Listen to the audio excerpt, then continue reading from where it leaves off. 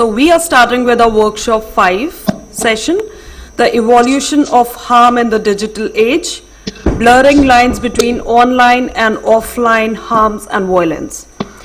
The proposer for today is Pranav Bhaskar Tiwari, who will be presenting here for the workshop 5. Along with the speakers, Jyoti Vadera, Vakasa Sajdeva, Preeti Rao, and Alan Asher, who has already joined us virtually. Thank you.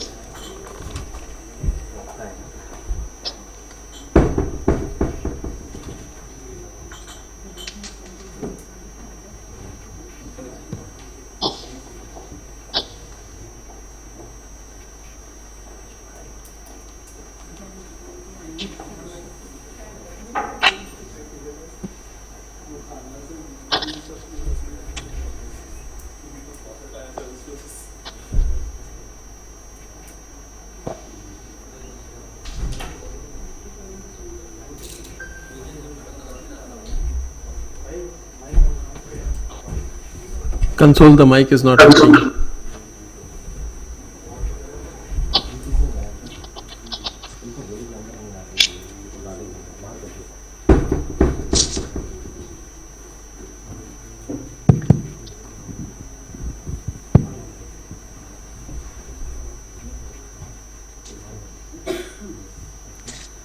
Good morning, everyone.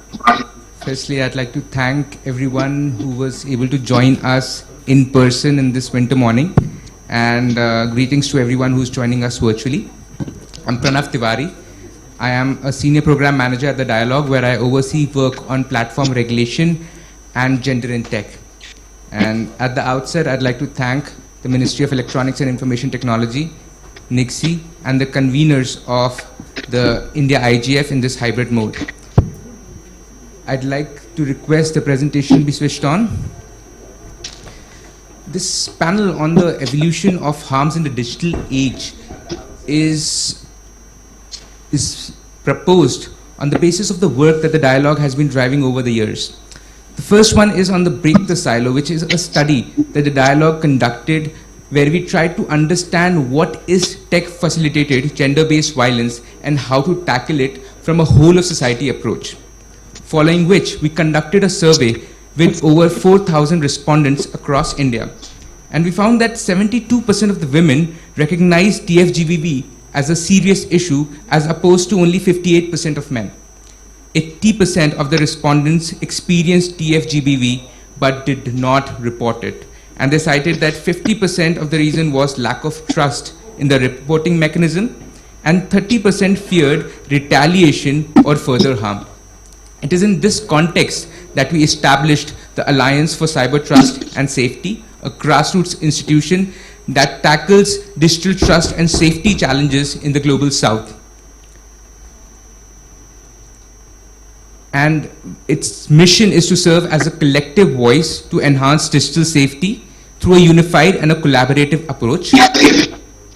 We have 16 members, grassroots members, working with children, working with survivors, working with women, and through them we are working to drive a informed discourse on trust and safety.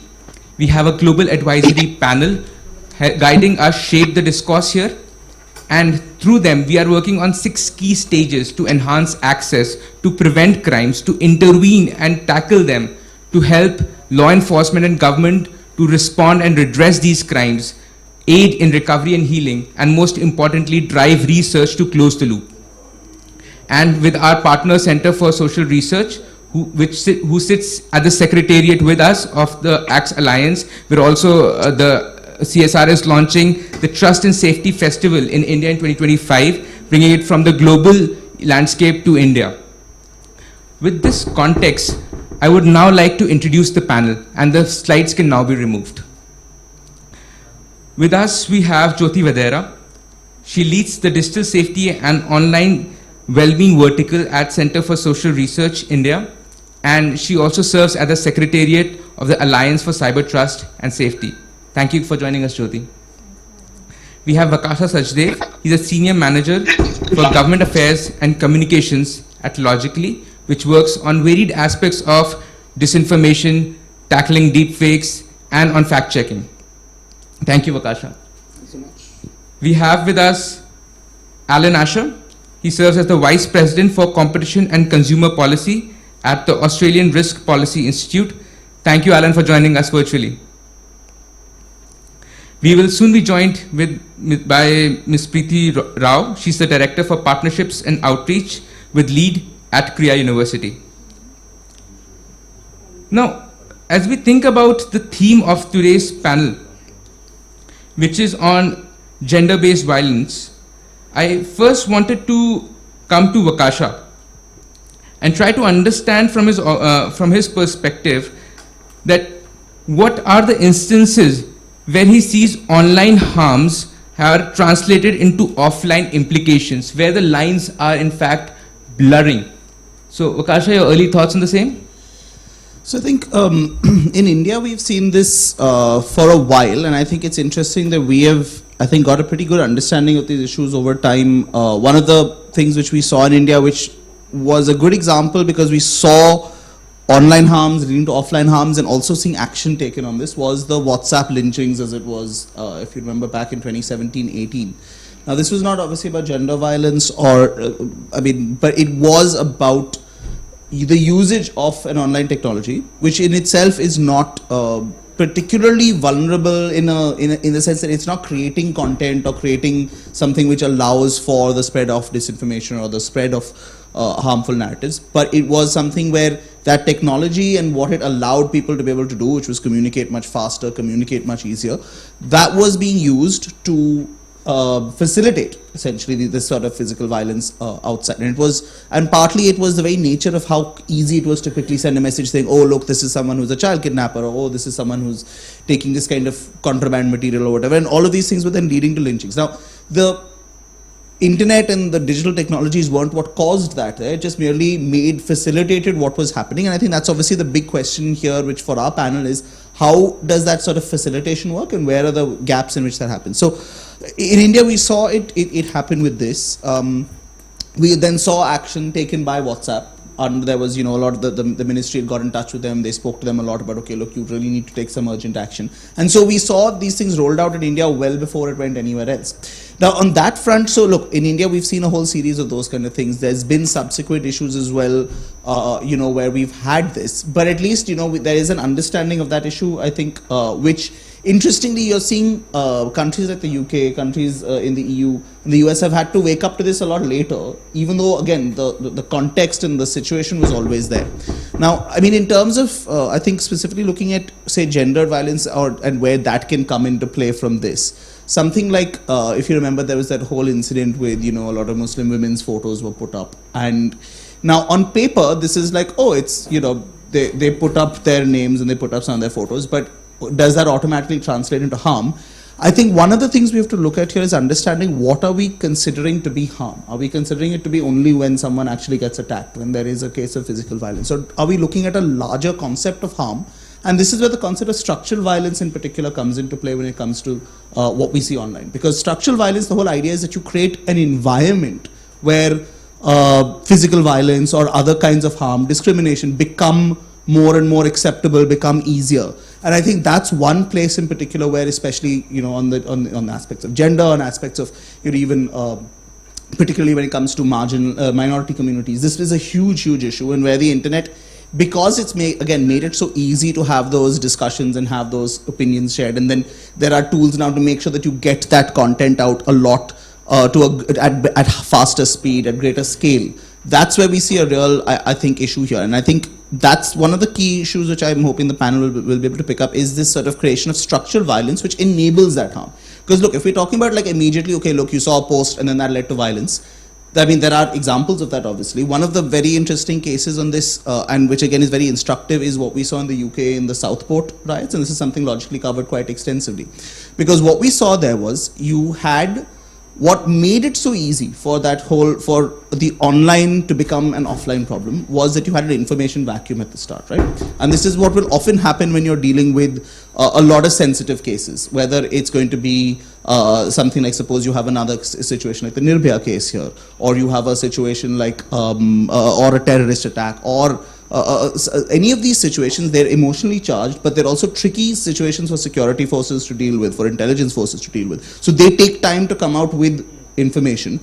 When there's that little, even that brief period of vacuum, which earlier you would have to wait for the news to come out in the morning, and you'd wait for the TV broadcast to then start getting into an opinion and then getting angry and then sending some messages to someone. Now it's a lot, that time scale is much short. And that was something which Southport was a very instructive example, was that it wasn't as though the police had conducted any failings. They launched the investigation, they found someone, they were doing everything as they should. But just because the information wasn't public, which is, again, this is where the digital age comes in, you had this sort of translation of that anger, of that, of the conspiracy theories, of the attempts to say, oh, it's Ali al-Shakati is the person doing it. I mean, it's such a random way to kind of come up with it, but that's just what happens. And I think that's the key learning, I think, is that when we're looking at this issue from a lens of how does the online world help it, is we have to look at how fast that information vacuum can get filled. And that's something which is the real trend we're seeing more and more. You know, you look at even those, you go back to those WhatsApp lynchings in India,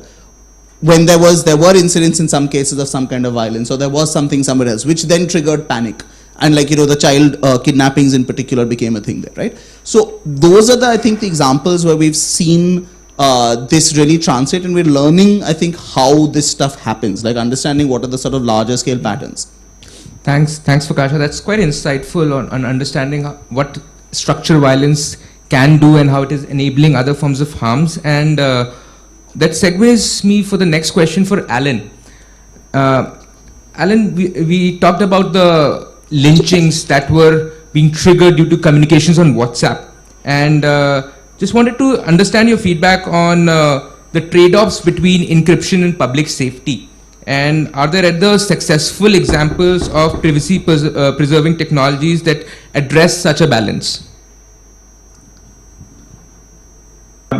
And the complication in any such conversation, as is obvious from what's been said already, is that there are a need for a nuanced understanding of these things, and that when it comes to any policy position, there are usually just as many arguments on the other side as well, and that one needs, in a national policy sense, to have some clarity about the goals being sought. And I think that for one group, it's an easy policy prescription, as is planned now in Australia, to simply eliminate or restrict the access of a whole group of people, in this case children 16 years and under, from social media. But on the other side, that creates its own set of harms for those groups in the community who rely on social media to make their linkages. This includes many vulnerable groups and marginalised groups who've come over the years to see this as a place of safety and comfort. And so when it comes to these trade-offs, it's something for policymakers to bear in mind, but recognising that different sectors of the community are going to have quite different perspectives. Obviously, providers of platform services are going to want to maximise their penetration to provide greater advertising revenues and reach. Governments, on the other hand, are going to be responding to the reactions of different groups in society in a political way, and then different interest groups representing minorities, groups representing the digitally disadvantaged, groups representing women who have been traditionally victims of these online and offline harms are all going to come to separate perspectives. And so I guess it's a question of understanding some of these intersections of where both online and offline harms meet, and the way in which they propagate. I think it's clear, for example, if you look at the way in which algorithmic amplification of harms has occurred, that it's a central theme to this to understand the desire of platform operators to maximise engagement, and that's often going to mean by having systems that amplify messages and harms, and on the other hand, those that want to cut off any access to ideas that might be seen as radical or confronting to others, and that leads to quite a problematic issue, and one in which there's no easy solution. I've suggested in an accompanying paper that I hope might be published on the website a lot more information in this, together with some references that people may wish to follow up. Thank you, Alan. That's quite insightful, especially given that technologies like encryption can be used for either ways, right? Be it for protecting privacy or for peddling CSAM, and there has to be a balance when we approach to regulate them. And with this, as we unpack the problems, I wanted to come to you, Preeti, and just wanted to understand from you, how do you see the difference between gender-based violence and the evolving definitions of technology-facilitated gender-based violence, and how the lines are blurring between online and offline again?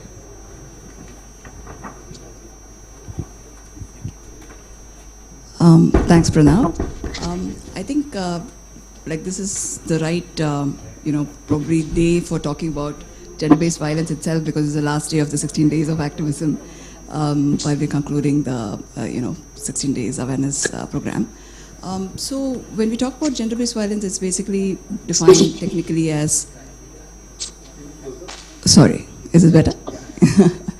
Yeah, so technically as a human rights violation which causes physical, sexual, mental harm to women. There's some kind of an echo, I guess. Okay. So, yeah, so when it manifests on a technology facilitated GBV, it's basically harm caused by access to ICT, information and communication technology. So what that ideally means is, the scope expands multifold, right? Because there's no boundaries in a digital space. There's no physical boundaries. There's no time boundaries. There's no space boundaries. So your physical space violence, gets magnified multifold in a digital space. So, and when you look at physical and digital, the digital is actually mirroring the physical in terms of marginalization, for instance, because women typically also have lesser access to technology.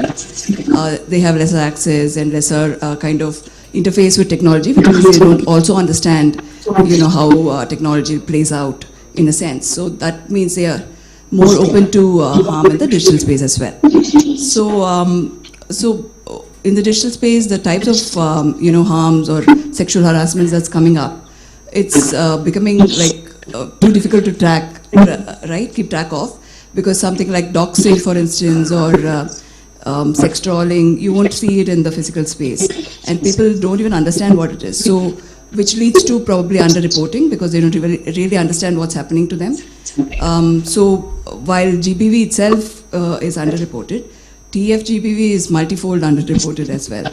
So I'll come to the data and research part later, but I think this kind of difference also leads to impacts the social and economic lives of women as well.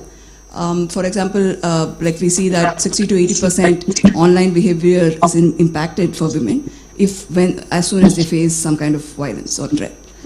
And in terms of labor force participation, there's a lot of impact. So we see that the cybercrime rates affect 0.3% of people participating, like barriers to employment for women, which might technically be low, seem low, but this is also because of the underreporting and TDS kind of process in reporting cybercrime. That also, opens up all these debate about where it's housed at. It's under the IT Act and not with, MWCD. So there's a lot of convergence that needs to take place eventually, which we can come to later. But yeah, that's overall my initial thoughts. Yeah. Thank you, Preeti. That was very informative.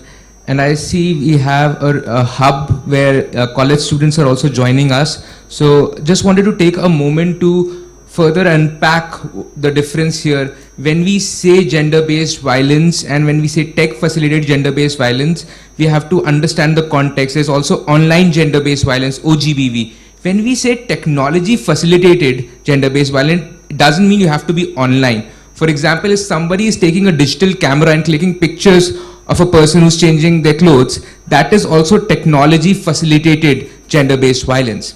And in another context, we have to understand it's not only against women. Gender-based violence can also be against men. For instance, if there is a bank loaning app, and we've seen many of these emanating in India, and they've accessed your gallery and your phone numbers, and they're saying, for instance, putting a man's picture in a compromising situation with another man, and then sharing it in a WhatsApp group. Now, that man is being targeted for his gender in a public sphere. So that is again a gender-based violence form, and it's not necessarily based on your sexuality. It may be because of your gender roles, and it may be while you're online or while you're offline. So I think that context would help them appreciate these concerns better. And as we move forward, I would now like to come to Jyoti. Now, Jyoti, we've heard about different concerns around age gating and about gender-based violence. Now, CSR works with women and children, among other vulnerable groups. And I just wanted to understand from you that what role can educational institutions play in promoting digital literacy and safety, especially for vulnerable groups? Yeah, that's a good question, Pranav. So after working on the aspects of digital safety and online well-being for a decade now at CSR, we've done interventions in educational institutes, we've generated resources, capacity building, we've engaged with communities. But educational institutes and engaging with them and mobilizing students from educational institutes tops my list of how effective a practice this is to tackle online safety. We've engaged with over 500,000 individuals with the help of educational institutes, and it's been a very, very good journey, a very positive response that we receive from our students, not just schools, but even in colleges, universities. And another thing that I would like to bring up here is a peer-to-peer learning model that we use at CSR. We have a very robust student ambassadors program where we work with them in educational institutions and then leave them with a sense of agency for themselves as well, for tackling online safety issues with their peers, escalating issues with us, regular trainings for peers as well as other communities. We've seen our student ambassadors engage with senior citizen groups, going to hospitals and talking to children in hospitals about online safety. So that helped us penetrate to, even the smallest of communities across India. So yeah, educational institutions, and also working in this aspect for so long, what we've also been doing is advocating with the government to make online safety, digital well-being, digital literacy part of school curriculum itself. We're already very, very late in doing that, instilling that in our institutions. A few years late in this era of the internet and AI is like we're decades behind. So that's another aspect of how we work with educational institutions and governments. Thanks for your question. Thanks, Jyoti. With this, Preeti, I'd like to come back to you because a problem well presented is half solved, and just wanted to understand, do we have the data to present it? around TFGBV, what are the statistics that are available? What are some of the gaps in measuring harm in India quantitatively? And could you share insights on any research that is being conducted on this space?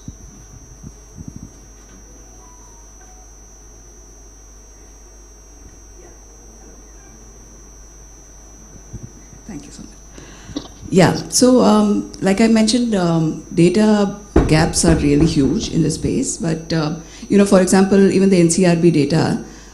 So there is the 2011 round, which is often quoted, which looks at the census of 2011, which is often quoted. But that's quite outdated. So when you look at the rates, it's really it shows like a very low kind of crime rate based on those kind of figures.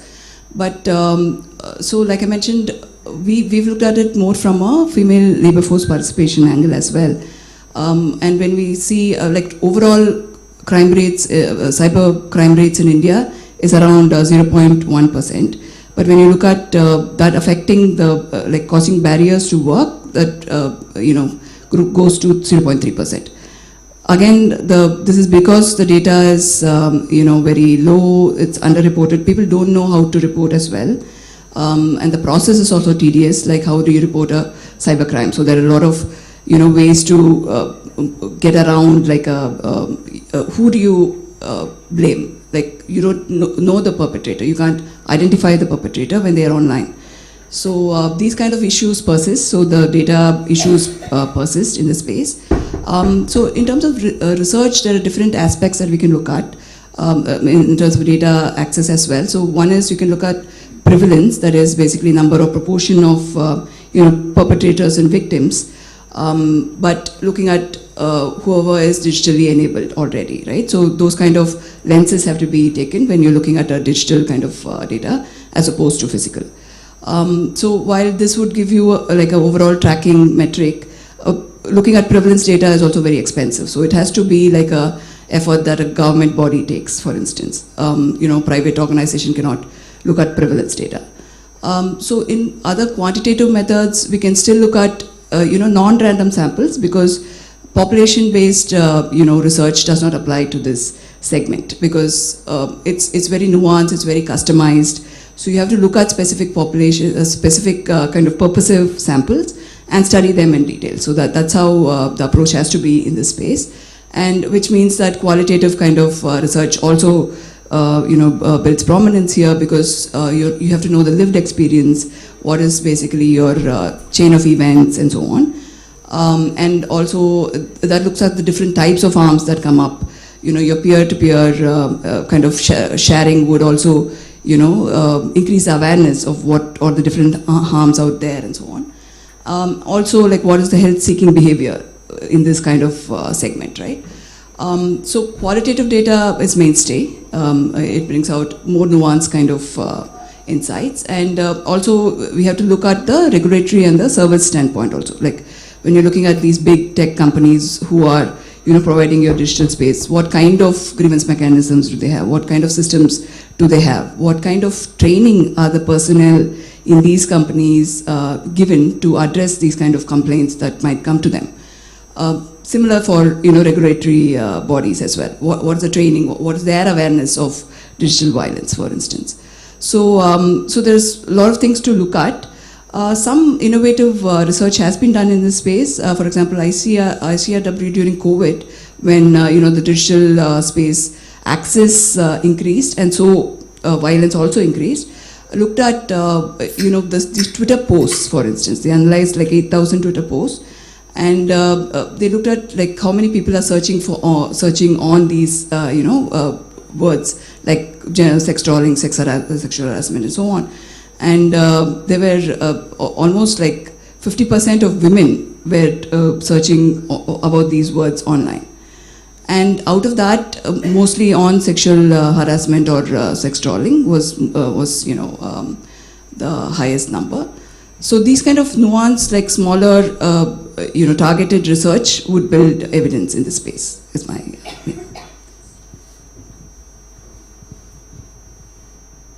Thanks, Preeti. That's again quite informative, especially that there is lack of data, there is need for more research, more funding for the same, And when it comes to platforms, it's important to understand what actions they are taking in terms of grievance redressal. We do have the IT rules that mandate any intermediary to have a grievance redressal mechanism, and for SSMIs to to publish on a monthly basis a transparency report, and there's a grievance appellate committee where the government sits and tries to address any harms that have not been resolved by the intermediary. It's there to be seen that how effective this model is working. And with this, I come to Vakasha, that how do you see the regulatory model in India? What are some things that we are doing good? Where is it that we can improve? Globally, we have the safe harbor regime, which protects intermediaries from from legal harm in order to protect free speech of all the users. And we are seeing a debate on responsibility versus liability model, that where is it where the platforms are to be held responsible for any mistakes, and where is it that where does liability start, especially on the face of actual knowledge orders. So in this backdrop, I just wanted to understand from you, what do you think can we do better, both in terms of the government and the technology companies here? No, so I think that's this is, sorry, bad throat. I think this is the big challenge for internet governance going forward, because look, on paper, I think in India we have sufficient regulations to cover off and offer you some mode of redressal for everything, right? Whether you look at criminal law, whether you look at IT rules and the grievance redressal mechanisms, etc. We have managed to build a system which covers off all of these things. The question, of course, which we have to look at is how do you make it more and more effective? Because say we have this situation with whether it's gender-based violence, other forms of digital harms, you have a criminal law provision which will deal with it. Now, there's a question to ask about, from a sort of very purely, say, criminal law perspective, are these provisions also good enough? I remember there was a project which I worked on back when I was a journalist called Talking Stalking, and we were looking at the stalking law in India. Now, this was heavily focused on looking at it in the IT, under the IT rule system as well, on the internet, as well as obviously offline as well, and what the criminal law on it was. Now, the problem there was that given the very nature of stalking, you had a situation where it was a bailable offense. Now, on paper, this is, bail should be the rule and jail should be the exception. But when you're looking at stalking, it is particularly a serious offense where the person being out and about and being a repeat offender is very, very likely.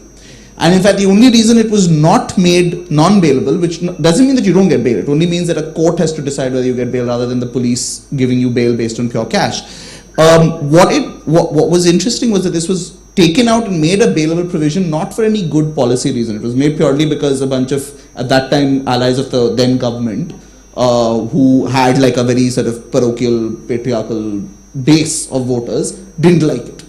Now this is a problem. So even where you do have criminal law provisions dealing with these problems, they're not always fit for purpose or are in need of reform. So that's part one, that we do have those systems and they're there.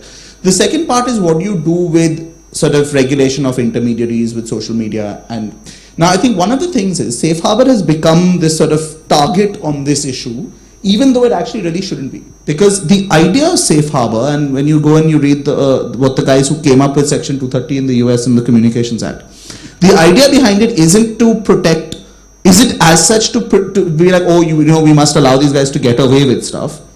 It is actually to make sure that they don't over-censor. Because you had a case in the 90s in the US where a company, an intermediary, basically one of those forums online, was allowing people, was doing a bit of its own content moderation, then he got sued, saying that, okay, look, you should be sued because you did content moderation. And now these are the kind of issues which is challenging, and I'd say that, look, I don't think we should get rid of Safe Harbor because it is important, because if you don't have it, social media companies will over-censor, and the people who will then be affected the worst will be oppressed communities, marginalized communities, minorities, even women. Talking about gender violence or talking about these kind of issues there will be a pressure to silence it. Out of fear, companies will censor that speech. So you don't want to get rid of it. And I think that's where in India, the idea behind the IT Rules 2021 was the right one, saying, okay, look, let's create due diligence obligations. Let's make it a proactive requirement rather than a reactive requirement.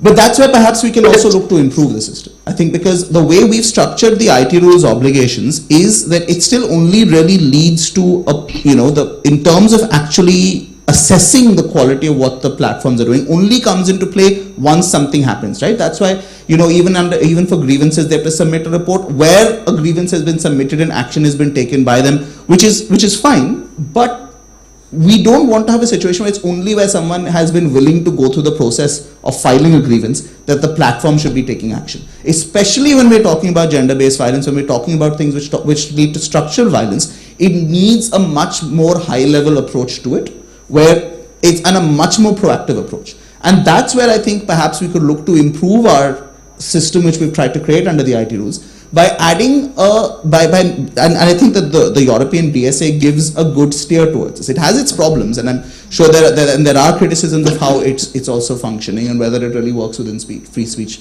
requirements. But what it does is it says you have to do a risk assessment. You have to then show us your risk assessment to an independent regulator to see if it's actually fair or you're just doing a kaam chalao system. Then you have to, after that, start filing reports showing all the proactive steps you're taking to deal with the issues which you know you're at risk of. And platforms which, for instance, then will have know that they're at high risk of gender-based,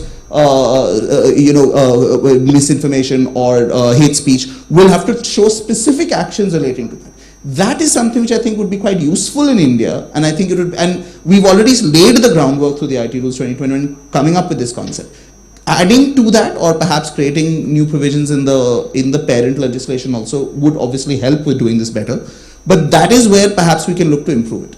Make them, accountability is what should be there for the platforms, not sort of prescriptive liability, I think. Whereas if they're forced to have to say, look, here's what we're all doing, then you're not having to deal with, okay, look, this incident happened, have you taken action? It's like, okay, are you taking enough action based on the extent of the problem on your platform? And that's what I think is one of the ways where we need to go forward. The DSA offers some solutions. Those can't be immediately transposed into India, but I think there's a good conversation to be had there with our regulators, with our ministries, on how to kind of adapt that to an Indian framework. Thanks, Vakasha. That was very informative, and just trying to present it in the light of how things have been with the IT rules. There have been multiple prescriptions that have been very helpful, and there have been some that are not very useful. For example, a monthly reminder that there are obligations and you should be fulfilling the community guidelines, and that's like 40 odd unread emails on my Gmail account, which again we have to understand what will work, what will not work. For example, we had the challenge on Instagram, that if there was someone harassing you from one account and you block that, they'll create another account. Now I see if I block someone, it reads that this account and all accounts associated with this person are being blocked. So that's a more holistic effort. There are in-app mechanisms to report. So I think we have to play around with UI and UX as well and have a more holistic approach towards safety. Alan, building on what Vakasha shared, I've had many conversations with you on how regulation is evolving globally. Just wanted to hear your thoughts on the same question. How do you see the content moderation debate evolving globally, and what are some of the best practices that we can look at and also potentially localize for Indian needs?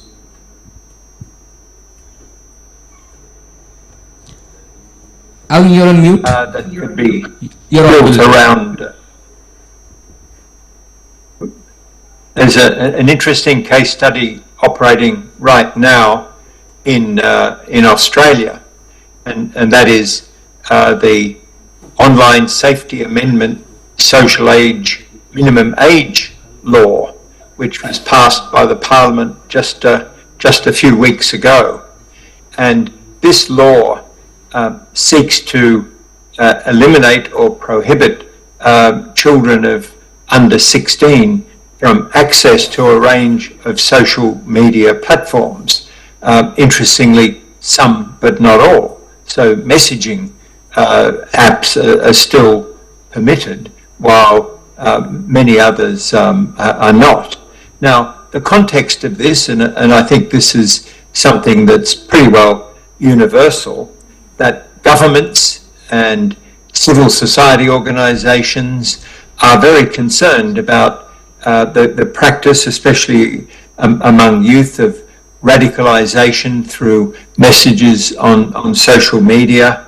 Levels of anxiety among young people have been increasing around the world, and that psychiatrists and psychologists and educationalists are very concerned that this is actually leading to a real upsurge in mental health problems.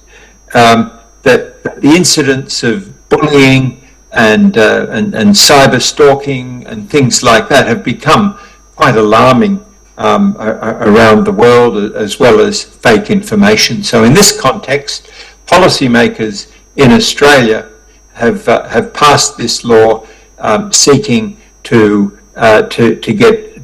take young people off social media.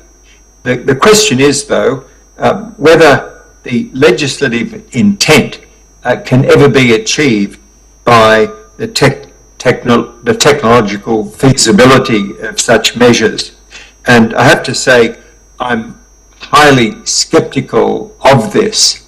It's a truism in the circles that I move in, and that's partly because of my age, I think, that anybody who wants to solve a technical problem with their smart TV or their phone knows that you go to your 10-year-old grandchild for a solution, and that it means that in such a ban, it's quite likely that that many young folk who wish nonetheless to have access to such systems will very quickly avoid some of these restrictions. The technology for age verification is very problematic.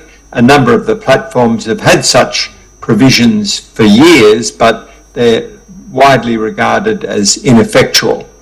It could be slightly more effective in countries such as India, where there are some identity records, but in Australia that's not the case, and that the population are highly resistant to any national identity card system.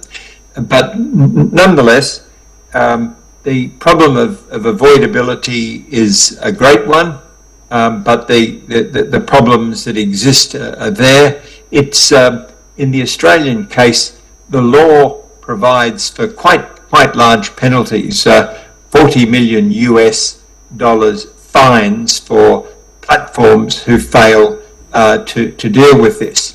One of the new regulatory approaches, I think we've just heard a little bit about safe harbour messages. That's also known as the regulatory sandbox technique, where you allow operators to have some immunity from prosecution while they experiment with new ways of providing services to see if it can be improved. Perhaps the most promising of all is a trend that's occurring now in a number of countries. There are some states of the United States, Singapore, Europe, and soon to be Australia, where rather than having huge sets of prescriptive rules that try and require platforms in great detail to behave in certain ways, that instead there is an overarching or umbrella duty of care imposed on the service provider, where they get then a primary obligation to discover what the problems are for users. In the case of young people, that might be all of those things I mentioned earlier. In the case of gendered violence, those issues, cyber stalking, and in the case of consumer protection, all of the avenues to fraud, and that the companies then have the obligation to introduce remedies for those, complaints handling systems, AI detection systems that might pick up inappropriate or false content or deep fakes, and to identify those to prevent the risk. So there are a whole set of technological possibilities to help reduce these problems. Alan, I the just Australian wanted to come in model, here and is also confused. have a follow-up on, as your closing remark as well, that in the face of AI, which is being democratized with everyone having access to AI, safety is a new form of concern.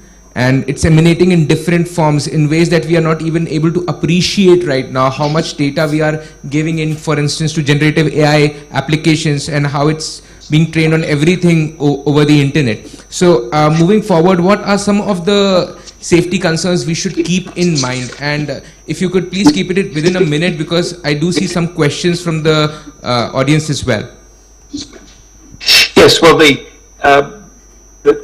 AI issues are still largely unknown because they're evolving at such a great rate. All I would say is that we do need to be mindful that too often our current policy prescriptions are to let things develop and then try and fix them afterwards. The idea of safety by design and advanced standards and to act in advance with ethical frameworks is a much needed effort, a much needed exercise, and that AI can be both a friend and an enemy. We want to maximize the benefits from AI and platforms while minimizing the harms. And that's probably the most I could say. Thank you, Alan. That was very insightful. And we're keeping 5 minutes to take questions from people who've joined us in person and even from the hub and those who have joined us remotely. So feel free to keep your questions ready.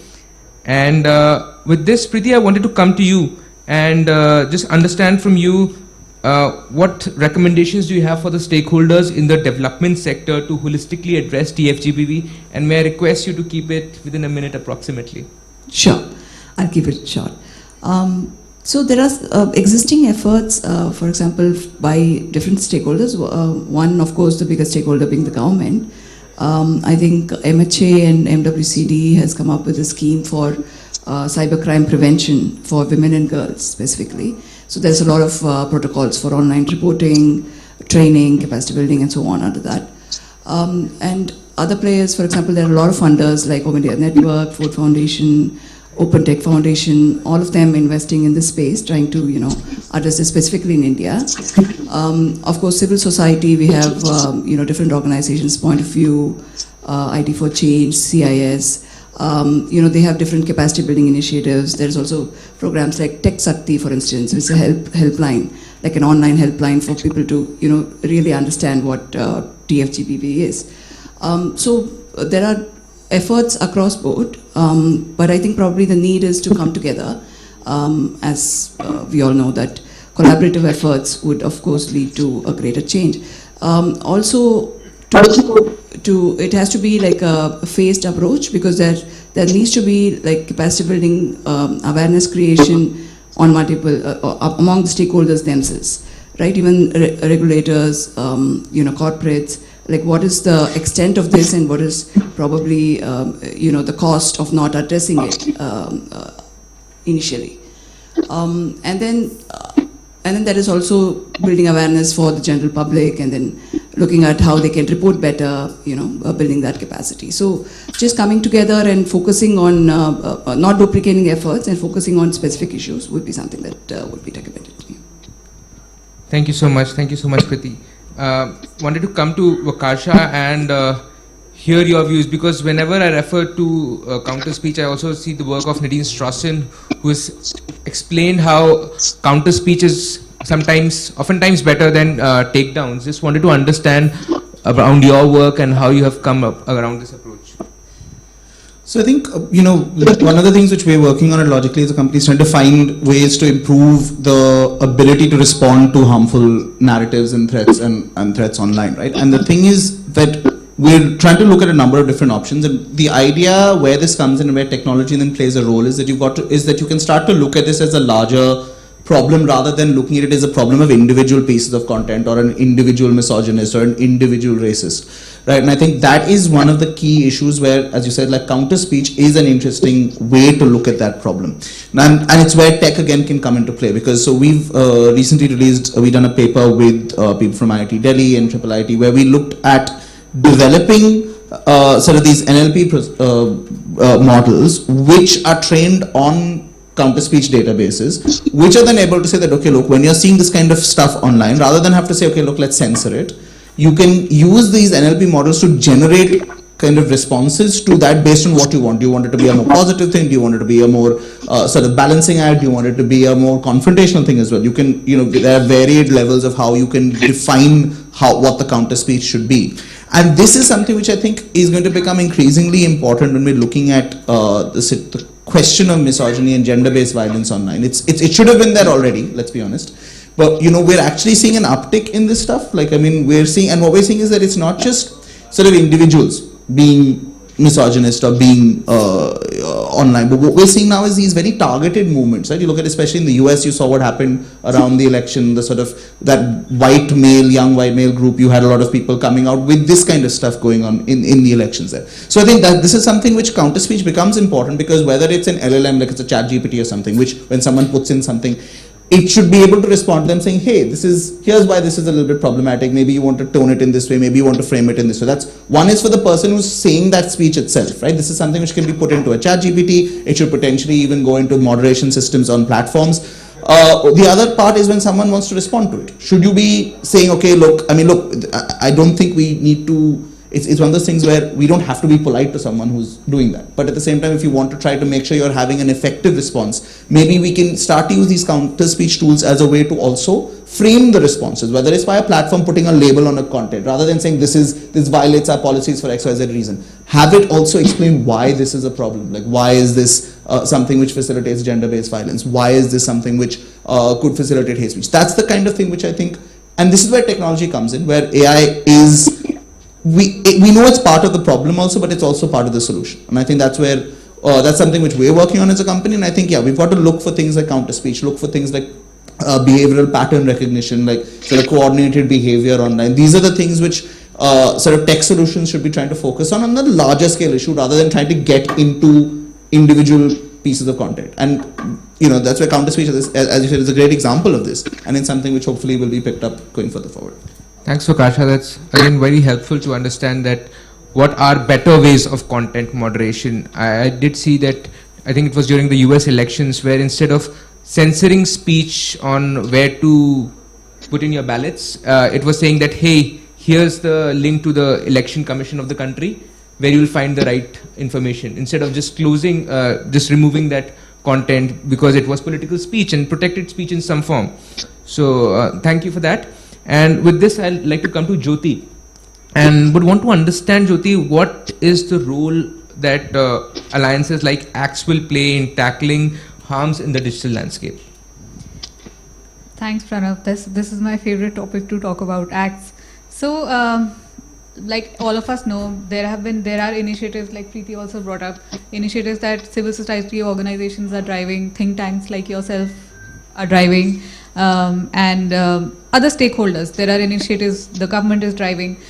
The Alliance for Cyber Trust and Safety is an effort to organize this sector, where we all come together, bring about our decades-long experiences in various aspects. There is education, there is resource generation, people are good with tech platforms and how we are building. So we brought all of these organizations together. And the positive response and the enthusiasm with which organizations are coming together under ACTS also prove that we've been looking for something, a solution like this. So ACTS is the only alliance in India of its kind that exists. And we're very fortunate to have a global advisory panel who you introduced earlier. So tackling a digital safety issue, organizations, stakeholders working in silos has not worked for so long, and we've all been talking about it for very long. This is an effort to actually work towards what we've been talking about, bringing everyone together and putting weight into the action that all of us are performing.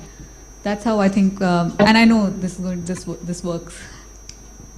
Thanks, Jyoti. Thanks. At this point of time, I'd request those joining online to raise their hands if they have a question. We'd be happy to take them. And those in the audience here, if they have any questions, please feel free to ask them.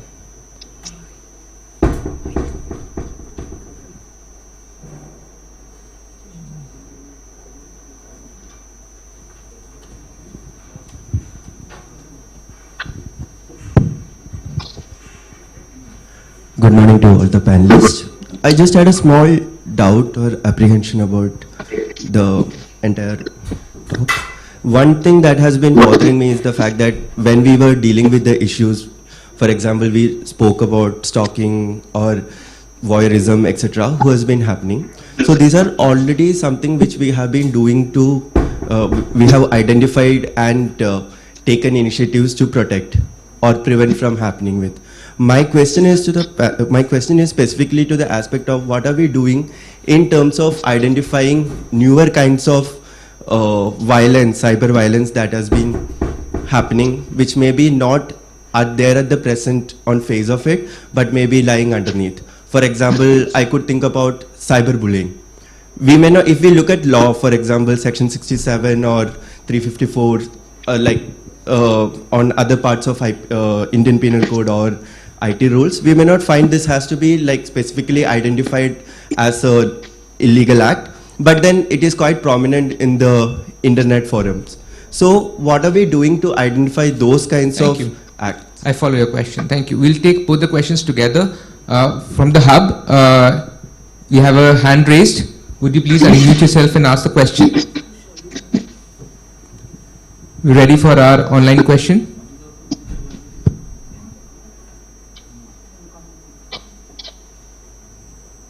Please do introduce yourself with your name. Good morning, sir. This is Sanchita from GRD College. I have a few questions. As youngsters, we are using social media on day-to-day life, sir. How can we enhance the privacy, sir? And the second question is, how can I participate and become a student ambassador, sir? How can I contribute to it? Thank you. That's a very valid question. And we'll first take the question from the answer the question from the gentleman. I'd also like the PPT to be on, please. And while we get the PPT on, I'd like the panelists to take up the first question in terms of the second question in terms of how can we enhance privacy, and for Jyoti on how can they be a student ambassador. So about those new forms of violence, I can briefly come in and then probably I'll hand it over. So basically, there are these peer-to-peer forums, right? So that's where all these sharing of these newer forms of evolving threats online comes into play. So basically, youth groups, where there is. You don't have to identify yourself, like secretive groups. So these are groups where these kinds of newer forms come into light. So that's briefly addressing your question. But anybody else wants to? Also wanted to highlight here, you see the study on the left called Break the Silo. This study identifies new and emerging forms of online harms. You'll see doxing, you'll see dog whistling, you'll see sextortion, and many of these crimes are not yet covered under the IT Act or under the Bharatiya Nyaya Sanhita. And the effort is that they be covered as we move forward. And any other thoughts on how we can enhance privacy in the digital landscape? I've got an observation for you, and it's I mentioned that there were a number of technological advances that can either be harmful or positive. One that's very positive is one that's described as homomorphic encryption, and that is a system that enables analytical operations on encrypted data without ever compromising privacy information. So it's using complex AI methods to be able to do that, and that in addition there are other technical solutions, zero knowledge proof and verification without exposure. These are all technologies that are designed specifically to be able to reach the assessment of context and harms without exposure of personal information. Some way to go in all of them, but they do show great promise. Thank you, Alan. Quick thoughts? Yes, I'll just very quickly come because I think Jyoti needs to answer the other question more. But I think, look, there's just two quick things. One, on the point of what about newer forms of this? I think what the dialogue's doing with the Break the Silo Forum is a great idea, because this is what we do need. We need people from the industry, we need people who are experts in this field, in these areas, to work together with government to come up with this. Because if the government is just trying to do this on its own, it's going to be a process. Like I mean, I think some people might remember the drafts of the Digital India Act, which had a list of user harms. Now that was going in a certain direction, sure, but the problem is, if you don't have people from the industry who are working on these things, working on those definitions, on those concepts, you will later potentially have a situation where that clarity is not quite there. You will miss out on certain key points. So I think this is a great, one of the things which we can take forward from this panel and other workshops like this, is to find ways to start that conversation with government on how do you improve that user harm concept.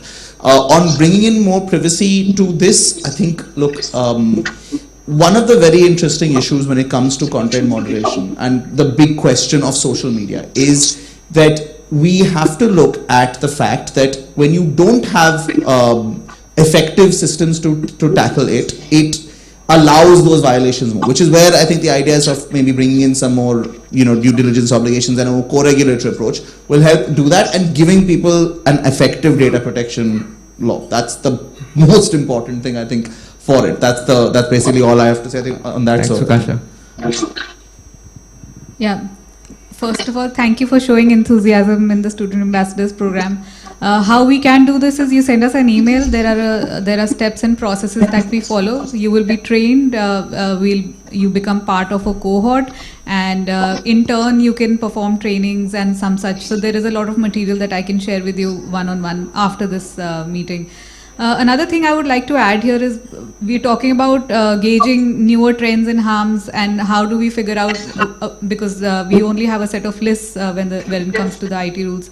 How we have done this is through the Student Ambassadors program. There are eyes and ears on the ground, and we've come up and we've figured out newer trends much quicker than anyone else. This is how, at the grassroots, like at the right bottom of the problem, where our student ambassadors have enabled us to figure out the emerging trends, and not just that, also solutions. So the voice of the youth is so important here, because they are the ones facing these issues, and the solutions have a lot of times come from there as well. Yeah, that's about it. And I'll request Pranav to share my email with you for the program. Yes, and for all of the panelists, we are there on LinkedIn. Feel free to just message us. We'll be quick to respond. And thank you for your question. I'd like to thank all the panelists here.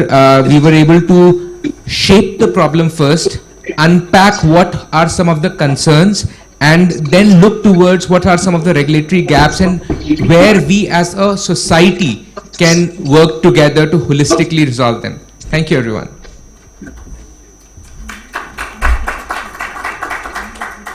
Thank you all for such a knowledgeable session. Now I would request Mr. Shantanu Acharya to come on stage to give certificates to the speakers. We'll start with Jyoti Vadera.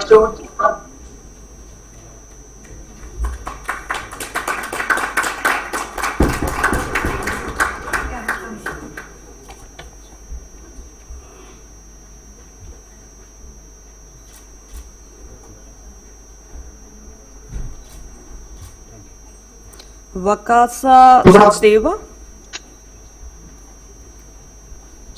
sorry.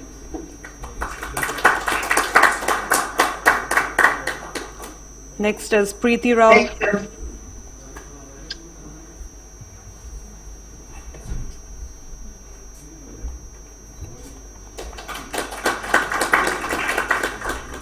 Pranav Bhaskar Tiwari.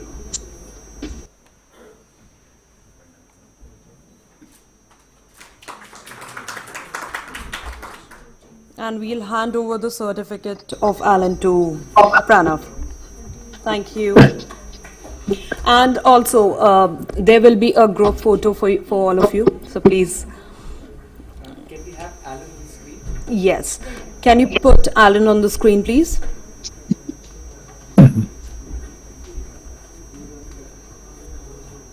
Thank you.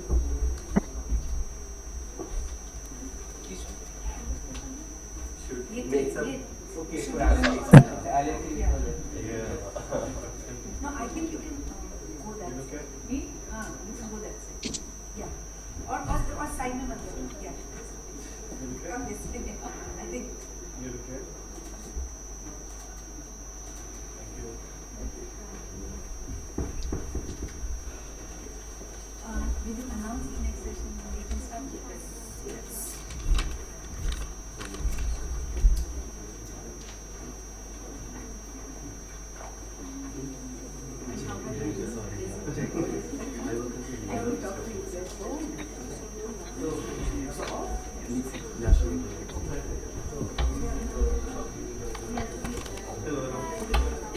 Okay, so next session, we will start in another 5 to 10 minutes.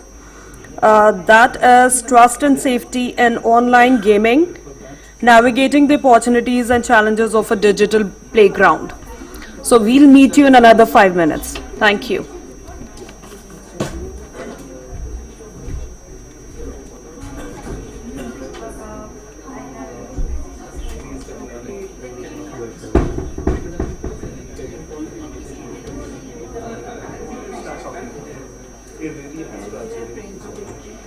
And also because we are directly being like, I'm directly being affected by the, it was so relevant for me because we are the industrials.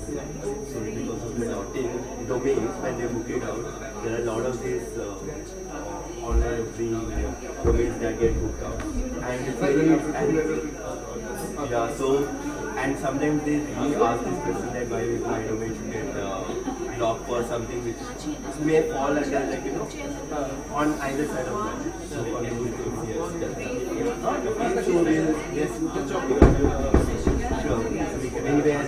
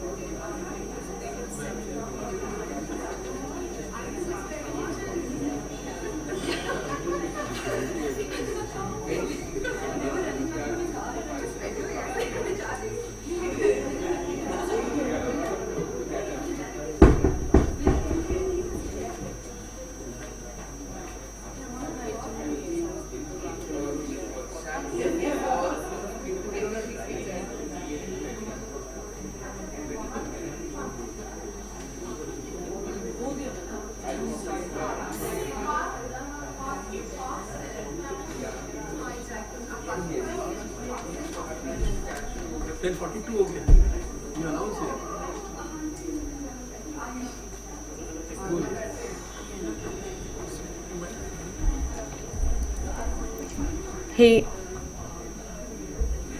Ayushi.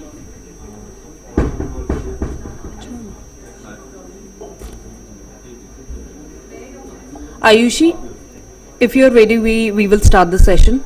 Is that okay?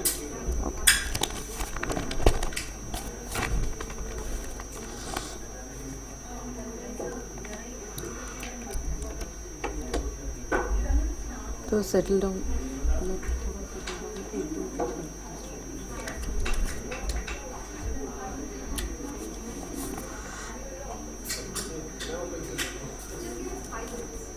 5 minutes?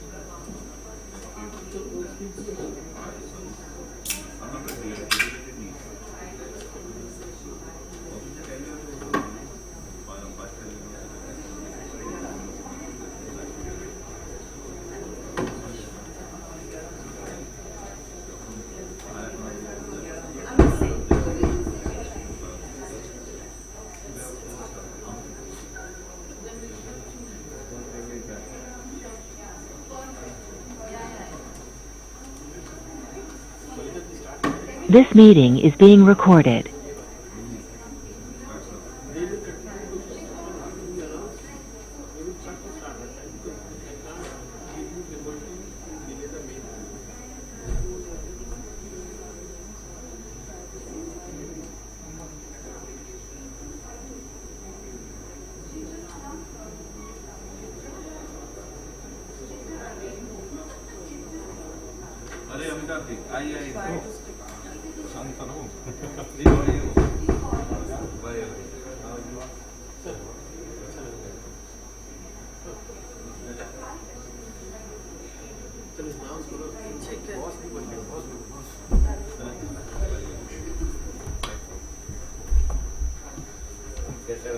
Okay, ready?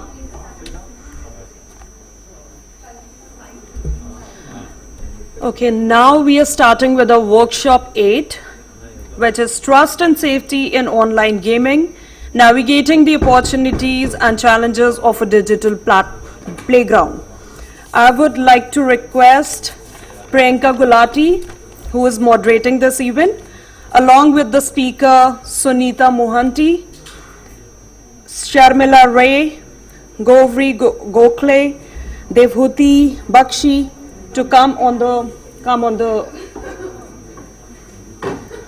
here, and along with we have one virtual speaker with us, Mary Claire Isaman. Sorry if I pronounce the name incorrectly. Apologies. Thank you. You can start with the session. Thank you so much.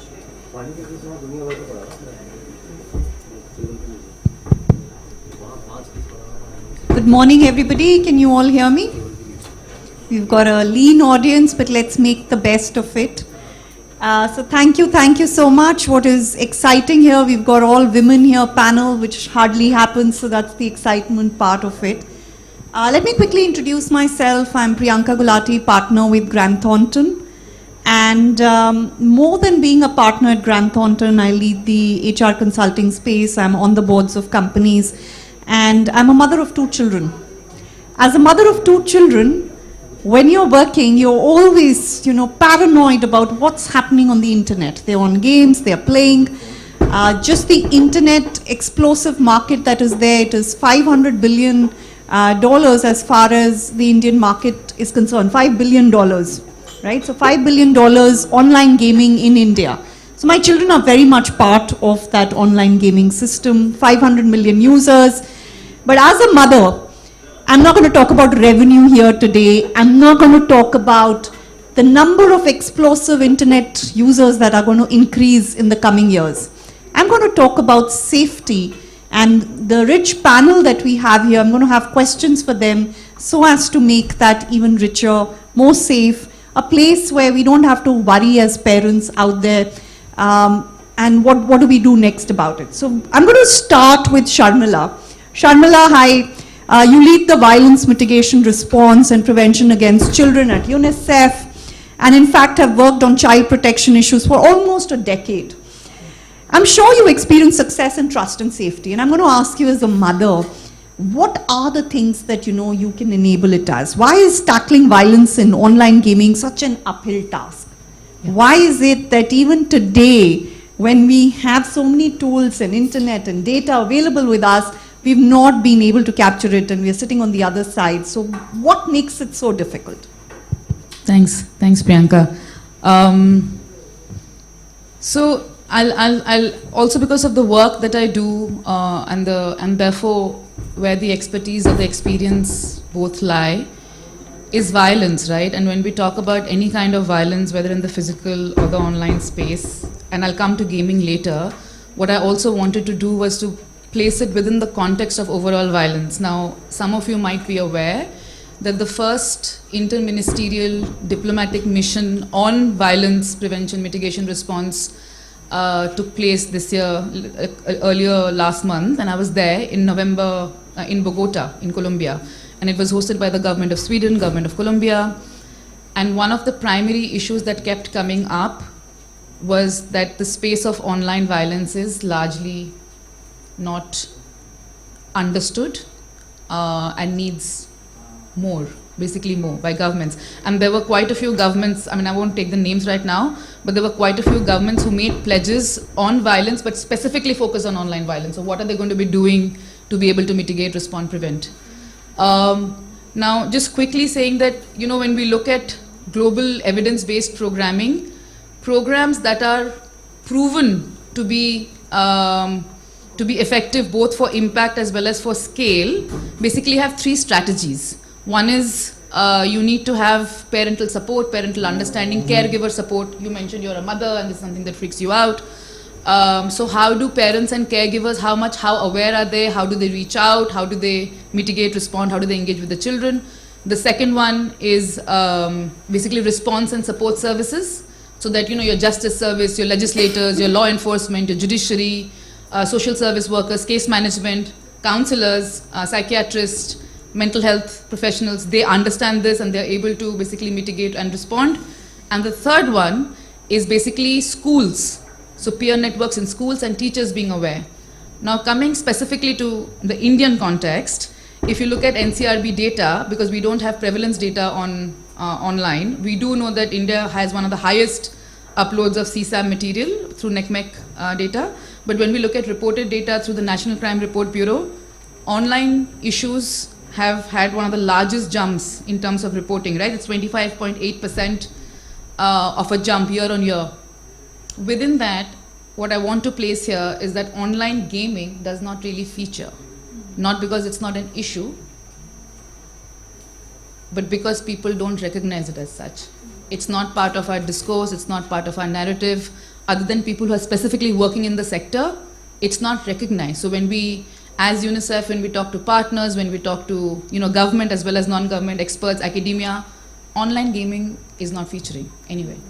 Although it's an issue and it's only set to grow, right? As phones become cheaper, they become more high-tech, there's more AI, it is set to grow. It will reach people who are right now on social media not knowing how to censor, how to sort of use sanity in that space or have sanitized behavior. The parents are not aware. Online gaming is going to add to that. But there is not much space for advocacy. There's not much space for programming because what is proven to work within online safety as well as, safety overall does not feature as conversations in the country. I'll just end quickly because I'm also cognizant of time. UNICEF India, we just did a knowledge, attitudes, practices survey with 26,000 young people and adolescents. 26,000 across the country. Gaming did not feature anywhere as a perceived threat, as something that needs to be worked around, as something that is a platform that propagates any kind of digital safety or the lack of it. It just did not feature anywhere. It was not something that so we had open-ended questions, we also had close-ended questions. It just did not feature. It was just social media. And my sense is, anecdotally of course, is that because most of the people in this room, other than the work that we do, because gaming is not something we are doing or engaging with, right? So we are not perceiving it, and we are not understanding it, and we don't know how to regulate it, we don't know how to talk about it, and it just does not feature. However, the U report assessment that I just mentioned with 26,000 people, there were young people, of which about 38% were adolescents, 55% of who were women. It was nowhere. And my point of bringing this up here is to say that collectively, we need to start building the discourse around it. We need to position it the way in which it deserves to be positioned. No, super words, Sharmila. Thank you so much. And I love the word that you said, collectively we need to do something about it. And I'm going to come to you later with a question on the collaboration between all the parties, because this collective wisdom and thinking and execution will require all of them also to come together. But before that, let's go to Sunita. Sunita, hi, good morning here. You've been a trust and safety leader, and especially child safety at Google for over 14 years. That's amazing. Safeguarding and empowering users of Google products through use of technology-driven data. And there's a lot of safety design and design thinking that you do in your work. So safety by design is a buzzword these days. What are the broad tenets of safety by design in your experience? And if you can also share in terms of what others can do, because Google is already doing it, but essentially what is it that others can also do so that the safety by design can also be a collective theme there? Thank you, Priyanka. Just to clarify, it was 14 years of doing trust and safety and 3 years of doing child safety, which by far in my trust and safety career has been the hardest job ever. And that's when I decided to leave that job, because it's really heavy on the head. So many of you sitting here along with people here who are parents really don't know what's really happening behind the facade of the internet. And while I'm a great proponent of using the internet for education and for children to really learn, and gaming inclusive has a lot of positive benefits for children, I don't want to be where we are all beating the system out, but on the other hand there are mechanisms by which we can keep children safe. To Sharmila's point, why gaming never comes in, especially in India, I mean, we are a 200 billion gaming industry with a very small portion of that allocated to India. If you look at collectively the internet awareness and the technology awareness of parents, I think even today a lot of parents just know that, oh, we have to track the internet use of our children, which means that are they looking at content? So when you are sitting, they're sitting in the drawing room, they are gaming, the doors are all open, you're saying, oh, it's all safe, they're all playing, nothing, oh, it's a little violent, I'm going to prevent violence, but you really don't know what is happening. So even when you look at our tenure at Google, we spend a lot of time coming back to saying that outside of designing the product, outside of putting enforcement mechanism, one of the most important thing is education, and that is educating parents to really understand what is happening in a application or an app. And that would mean anything from just bad content to really loss of money, to loss of data, to malware phishing that could just come into your system through a gaming mechanism, through harassment that happens, through exposure to bad content that could come, through grooming that happens in a chat network. So there are a lot of these badness which normal parents just do not understand, and that is why gaming does not seem to be perceived as anything bad other than, oh, my child is seeing violent content. right? And violent content in India is not an issue. We don't have a gun policy. Guns are not available, so okay, it's okay, fine. But they don't understand behind it. Now coming back to this tenet of safety by design, why do we talk about safety by design? Typically when someone creates a product, and I did trust and safety for Stadia, which was Google's gaming product, we realized one of the biggest issue is that a bad experience could completely bombard your brand equity. Because for an organization like a Microsoft, an Apple or Google, brand is everything. But when a small app comes, they are very profit driven. They do not think about brand, and hence their whole point is how do we make money? How do we generate? Because they are funded, they want to make money. Now if anybody saw the Hindenburg report that was done on Roblox, it just showed the extent of badness that existed in that platform that completely led to a damaging brand equity. So people don't understand that, and hence safety by design as a concept, and I'm telling you, it was 14 years of being in an organization like Google, the concept of safety by design only came in halfway through. So it's not like we grew doing that, it is just that we saw that this has to become the core tenet of your product development. And what do we mean by safety by design? When we say safety by design, you typically say we launched a product, we know the product is supposed to be a gaming app, the games are being played, we will find ways of catching badness and enforce it. But no, that's a post facto method of solving for the problem. When you go back to the core tenets of safety by design, it is what are you building? And if you look at the entire customer life cycle, a player's life cycle, a gamer's life cycle in the product, what could be various mechanisms by which abuse could get propagated in the application? As a result of which, what are the mechanisms by which you design to prevent abuse from happening? So people take a much easier shortcut saying when abuse happens, we will enforce it. No, you have to prevent abuse from happening, and do you have enough mechanisms by which you can prevent? And the first thing that starts is from having a policy. And why I say having a policy principle is important. You suddenly will say, okay, there is a badness, someone will report a badness to you, but you do not have a policy by which you can take it out. Which means that if you are removing a user in a country like a US or Europe, they could actually file a lawsuit because you don't have a policy that claims that this is not allowed. So it all starts with actually building the policy principle. The second is, it also means building and children and age appropriate framework. And why we say that is important, because if you look at the age and working with the COPA laws in the US, the definition of a child in the US is 13, it is 16 in Australia, it is 18 in India. So there is no consistent, but when you are creating a gaming app, you are creating a gaming app that's applicable to all countries. So unless and until you create a child and age appropriate framework that complements your policy, you are not going to be able to design a safe product. Then there are a lot of protections of virtual assets. People think it's only bad content, but gaming also involves money. It involves a lot of virtual assets. So how are you protecting virtual assets? How are you authenticating a user?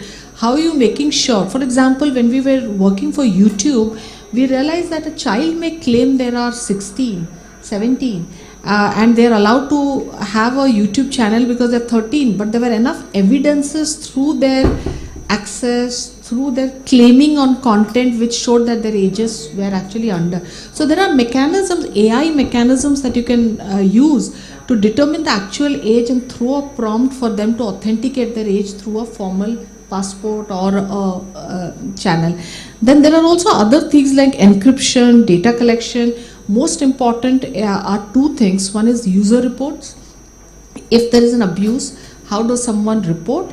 And then the second thing that is also critical in safety by design is in-app education, which means that using your machine learning and artificial intelligence rules, are you able to determine at what point you think somebody possibly is getting abused, or there is a content, or there is a data issue, security issue, and at that point, using in-app mechanisms, are you actually sending them alerts? Are you actually protecting them at that point of time from the abuse occurring? So these are all tenets of safety by design that I think somebody has to really think before building a product. Thank you so much, Sunita. This was really interesting. I hope everyone is able to do this safety by design, because definitely there's no use in saying let's ban all the online games at home. That's not going to work. What we need to do is this collaborative effort, and of course have safety by design. But let's find out what's happening globally as well. We are joined by Marie Claire. Is she going to be there online? She can hear us? She's not there? We've not been able to add her. Okay, you can't see her. All right, while our organizers are getting the global view and adding Mary Claire, let's not waste time, and maybe we go to Gauri.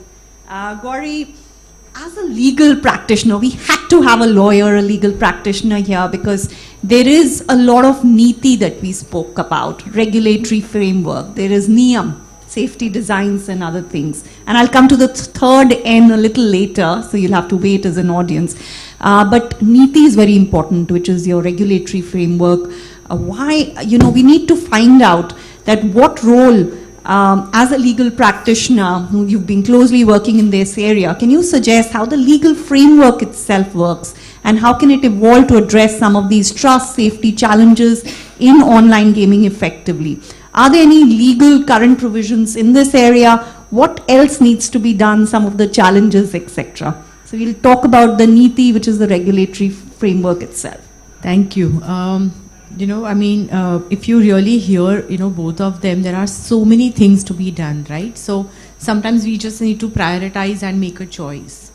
In the Indian context, I want to also call out that whenever we are looking at any law or any principles or any initiatives, we are not just looking at one India, right? We have like, 4 Indias, and in terms of literacy level, in terms of, sort of understanding, as she mentioned, parents, they don't know what their children are doing, but imagine in a rural setup where, parent doesn't even know how to use mobile, how are they going to implement really the safety features, parental consent, all the big, concepts that we talk about.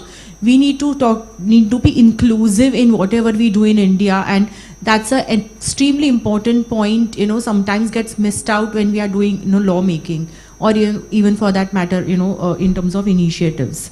So having said that, let me just call out, when we talk about gaming, often it gets combined in one bucket, right? So there are, different types of gaming, and different types of gaming brings it along different types of issues, right? So in the Indian context, unfortunately, that categorization, that understanding has not happened, and therefore there hasn't been, very targeted, they have not targeted those issues specifically. For example, you mentioned violent content. Now there isn't any specific law which says that, okay, if this is the, if this is the level of violence, or this is the level of, engagement in a particular game, then there has to be an age rating. That has happened for, publisher platforms such as Netflix and Amazon Prime and the like. So you have part 3 of the IT rules which talk about age rating and age gating, but you don't have that, for the gaming, right? So I think that is definitely a lacuna. I know that, there have been some conversations, but we have not really, reach there. So I'm talking about, multiplayer games, and, we do have content against, laws against obscenity, for example. So some content can be objected to in terms of obscenity and all of that, but not so much, on the violence side. So you have, and the other aspects which probably happens, the grooming and the chat, all of that happens. So there was a recent Supreme Court judgment which looked at POCSO Act specifically in terms of, in the context of intermediaries and gaming platforms, when they are, availing, making chat feature available, to that extent they are an intermediary platform, right?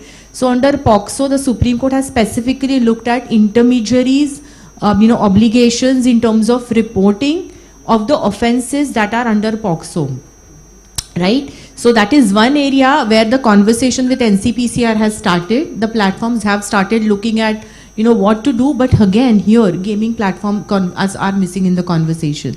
They have to be part of the conversation where there are, this chat features available, and they need to contribute to the, to the entire effort in the Indian context as well. I think the next element, that I want to bring in is more of real money gaming, where you have, I'm sure, you're going to talk about it more, but, the luckily that particular industry has done something called self-regulation in the absence of an overarching law. And the reason we are suffering is because the gaming law, including the skill gaming, as some high courts have held, it falls in the state subject. Now, something which is on the internet, to have a state law and having different set of laws with not an overarching law, that is a huge lacuna in my view.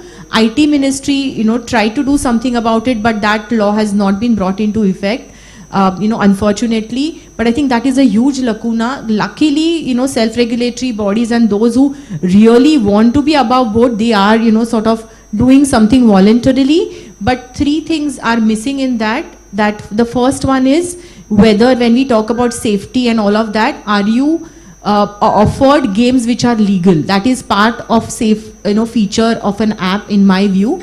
And whether or not, because in the Indian context only skill games can be offered legally, whether or not a gaming of skill or not is still left to, the lawyers and such as us and, self-regulatory bodies, right? But there may be some out there purporting to, give us skill gaming, but not.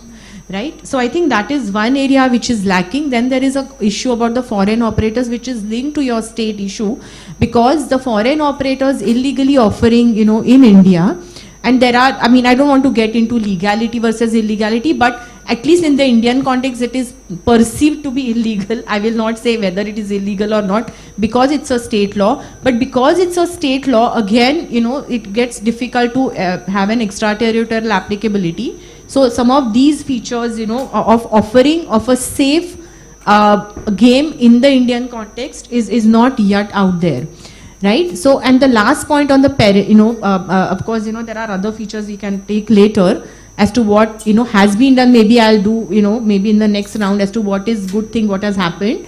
But another gap I want to call out, which is, which the government is debating, is on the, KYC in the context of children.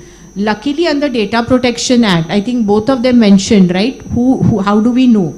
So under the data protection law, they are contemplating verifiable parental consent. We will need to see whether an effective mechanism is established by some, some common platform or a public digital infrastructure or whatever. If that develops, then all these apps will be able to benefit from that, so that is something we'll need to see how that aspect develops.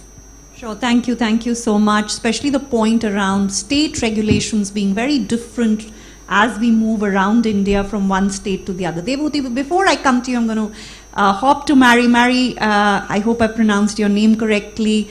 Good morning and welcome to the show. We missed you in the first 15 minutes, but I'm going to quickly come to your question and hope you can share your thoughts with us.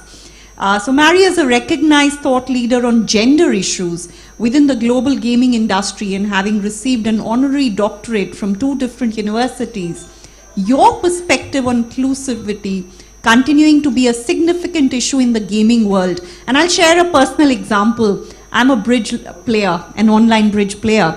And the minute they see the gender, there is a little bit of abuse and a little bit of stuff that happens. I won't say it's too much. Hopefully the bridge world is a little more intelligent and will not get there. Do we need to log in again? And all right. Do we have you here? Yeah, I'm here. Can you see me? Can you hear me? So the question to you is, what steps can gaming companies take to create an environment that feels safe for all players, especially all genders? Yeah, I mean, obviously this is a... Can't hear you, maybe... Yeah, now. Oh, can you hear me now? Yes. Can everyone hear me? Yes, we can hear you. Thank you. Great. Okay, so to create an inclusive and welcoming environment, gaming companies need to tackle several different key areas. Let's break it down. I think first, to understand the scale of the issue. Half of players globally are women, yet only 23... hold on. We can hear you. You can hear me. Sorry, something popped up on my screen saying, do I want to be a presenter? Wasn't quite sure what it was. So let me go back again to what I was was trying to say. Yes, so half players globally are women, half the world's population is women, but only 23% of the gaming workforce are women, and that figure hasn't moved much in years. Also, research shows that 59% of women gamers experience toxicity when playing, with 28% dealing with it regularly. That's a huge detriment for women who just want to enjoy games or are considering a career in the industry. And so that's where we're sitting at the moment. And I think that, you know, that means that there is a lot of work to be done to create an inclusive and welcoming environment. But so what can companies do? I think start with strong policies, write clear codes of conduct that address harassment head on, build social contracts into their games, and players should agree to behave respectably before stepping into a game world, and make enforcement visible. Let players see that toxic behavior has real consequences, and that's not really happening, not across the board, that's not happening. I think then in relationship to the design of games, games should feel inclusive from the ground up, to make sure that the avatars and any other design in the game reflects all identities, including diverse characters, because that makes everyone feel more welcome. I think it's important to create safe zones in multiplayer games, you know, spaces where players can interact without fear of harassment. And I think that finally education matters. Teach players about respectful communication. In-game campaigns and tutorials can help spread the message. Train the teams and the moderators of those games, the community managers of those games, so they have the right tools to handle cases of harassment, especially the ones targeting women. But it is complex because the gaming industry comprises of 3 distinct types of studios: AAA, that employ hundreds and thousands of employees; mid-size, that employ 50 to 100 employees; and indie, where there are fewer than 50 and often include solo developers. Globally, indie studios dominate, followed by mid-size and then the AAA studios. So everybody knows about the AAA studios, but there are this whole other subset of studios. And so the AAA studios, the big ones, and you'll know, you know, Roblox, Ubisoft, Microsoft, Google, they've made progress with initiatives like codes of conduct, positive play, charters and reporting tools. But mid-size and indie studios often struggle to implement similar measures due to resource constraints. And these studios need support and guidance. And I think that that's going to be very important, you know, moving forward. And, you know, obviously, you know, the Indian gaming market is the fastest growing, I think, in the world at the moment. And so it's going to, and I think these different size studios are going to be the thing that you're really going to have a good kind of look at, and particularly in terms of any legislation. So hope that wasn't too long. That's my answer to that question. This was perfect. Thank you so much. I love the point that you stated, that even in the game there should be a persona which identifies with the woman or with inclusivity, because that will make it a little welcoming and safe in that area. Gauri, I hope you do that in your design safety rules as well. That will be interesting to see. But let's go to Dave, who's been waiting for too long. You represent the industry. So the question to you is, a lot of times the government is not able to get the regulatory framework. So in that case, what is it that the industry does to make sure that it's much more safer and better out there? Because if it's safer, the ROI will also be better. So there is a business case for it. It's not that they're just doing it just for compliance, or they're doing it for the good of mankind and humankind. There is also an ROI and business case for it. So what is it that therefore the industry, you know, in those areas they come in and do much more than the regulatory frameworks can do for us? You know, it's so funny that you bring up this thing that there is a business case for this, because as most of us may have followed the news recently, in the Australian Parliament, they have passed the online safety amendment bill, which is now a law, and which has now banned social media in Australia for minors under 16 years of age. So just imagine, how did somebody arrive in this situation? How did the social media industry in Australia arrive in this situation? How did they find themselves in this spot? I mean, you know, it is so timely, so timely to have this conversation today. Do we also want to be in that similar situation in India, the online gaming industry? Absolutely not. And it's not just overnight that you end up being a banned industry. There's a lot of build up to it. There are a lot of concerns in the public, in the society. Online gaming particularly has a huge societal impact because children are involved. And so at this stage, let me first of all introduce myself. I am from the e-Gaming Federation, and we actually represent a segment of the online gaming industry in India which does not deal with children. We only deal with adults. And despite dealing with adults only and not dealing with children who are in a much higher need of protection, or any other vulnerable sections who are in need of protection, despite dealing with adults, we have voluntarily, as the RMG industry, we are called the RMG industry in India, and we have voluntarily put in place a lot of user protection features which are in the product itself, inbuilt app features. And these user protection features are so exhaustive that no user or no player can circumvent it. They are designed in such a way that you cannot circumvent it. There are multiple layers of protection, multiple layers of checks and balances. And despite not dealing with children and dealing with adults who can think for themselves, we have taken the onus of doing a lot of, we use artificial intelligence and data science to track problematic gaming behavior. For instance, a classic example, each of our member companies of IIGF at least have huge data science and analytics teams, and a huge team or a huge section of that team is devoted only to track problematic gaming behavior.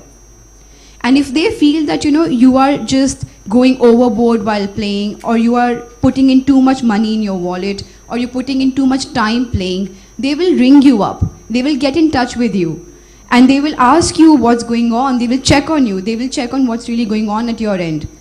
And if they feel that there are some red flags, they will connect you with a counselor, external counselor. So most of our member operators have counselors on hand. They have tied up with educators, with mental health practitioners. They've really gone out of their way to ensure that our users are consuming this form of entertainment responsibly and safely. And this is only adults that I'm talking about. Now let us talk about other gaming segments such as casual games or video games or esports, etc., that actually have a very heavy minor user base. There are a lot of children who play these games, and they are the ones who are most in need of these kind of inbuilt user protection mechanism. But and even games that seem innocuous, that that do not seem harmful, there's a lot of toil that the child takes. I mean, excessive number of hours of playing, not having a work-life balance or having a balance with their studies or other activities. So those gaming segments are much more in need of doing such user protection measures. But it's very unfortunately that I'm sharing with you all that some of them are falling short. As an industry as a whole, not just RMG, but also casual gaming, also video games, also esports, we all need to be on a similar level playing field. We all need to ensure that we have user protection mechanisms inbuilt in our products. And that is the only way we can make a difference as a whole.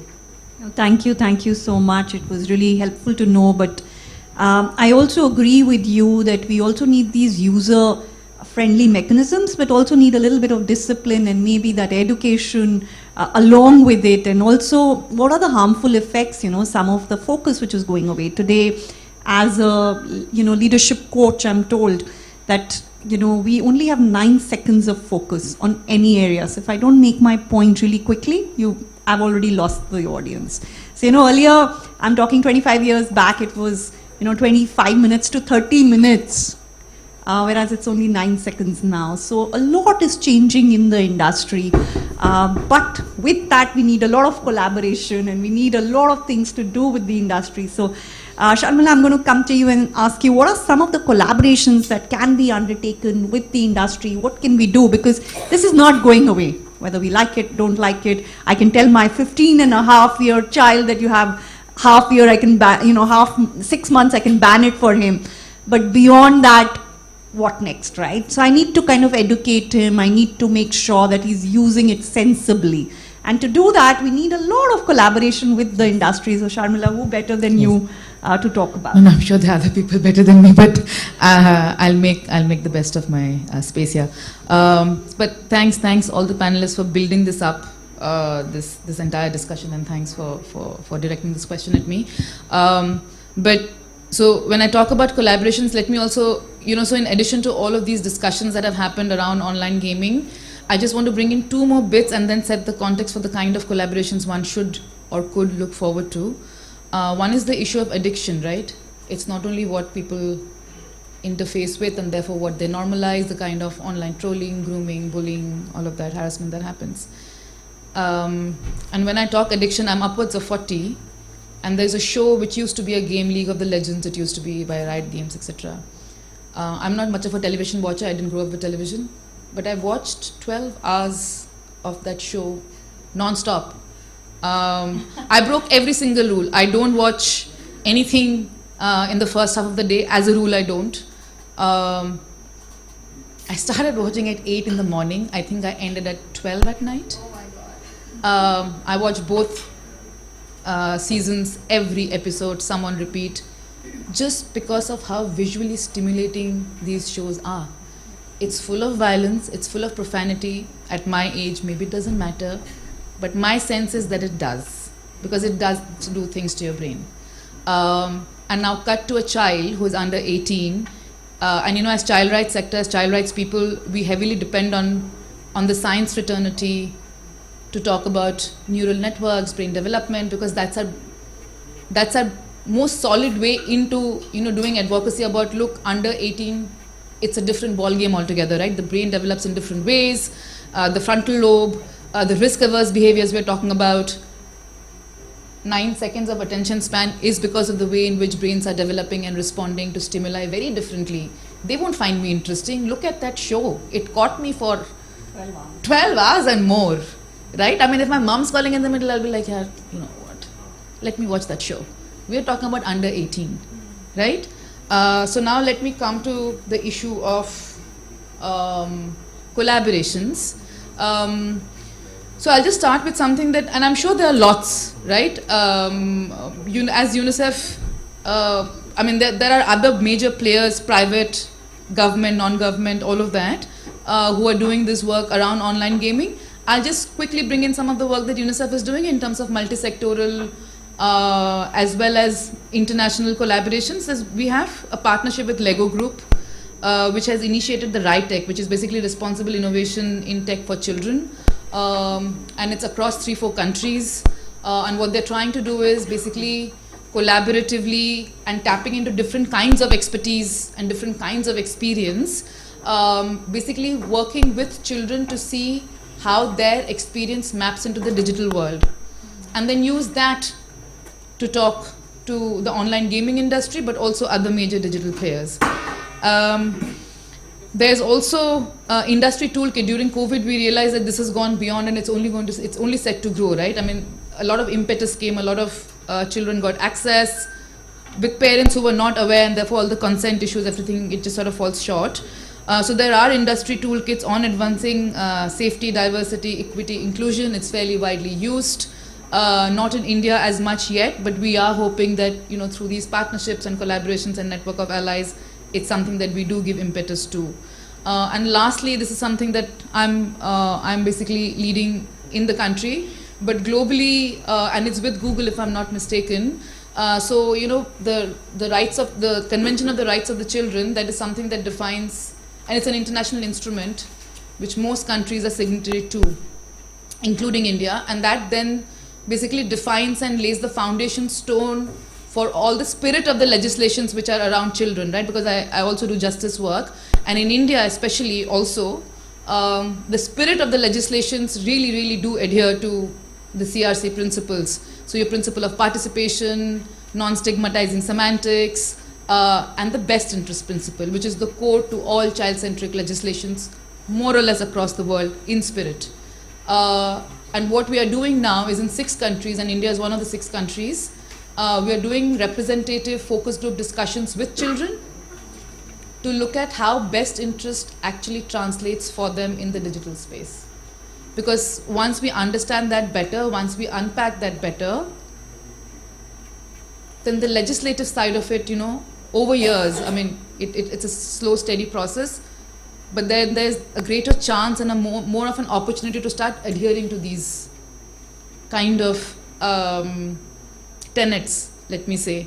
In terms of collaborations, I do think we need to move beyond just gamers and child rights organizations. We need to look at public health organizations. We need to look at associations of parents, at teachers, education, because this issue is beyond. I don't think even while we say it's a grave, and it's got a lot of opportunities, but when we talk about the flip side, even when we say it's grave, I don't think we're fully caught on to how grave it is or how grave it can be. Yeah, thanks. No, I don't want to know how grave it can be. It's a living example at home at times when you're calling the child for dinner and they're playing some game and they say 5 seconds and those 5 seconds never end, including you. So, Sunita, we go to you. What are the issues and challenges? I've always wondered, and I'm again wearing a parent hat because, any parental group you go to, this is one question which is asked all the time. You're talking about a $5 billion industry in India. You're talking about maybe $200 billion globally. There's so much of money and to be growing at some reports show 25% CAGR, some say 35%.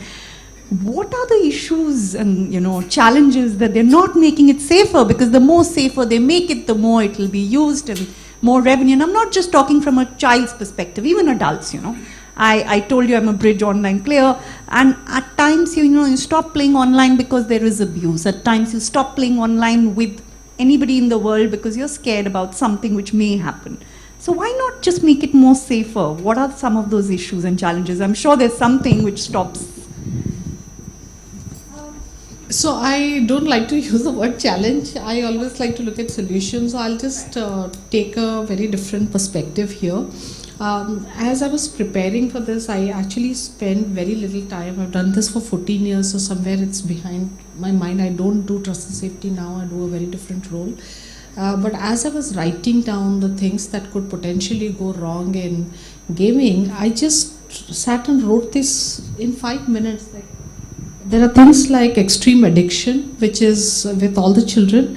There is cyberbullying and mental health. A lot of our children today think that they are not as good in real life as they are online, and it gives them that sense of greatness. There is financial exploitation, the amount of friendly fraud in credit cards we've seen, because parents' credit cards have been abused on gaming platforms because they want to go to the next level. That's there. Violence-linked incentives, including stalking, harassment, online predators. I've seen grooming rings. I've seen inappropriate content exposure. I've seen identity theft, where your data is stolen and hacking, malware, phishing has happened. There is unauthorized data collection. Your children's data are all accessed and stored somewhere. If you look at the part of the web that none of us have access to, you can pull out children's data in plenty there. And there is also money laundering and other terrorism, radicalization, all happening through gaming apps. So these are real stories. Now looking at how do we really fix some of these, my first thing, and I talk about this very often primarily from the point of view of being an Indian woman. Now for many of us who have grown up in India, last 7 years I stayed in Singapore. Because you're in India, you're always worried about being safe as a woman. So when you're walking the streets or you are out in the night, you're constantly looking left, right, you're cautious. It's something that is conditioned in you. Now I go to Singapore 7 years where in the middle of the night nothing happens. Like you're out, nobody there, nothing happens. But this conditioning never leaves you. So I remember being at 2 in the night out somewhere looking left, right, and my husband is saying, why are you so worried? I was like, because it's conditioning. That is why I say that education, parents educating their children is the most important bit that we always put the blame on a platform. But we don't take the responsibility of educating our children and creating a safe space for them to come back to you, because they are invariably going to have experiences on the internet. But do they have the ability to come back and talk to you? And the parent to have the ability to find a way to report this if the child is minor, or training your child to report this if they are adults is a very important skill to develop in your children. We don't do that.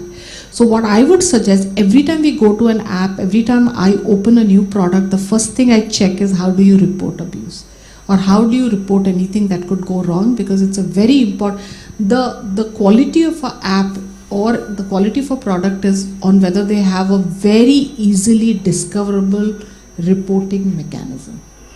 It is very important, and all of you need to know that. The second thing that I would say is law enforcement training.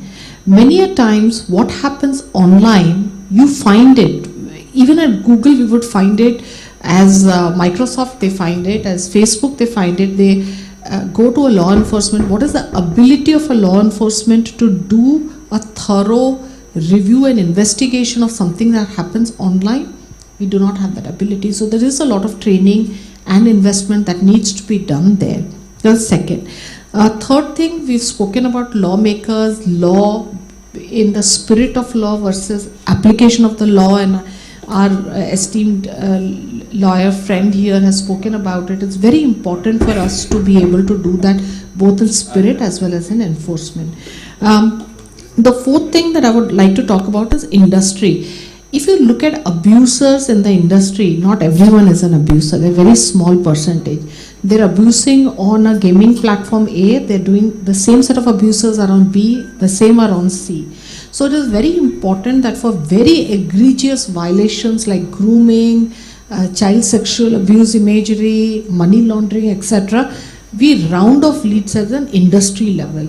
So what we did when I was at Google is we actually created an API by which the abuse on child safety that we capture is then shared across the industry, so that Facebook does not have to do all of this again from scratch. If they have the details of an abuser, they are rounding off and blocking that from their application in the first go, and they would do that with us. So I think some of these at an industry level you have to get out of your system and fight it out.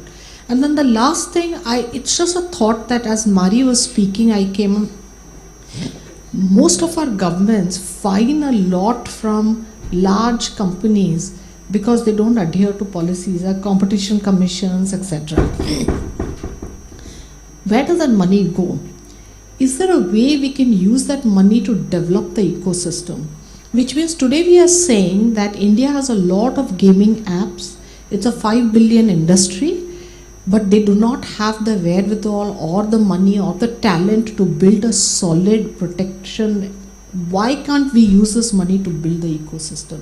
So some of this, I think we have to broadly think in terms of how do we build it, both in terms of our children, educators, but also use the money well to build the gaming ecosystem in our country. Great point, because even the car makers have, spent that money on road safety. So why not the gaming industry? Super point. Thank you so much. We are a little short on time, but we will have our panelists answer the questions. So Mary, online harassment, particularly against women, especially, in India, we look left, right, as Sunita just mentioned, but even online there is much more harassment, so it's not just specific to India, the problem. It's a major issue. What practical measures can gaming platforms adopt to prevent this harassment? What can they do?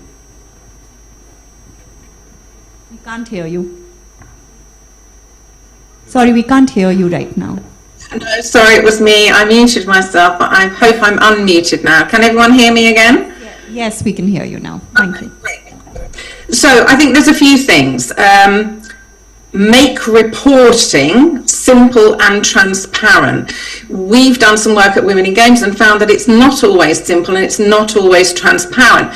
And so what happens is that players, and particularly girls and women, tend not to report things because they have a fear of retaliation. They feel that if they report something, somehow whoever it is that they're reporting against who's already harassed them is going to take that further.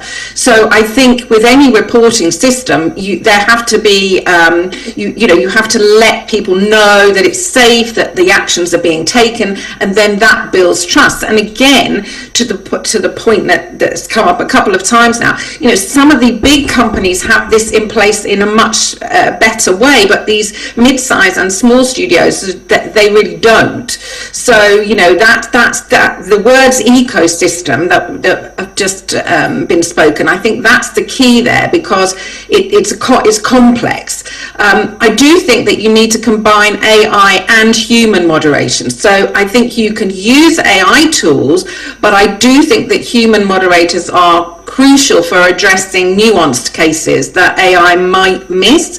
I mean, for instance, as an example, we have a Women in Games Discord server, a safe space for all of our ambassadors and our community. That is trolled every single day, and it is trolled in the most terrible way. So we have some AI in there, but we also have to have community managers to actually prevent that information getting on and into the Discord. So I feel that it's still at a point where we need a mixture.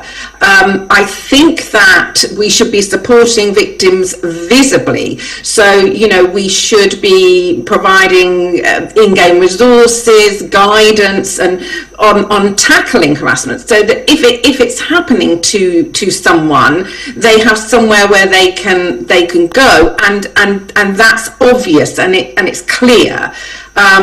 I think, to be proactive, women aged 16 to 25 face the most harassment. I feel all of us should explore further. Sure, thank you so much. And Devhuti, I'm going to ask you a question which is not here. I'm going to act like a devil's advocate. Gaming versus gambling, your views. I'll tell you why. A lot of things, when they are regulated. I had a client from Australia who wanted to enter the Indian market 10 years back with gambling. Gambling does happen in India. It's a parallel economy. I don't want to be recorded on it, but it's a fact. And therefore, what are your views, and do you think the government should do something about regulating it much more, opening it? Just your views, quick ones. Regulating gambling? Regulating it or doing something about gambling, or quickly answer your question in the most politically correct way. There is no harm in regulating a market which is not underground, which is transparent in its financial transactions, which has a trail of money. What is the concern of the Indian government right now? All of the challenges or issues that our panelists have just highlighted.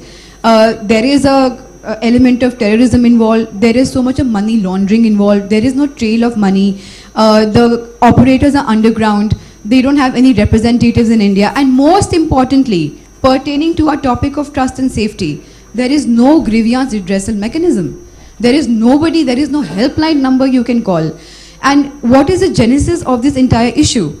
There is a huge confusion amongst players, amongst gamers, between what is gaming and what is gambling. Like Priyanka mentioned, there are elements of gambling in a lot of gaming games. So there is a huge confusion in India right now. General users are not aware about what is gaming, what is gambling. Forget general users. There is a research scholar who is in touch with me right now for her dissertation and thesis. And she herself was not aware about gaming and gambling companies, and she was mixing them.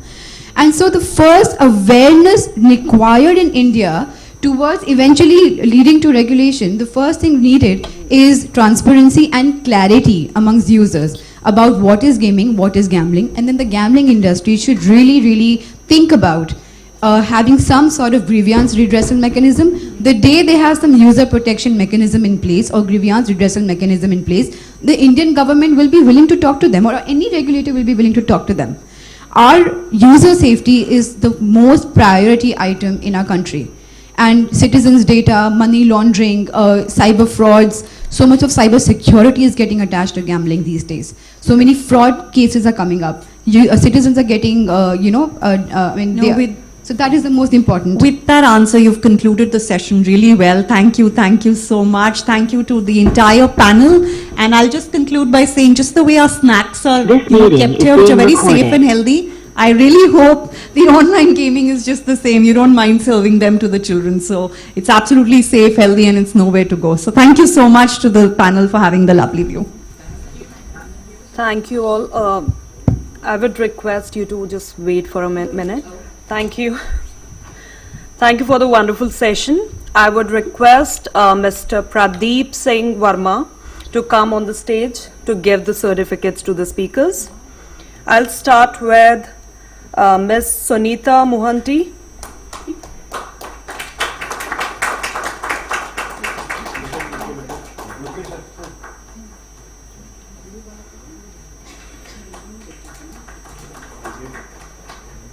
Sharmila Ray.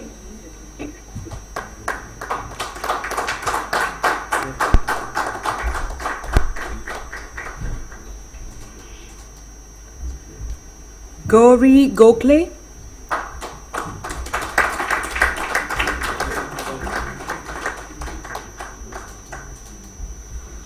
Devhuti Bakshi.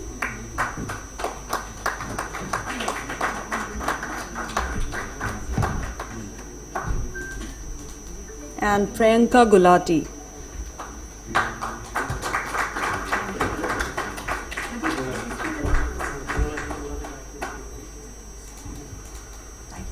We also have certificate for our online speaker, Mary Claire, which we'll hand it over to Priyanka. Thank you. And also, sorry, yes. Yes, there's a group photo as well. Thanks.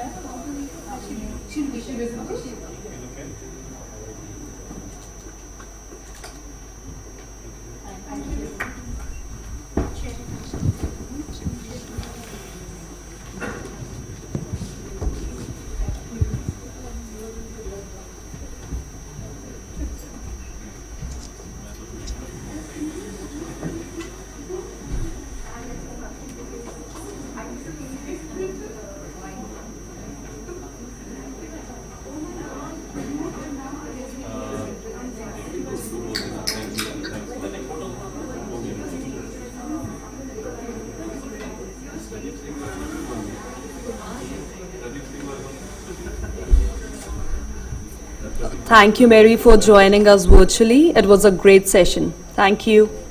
Thank you. Thank you, everyone. Bye. Bye. Thank you.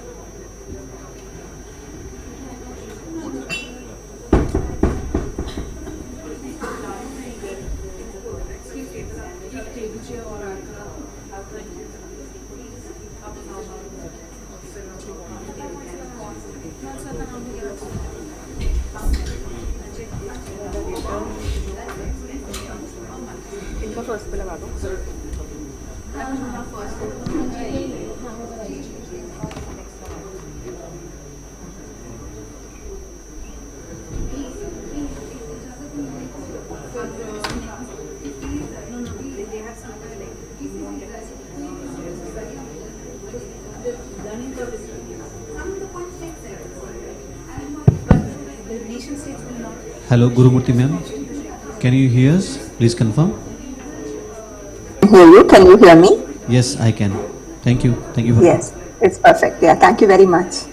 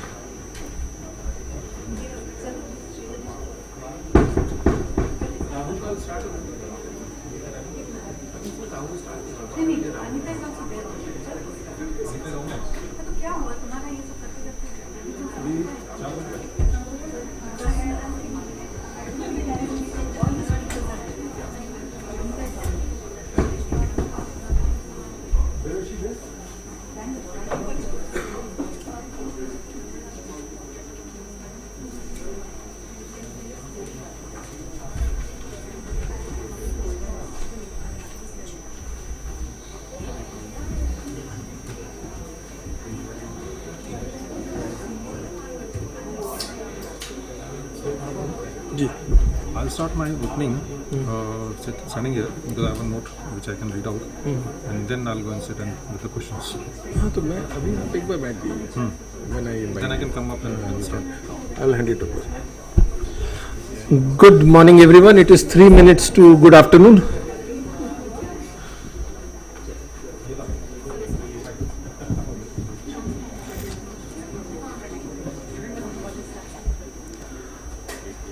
So we are now going to have the main panels 3.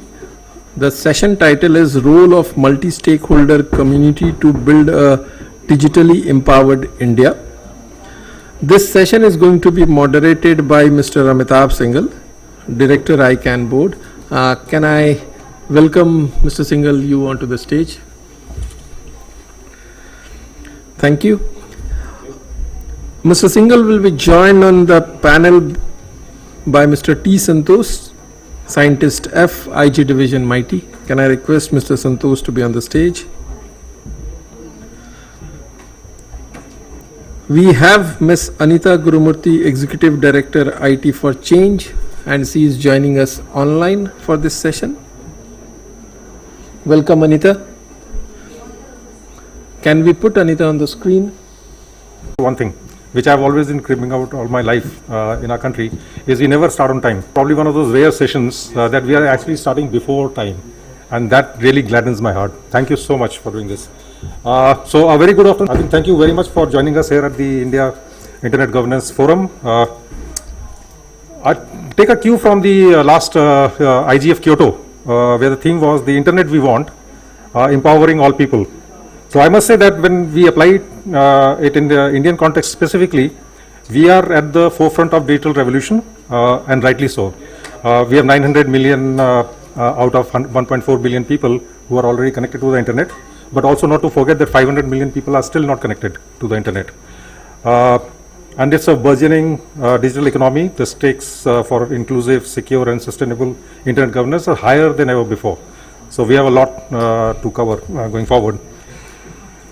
Digital India, our flagship initiative, envisions transforming India into a digitally empowered society and a knowledge economy.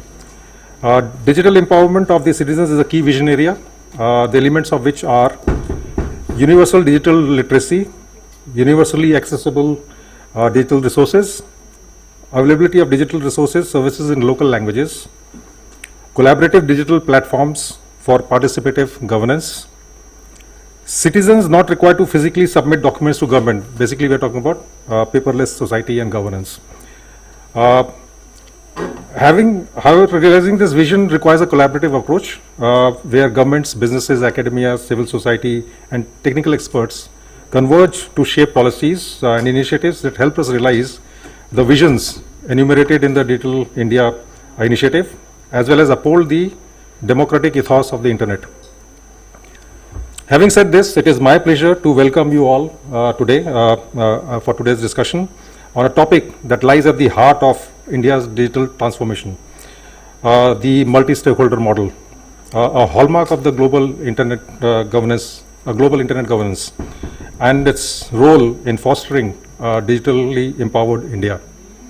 So in 2005, just to give you a context, repeat a bit of history here, the Working Group on Internet Governance set up by the World Summit on Information Society defined Internet governance as development and application by governments, the private sector and civil society in their respective roles of shared principles, social norms, rules, decision-making procedures, and programs that shape the evolution and use of the Internet.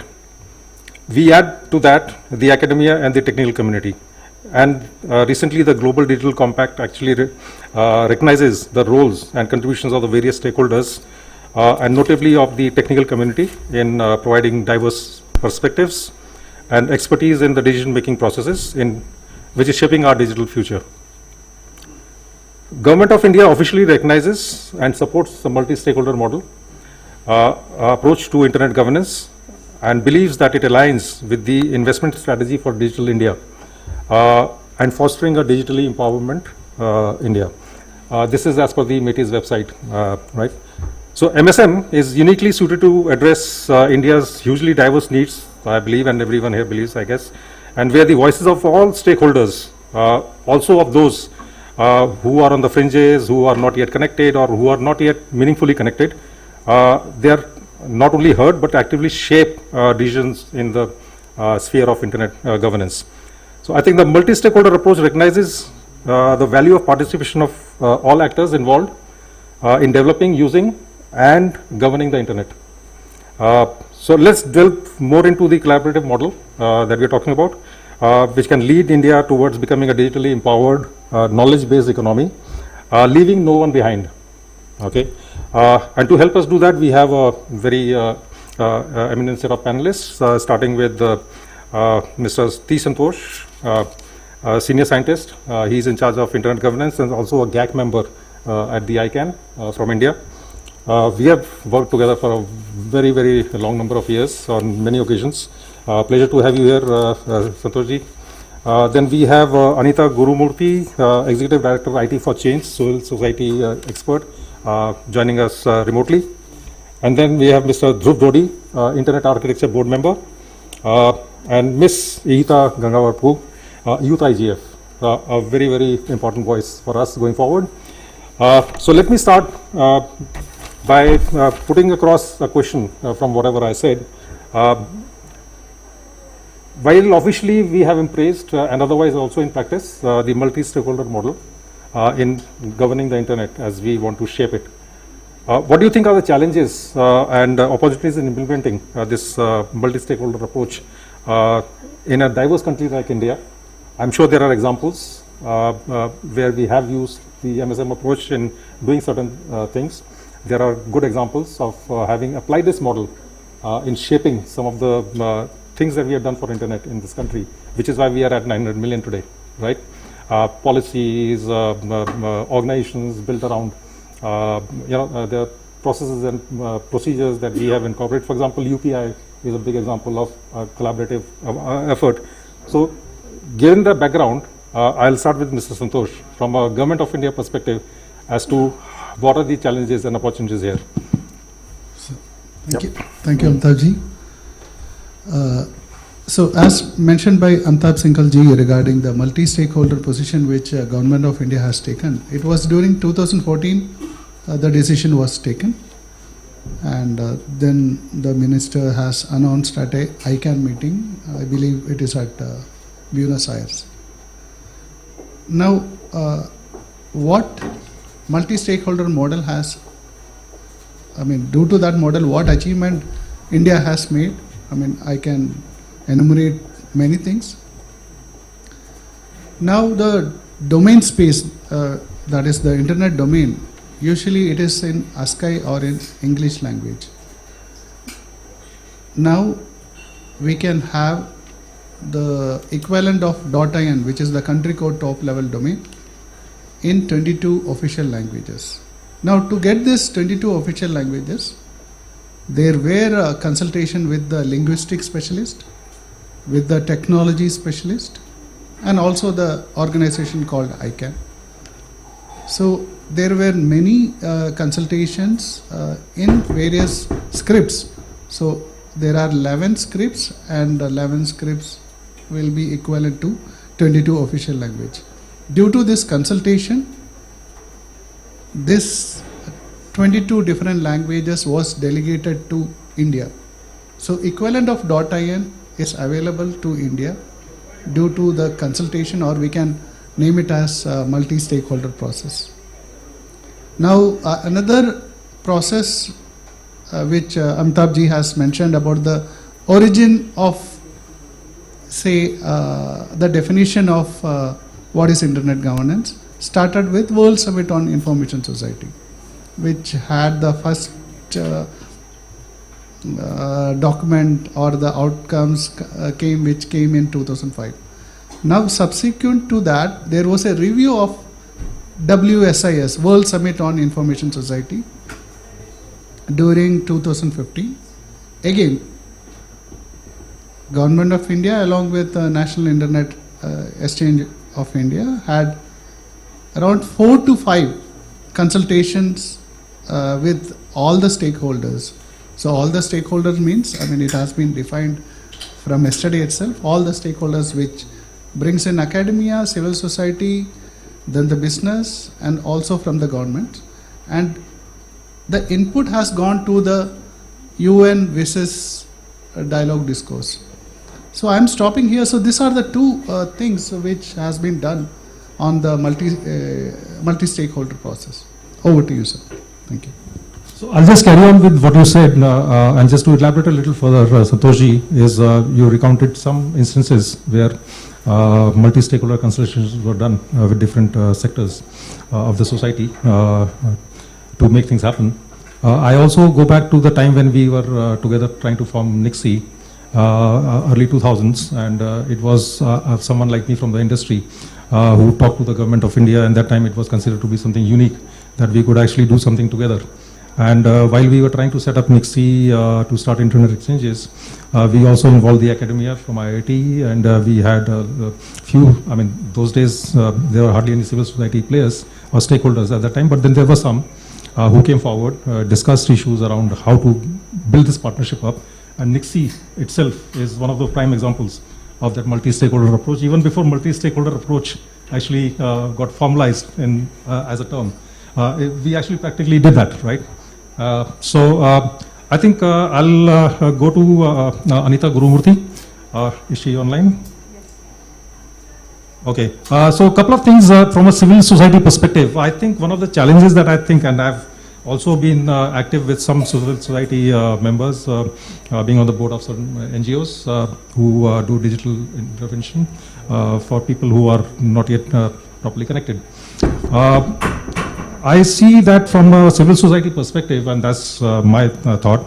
When we talk about this MSM approach, there is this ongoing conflict in terms of what is the right thing and the right approach in terms of how to govern the space, and so there's always this conflicting issue, or the trust deficit that I've come across before, as to the differences between the private sector and the civil society players and the government. Now, is that something that bothers you and something that you have to say about in terms of a challenge? Is it a challenge? And if it is a challenge, how do you think we overcome that? Anita ji?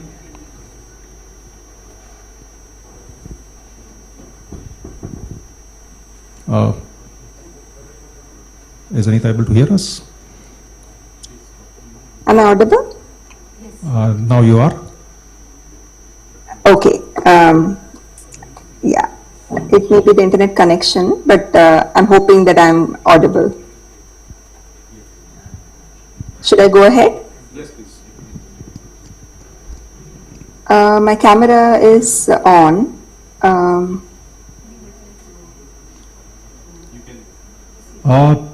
Anita ji, can you?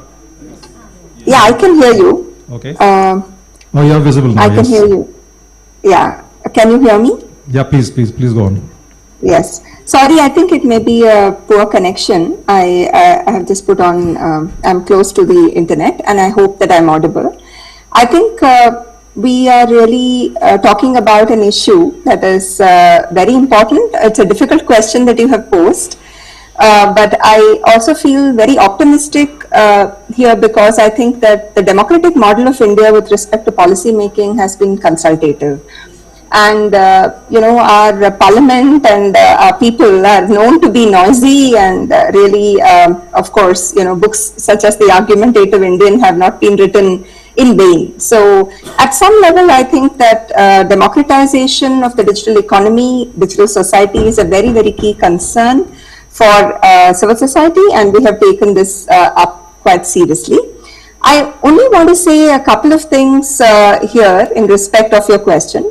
One is that the complexity of the digital arena is increasing. So we have the internet, but we also have the platform layers, we have data and AI, and all of these technologies have really lent themselves to being juxtaposed against the idea of multi-stakeholderism in different ways.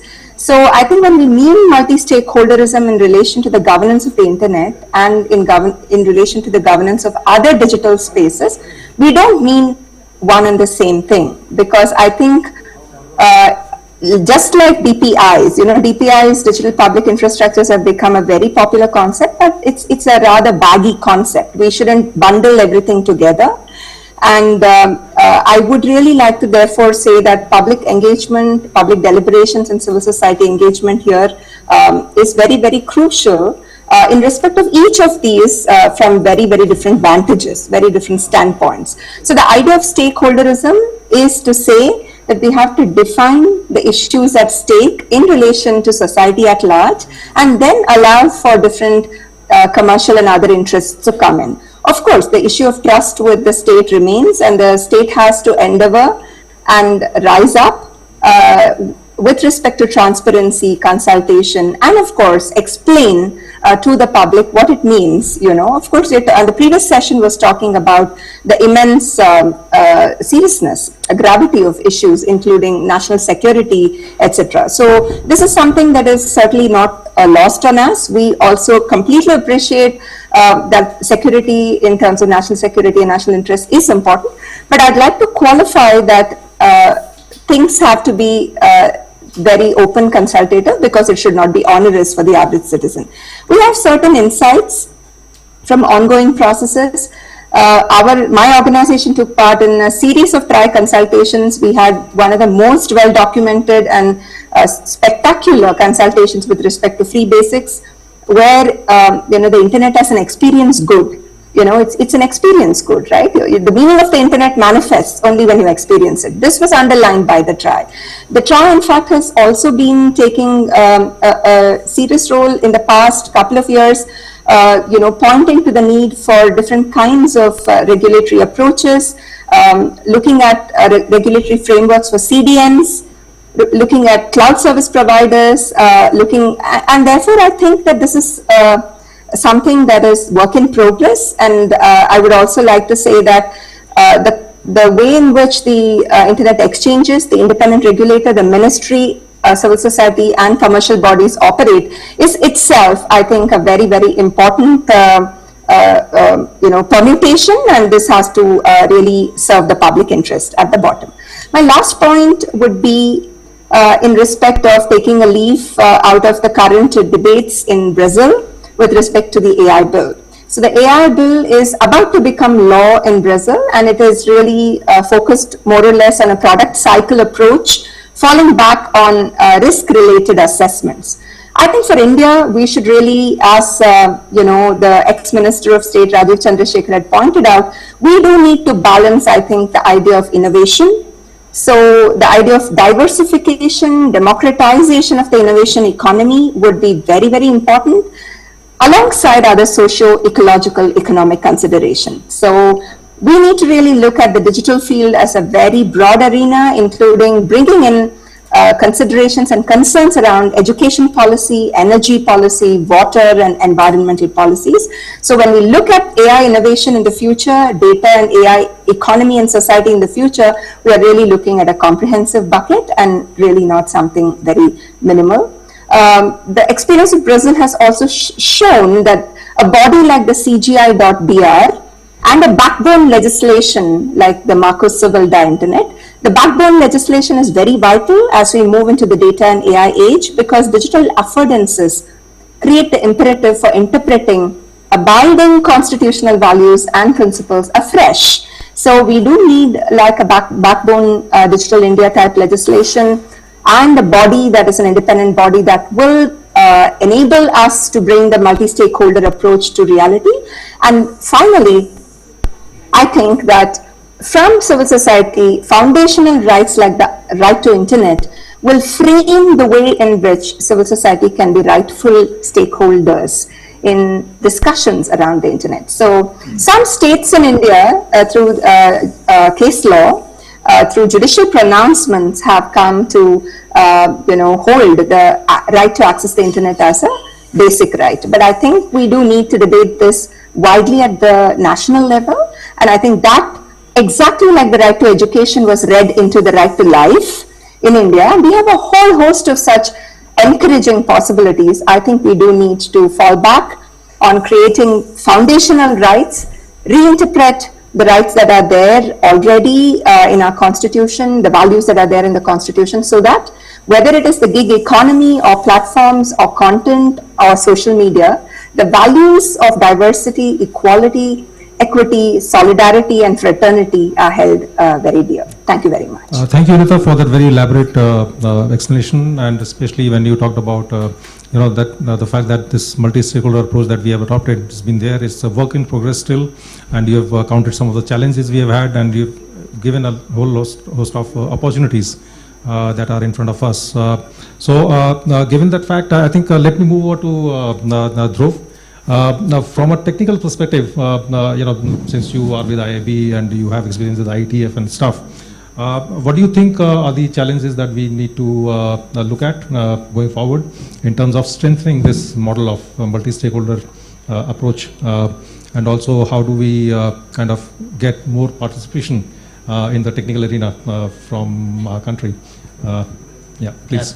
Thank you. Thank you for first including me in the panel and being part of it. I think the one thing that I want to highlight and start with is it's important that when we have governance discussions, there should be technology folks in the room, and the same message that we go and when I'm in the ITF and in the IIB, we say that it's not worth when only technical people are talking to themselves and agreeing by themselves. That's not how we are going to run the internet. And even in technology, we have seen that when we have only talked to ourselves, there have been unintended consequences of the technology in which we have developed. And if we had more diverse set of voices in the room, maybe the decision would have been different. And nowadays, even the innovations that are happening is at a different layer compared to when internet was starting, when we were building the main infrastructure. Now we are looking at impact of internet at a much higher layer, where the interaction of the end user is way more important, and their experience with the whole internet is very important. So even taking an example that recently a work that we started in ITF was related to both Google and Apple coming together using ITF as a platform to talk about how we can detect unwanted location trackers, which is a problem that are faced by so many people. But people, when we were developing the technology, even with groups which have the money, which have the power, these things get missed out. So we need to have discussions out of the boardrooms and only technical people making the decisions, but using the multi-stakeholder model in which we have technical folks, policy folks, civil society. And when it came to IIB, for instance, that whether we should charter this group, we had to put that unless the group can confirm that there is going to be participation not just from technical community but also from other folks, and their inputs would be taken into consideration before there is a consensus on a particular technical standard. So that would be my idea of giving you an example of how conversations are changing across. Now coming from India point of view, I think one thing that we need to realize is that at least in the technical side, we cannot have an Indian internet. Internet is going to be global. Infrastructure layer has to be the same irrespective of how the internet is run. So thinking even when we talk about technical issues only in India, we are actually not following multi-stakeholder model, at least from Indian point of view. So for that, we need to participate in global organizations. And luckily we have ICANN, IIGF, a lot of other international standards body where we are seeing that there are some participation happening. But I think it's a missed opportunity. India has such a big talent pool. We have people who are capable of participating and delivering, but somehow we have always put that on a lower priority. We have not seen the immediate ROI or immediate reaction that we want to get. It is an investment that you are doing for the future, and that needs to come out somehow. Even in my case, my personal case, when I was working for a vendor company and my management, I had to convince them over multiple years that why participating in standards is a good idea. Even when I had an innovative idea, I wrote my first draft, I submit, and the idea was that, oh, we have a standards body in my headquarters and let them take care of it. Your job is to do the software development and you are here for working on a particular project. And that mindset had to be changed slowly and slowly, and by delivering that, no, the best standard and best technical works happen by the people who are facing the issues. An operator in India facing an operational challenge would be able to give an answer to a technical challenge in a much better way than somebody who is just imagining what if it's going to happen somewhere. So those diverse voices have to be there in international body. And in that, I would say that we have to prioritize this a little bit.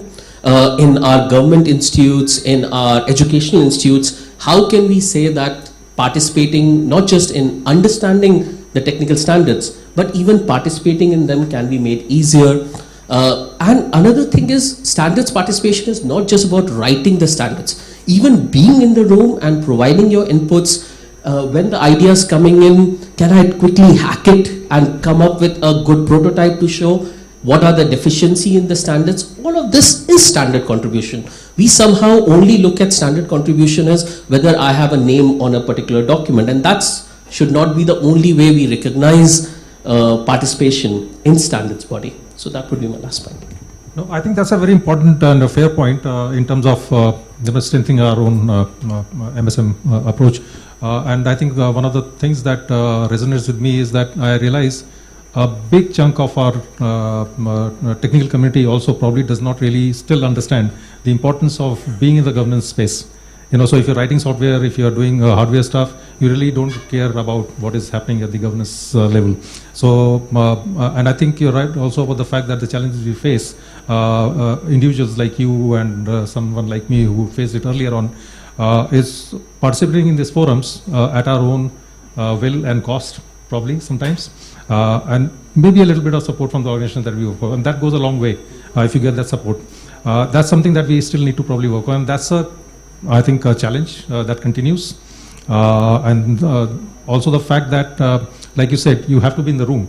Now, one of the beauty of this is most of these forums are open for everyone to participate, and that's the opportunity that everyone has. It's not like you really have to travel. You can actually do it remote today.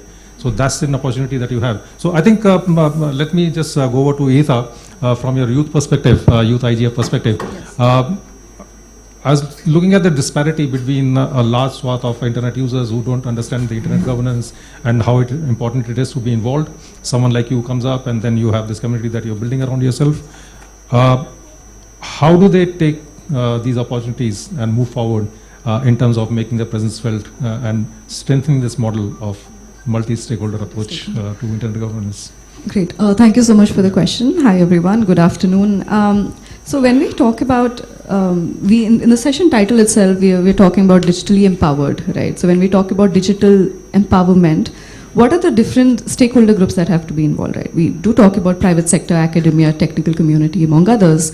We are looking at inclusion of various economies, different age groups, different cultures, languages, from different parts of the society in such an equal footing that the kind of internet that we provide, the different access that we provide, the different services we provide that are internet powered are actually empowering them. They find it relevant, they find it resourceful, and they find it of value for the day-to-day life, right? So when we speak particularly from a young perspective, and having been the coordinator of the India Youth IGF, and through my work, having the privilege of it, rather interacting with young people so closely, we realize that there are a lot of perspectives in addition to the requirements and expectations that young people carry. Now, not just with how technology is developing, but rather how the policies around these technologies, the regulations, including the standards, are coming up. So the internet design itself, the architecture, in addition to the services, have to empower not just everybody, but also have the young people. So it's said that in the South Asian countries, right, in the next, as per UNICEF, in the next, by 2040, we're expecting around, to have the largest youth workforce in the world. And this is something that we can definitely leverage to our advantage. The next 10 to 15 years that we invest in the young people on technology development and policy development is going to be very critical for a country like ours. One more thing I want to talk about is when we are talking about different stakeholder groups, young people, right, they're not a monolith. Within the youth category, within that particular age group, you're also looking at private sector again, technical community, with different levels of expertise and domain knowledge. So representation is something that is super critical, especially in a space like internet governance that was very well highlighted by Ms. Anita as well on issues at stake in relation to the society, right? And to talk to you about the challenges that we, in the multi-stakeholder model, from my experience and our interaction with young people, among others, is that the first thing is, are there adequate, truly multi-stakeholder, truly inclusive forums? When you think about India, we are sitting at one right now, which is open and free of cost. There is, from the past 7 years, we've been running the India Youth IGF, which is trying to bridge this gap and ensure there is an open space and a confident space for young people to freely engage in intergenerational conversations. So I think that is something we can work on to ensure that there are enough platforms and forums that facilitate this kind of a dialogue. Then next comes in the agenda and articulation aspect of it. Do we have a set agenda that we are all working towards in these multi-stakeholder discussions? Are we articulating enough to ensure that we have a goal that we achieve? What is the timeline looking like? So these are some things. So the other thing that we've realized is funding. Are there formal funding sources and opportunities that support the multi-stakeholder model, ensuring that enough finances are flowing in so that a lot of ideas, deliberations are supported? And there's a platform to ensure that these are initiated and well transformed. In addition to that, one more thing I feel as we could also focus on as a country is academic partnerships. I think young people across different academic institutions across the country have brilliant ideas, and standardization being one of the spaces, I think giving them an opportunity to shadow domain experts, and then giving an opportunity to create like a national working group for where young people have a position and a say to eventually shadow, learn, in-person participate to different standardization meetings and regulatory meetings will help them get a good visibility into the developments and eventually in a couple of years be in a position to contribute meaningfully, confidently alongside decision makers. I think here I'll stop. Over to you, sir. So I think you, yeah, please. You want to say something? Just wanted to add one point, especially with the academic part that you mentioned. One thing that we were trying to do with respect to IIGF and how to get like more young people in India participate, we tried two models first. The one model was maybe directly going to the particular educational institutes, getting all the students in the room and explaining to them how IIGF works and how things are, and seeing who gets excited about it and if there is a way for them to participate. That model gave mixed results at best. What model we thought has a potential of working much better is picking young professors. And not just going to the top professors, picking young professors. And those young professors are the one which I hope would be able to first have a run of new students coming in and who can continue on projects, because as we know, standards work is a long-term work, and it sometimes cannot be delivered in 1 semester or 2 semesters that the students have within this. So associating them with the students, with the particular professors had worked quite well. And in fact, we had a very interesting case in NITK Surathkal, where they wanted to convert their campus network to IPv6. And of course, we say that like, no, this is something that we want to do. They were not able to hire someone to do that. So a bunch of students and the professor said, let's try to do this ourselves. And a couple of us from ITF were used as a consultant, that if we faced a particular problem, are there enough people who can sort of answer those questions? So it was a very good experience. Those students went to the ITF. In fact, in V6 Ops working group, they presented that as bunch of students, we converted this huge campus network to IPv6, and all of you guys still keep debating that how IPv6 is hard. And when a bunch of students can also do it, and we have the capability, they got a standard ovation in that room. So there is an example, if you were looking for like, youth voices, youth concerns, and their participation could be so much fruitful in this area.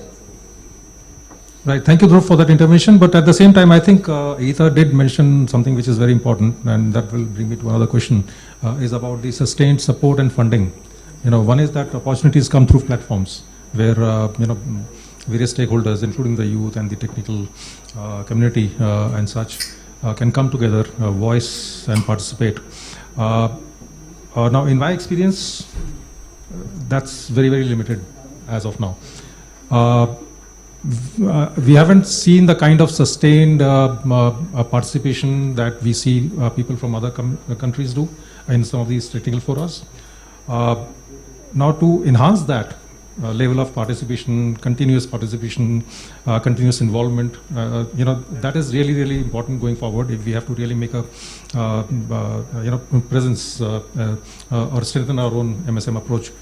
Now, when we talk about funding and support, we end up in our the way we are structured, mostly at the government, right? I think I see a very few opportunities from the private sector funding these initiatives. It may happen, but then it's not a very generalized set of participatory structures that we have worked at. I don't see the Cisco's or the Googles of the world, pushing people to participate in these forums on a continuous basis. We always look at someone like METI, for example. Now, do they have any kind of budget or some such initiatives from the internet governance perspective, and say that, okay, we have 100 crores, for example, earmarked for 1 year or 5 years to strengthen our multi-stakeholder model. Now, that's one way to look at an opportunity that we might have in terms of how do we gather those people, give them the right push with the right kind of funding. Is there something that you can talk about on this? So, before going to that particular question, there are two aspects of this question. Why related to the multi-stakeholder approach. Now, we being in a government and we work on, say, called electronics and IT, we work for the development of all the applications and also the development of the each and every sectors related to electronics and IT. Whereas there are other ministry who looks into the law enforcement side. Now, they look into it whether they can get solutions at the best, as fast as you can. The yesterday incident, which I am not going to elaborate much, is about the email which has gone to each schools. Now, can we get a solution on that, right? So why I am putting this, even the multi-stakeholder approach is also taking time. There has to be a solution by which it has to be a time-bound one. One instance I can mention is about the initiative on who is accuracy, which is being deliberated in ICANN, right?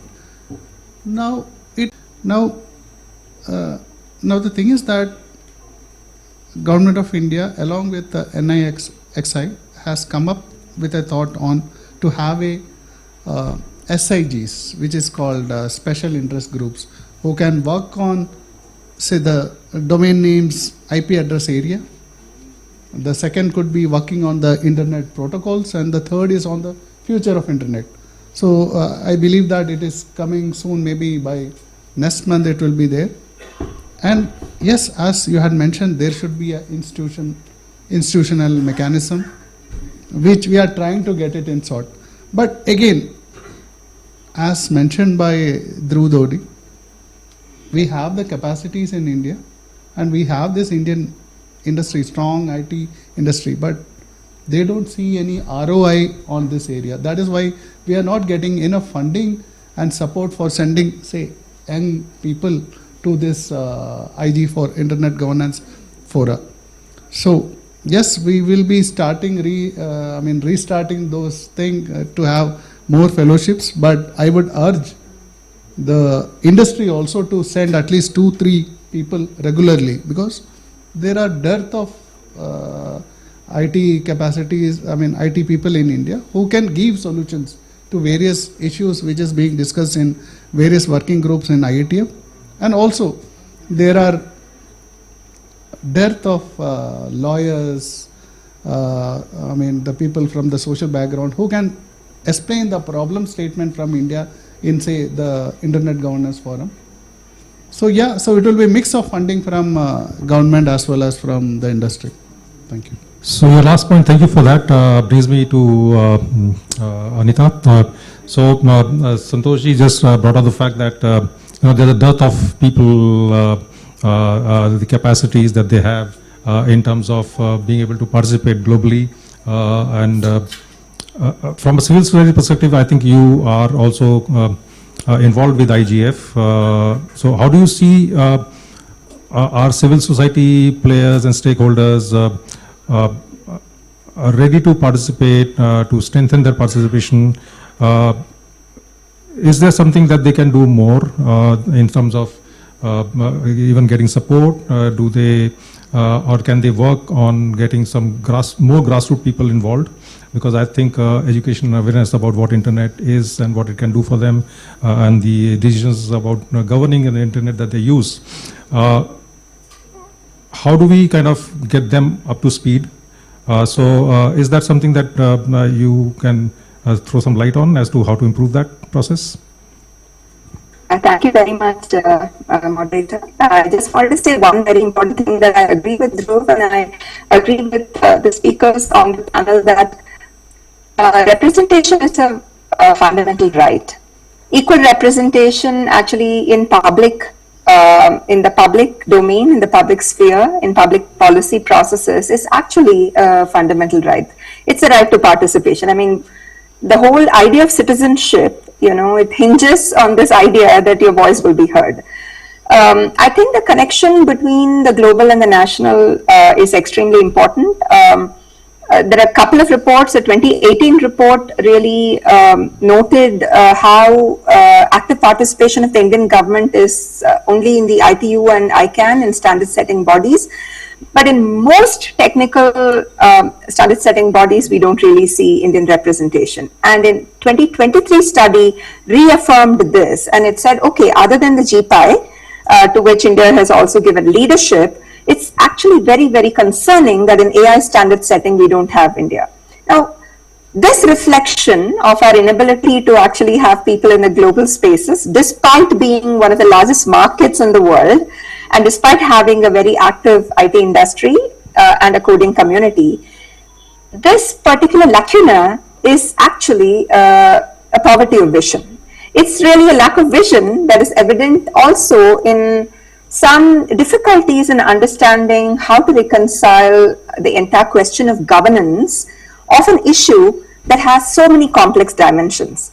If you take the internet, if you take internet adjacent issues, if you take digital policy issues, data issues, AI and platform issues, the entirety of society, economy and polity get implicated. Of course, not to forget what Santoshji said in terms of culture and language, right? So much is implicated that it would be in the longer term very, very healthy for any democracy to have voices trained, voices heard. I really like the idea of the the shadowing of certain bodies, certain agencies.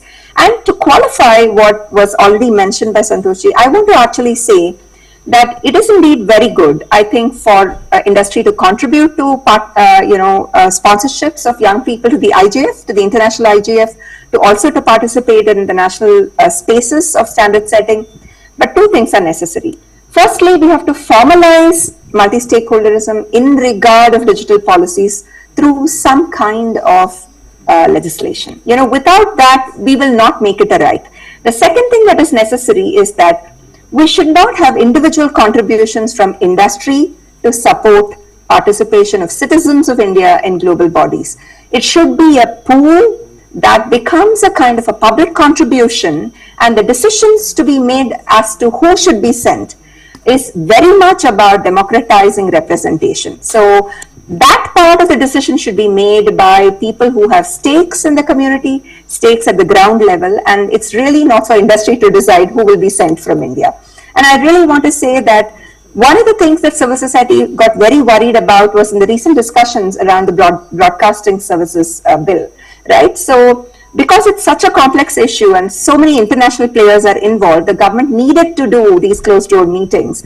And so you really had a range of Indian domestic players with international players, but civil society was not at the table. So what really ends up happening is that you have Meta, Google, big tech, you have Netflix, and then you have, a whole range of other national players, but you really don't have a societal perspective at the table. So the meaning of multi-stakeholderism is not that it is a technique of participation. It's a value-based system to get to the goal of equity. So if you're getting the multi-stakeholderism right, then you will get your equity and diversity right. But if you don't get your multi-stakeholderism right, you will not get your equity and diversity right. So I really think that the route to the goal should not be conflated with the goal. The goal really is public interest. We need much more funding. We need representational parity and equity. And to get to this, we need formalization through legislative rights. This is how I see the entire ecosystem. Thank you very much. Thank you, Anita. I think your point about equity is important, given the fact that we are a diverse nation. The complexities that we face is unique compared to any other part of the world. We have linguistic diversity, we have demographic diversities, and we have people at the grassroots levels and villages, and they have no idea about participating in these kind of they may be connected to the internet, but they don't know how the decision making for internet happens for them. Just a thought there, as a civil society participant, do you think that local representation going down to the district level or the village level and getting them involved somehow, or the youth that are still they already are connected to the internet, but then empowering them to understand, to make them aware of how important it is for them to play a role, maybe get their voices heard in terms of what's important to them, and then bring it up to the level of discourse on the governance level is important. And where do you see the civil society playing a role there in terms of getting those unheard voices come up to the table? Anita. Is it directed at me, yes, sir? Yes, from a civil society perspective, bring those unheard voices up to speed. Yes. How do we do that? I really think that yes, I really think that the practice of democracy involves just one thing, more practice of democracy. So in some sense, I really feel that civil society does need support. It's vital, and I'd really like to request Santoshji and others to think this through a little bit more. We're all here to support and consider how this can be bettered. Unless we can represent the interests of India in its diversity in global forums and also show up at national forums, I really don't think that the debates are going to get more democratized. And the future is going to only get much more complex with AI standards. Data and AI processes are so complex, they actually involve the right to life, they involve the right to privacy and freedoms. And more and more and more, unless we involve civic perspectives in these, it's going to be difficult. I'd really like the ministry to take into account the fact that we are ambassadors of the nation. We are really the nation. We Okay, go on. raise perspectives from a diverse culture called India into these international perspectives. So I really would urge that civil society be prioritized, and our perspectives we brought in, we shouldn't be thought of as people who hinder these processes, but we are actually raising questions that are futuristic. Thank you, Amrita. I think I'm getting indication from Amrita. I think I'll open up the floor to the questions from the audience. I think you have heard different perspectives from the technical side, from the youth side, from the government side, and I think and from the civil society side. And I think all roads seem to be leading to the government. Santoshi. Anyway, having said that, I think let's open the floor. Questions from the audience. Mr. Jain, Brajesh Ji.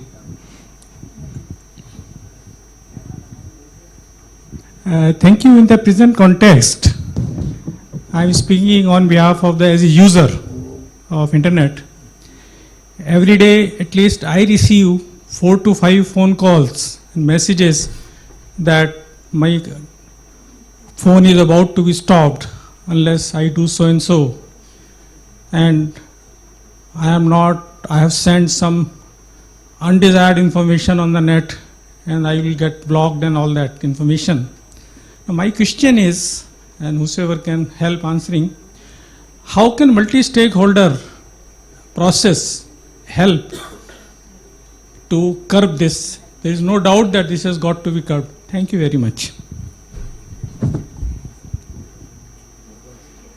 Amrita wants to address this? Okay, great.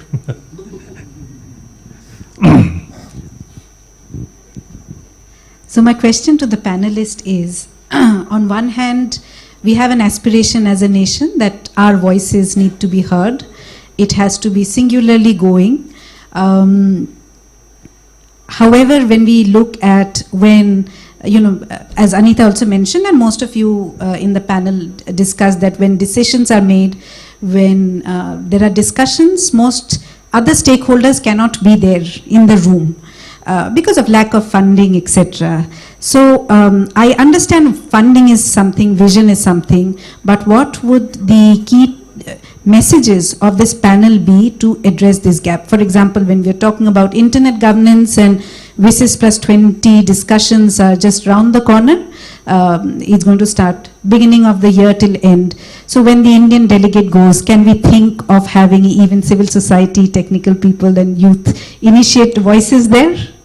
I know it's a bad question, but I think that's important. We should start with some steps. It's not a bad question, it's a very important question, and that's something that we have been bothered about, right?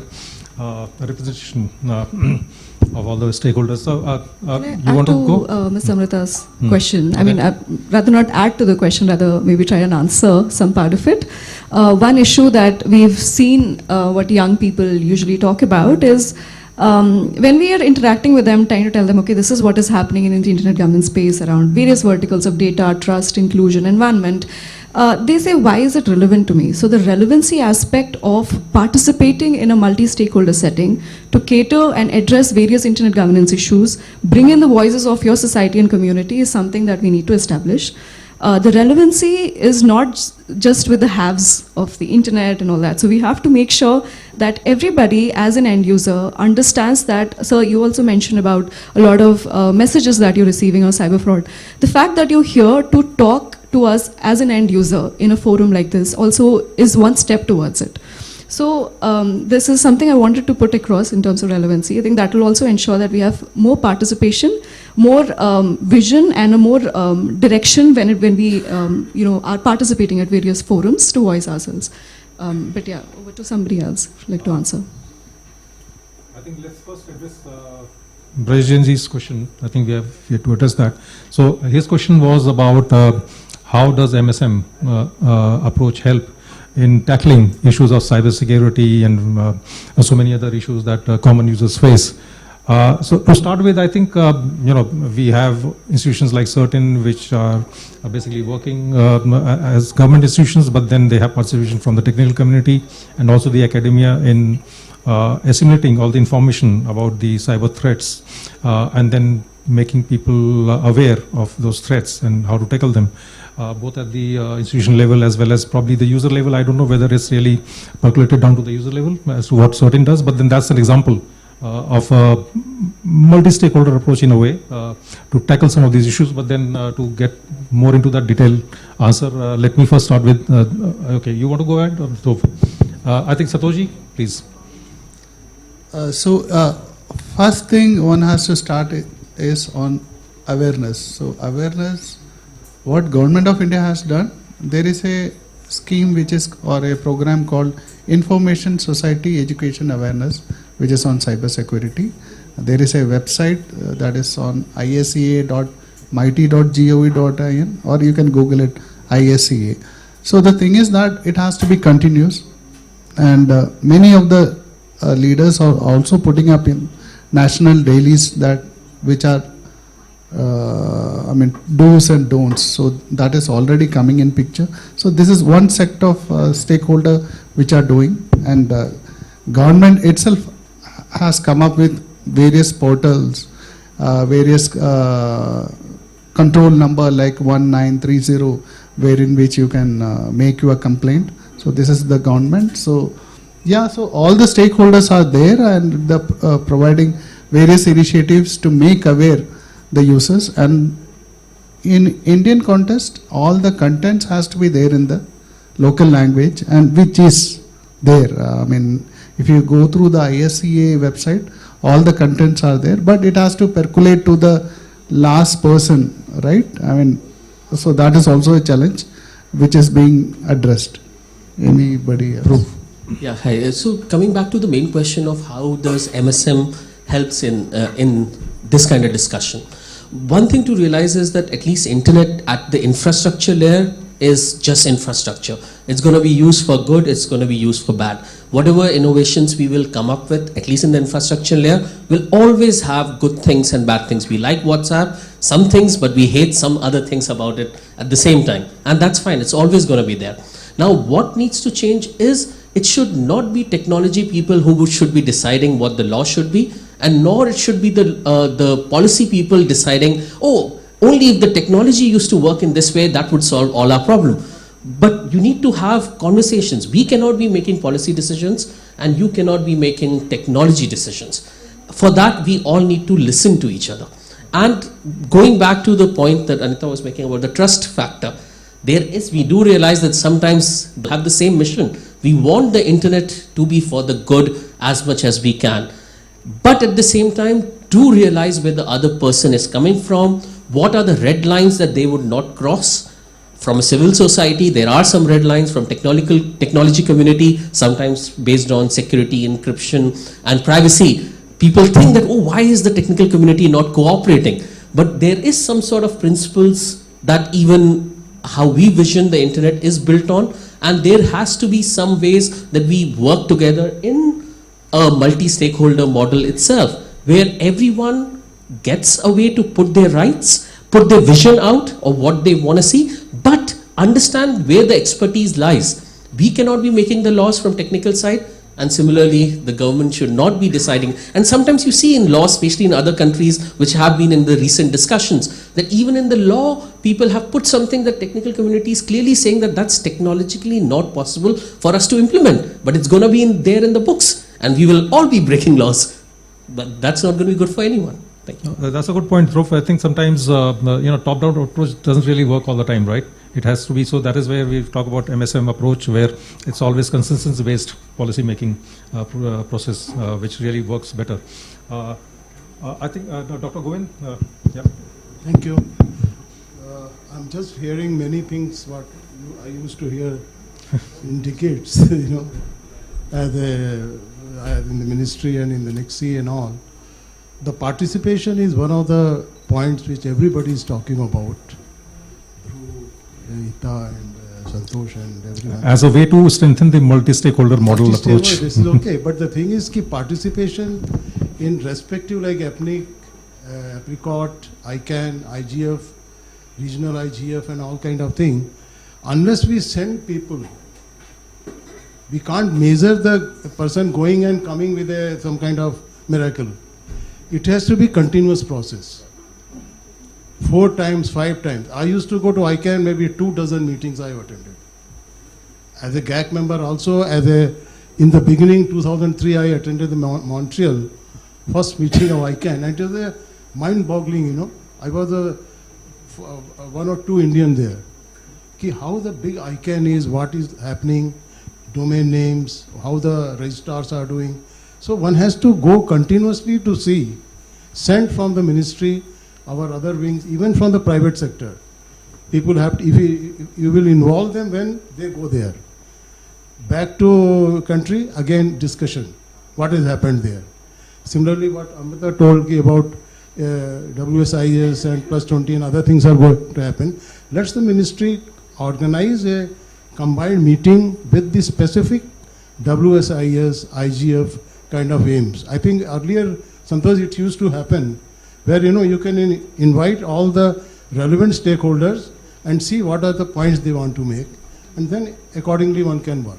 What has happened there, what are the past 10 years issues, what are the outcomes, and where India is. Just going in a single meeting will not help anybody. Fair point, Dr. Govind. I think continuous process, continuous improvement in how we participate, that's the trick. Further questions? There. There. You had a question first. Okay, let him go first. I think he had raised his hand first. Sorry, and then we'll come to you. Please introduce yourself. Yeah, my name is Nitin Dhawan. My question is actually about the composition of the multi-stakeholder delegates. So I heard on the one hand that technology is an equalizer, so you know the GPUs are going to be the same, the infrastructure is going to be the same everywhere. And also on the other hand, there are stakeholders that comprise of people who are heavy on corporates. There's the internet governance and there's the AI governance. So I'm talking more about the of what's at stake for AI governance, wherein there is a skew towards the corporates wanting huge speed in AI development without enough consideration to the impact it's going to have on inclusion, the inclusive growth. And if such governance stakeholder committees are going to be heavy on the corporates, it's really going to create a bigger problem. So, composition and the percentage of people, of who are going to be most impacted by it. So that's really my question. Your thoughts on, how it should be composed. Any thoughts? Who wants to go on this? AI governance and... Anita, yeah, okay. So, Anita, I think the indication is that you are best suited to start answering this question on AI governance and how to go about it. And who are the relevant stakeholders who can actually make a difference in terms of how we move forward on it.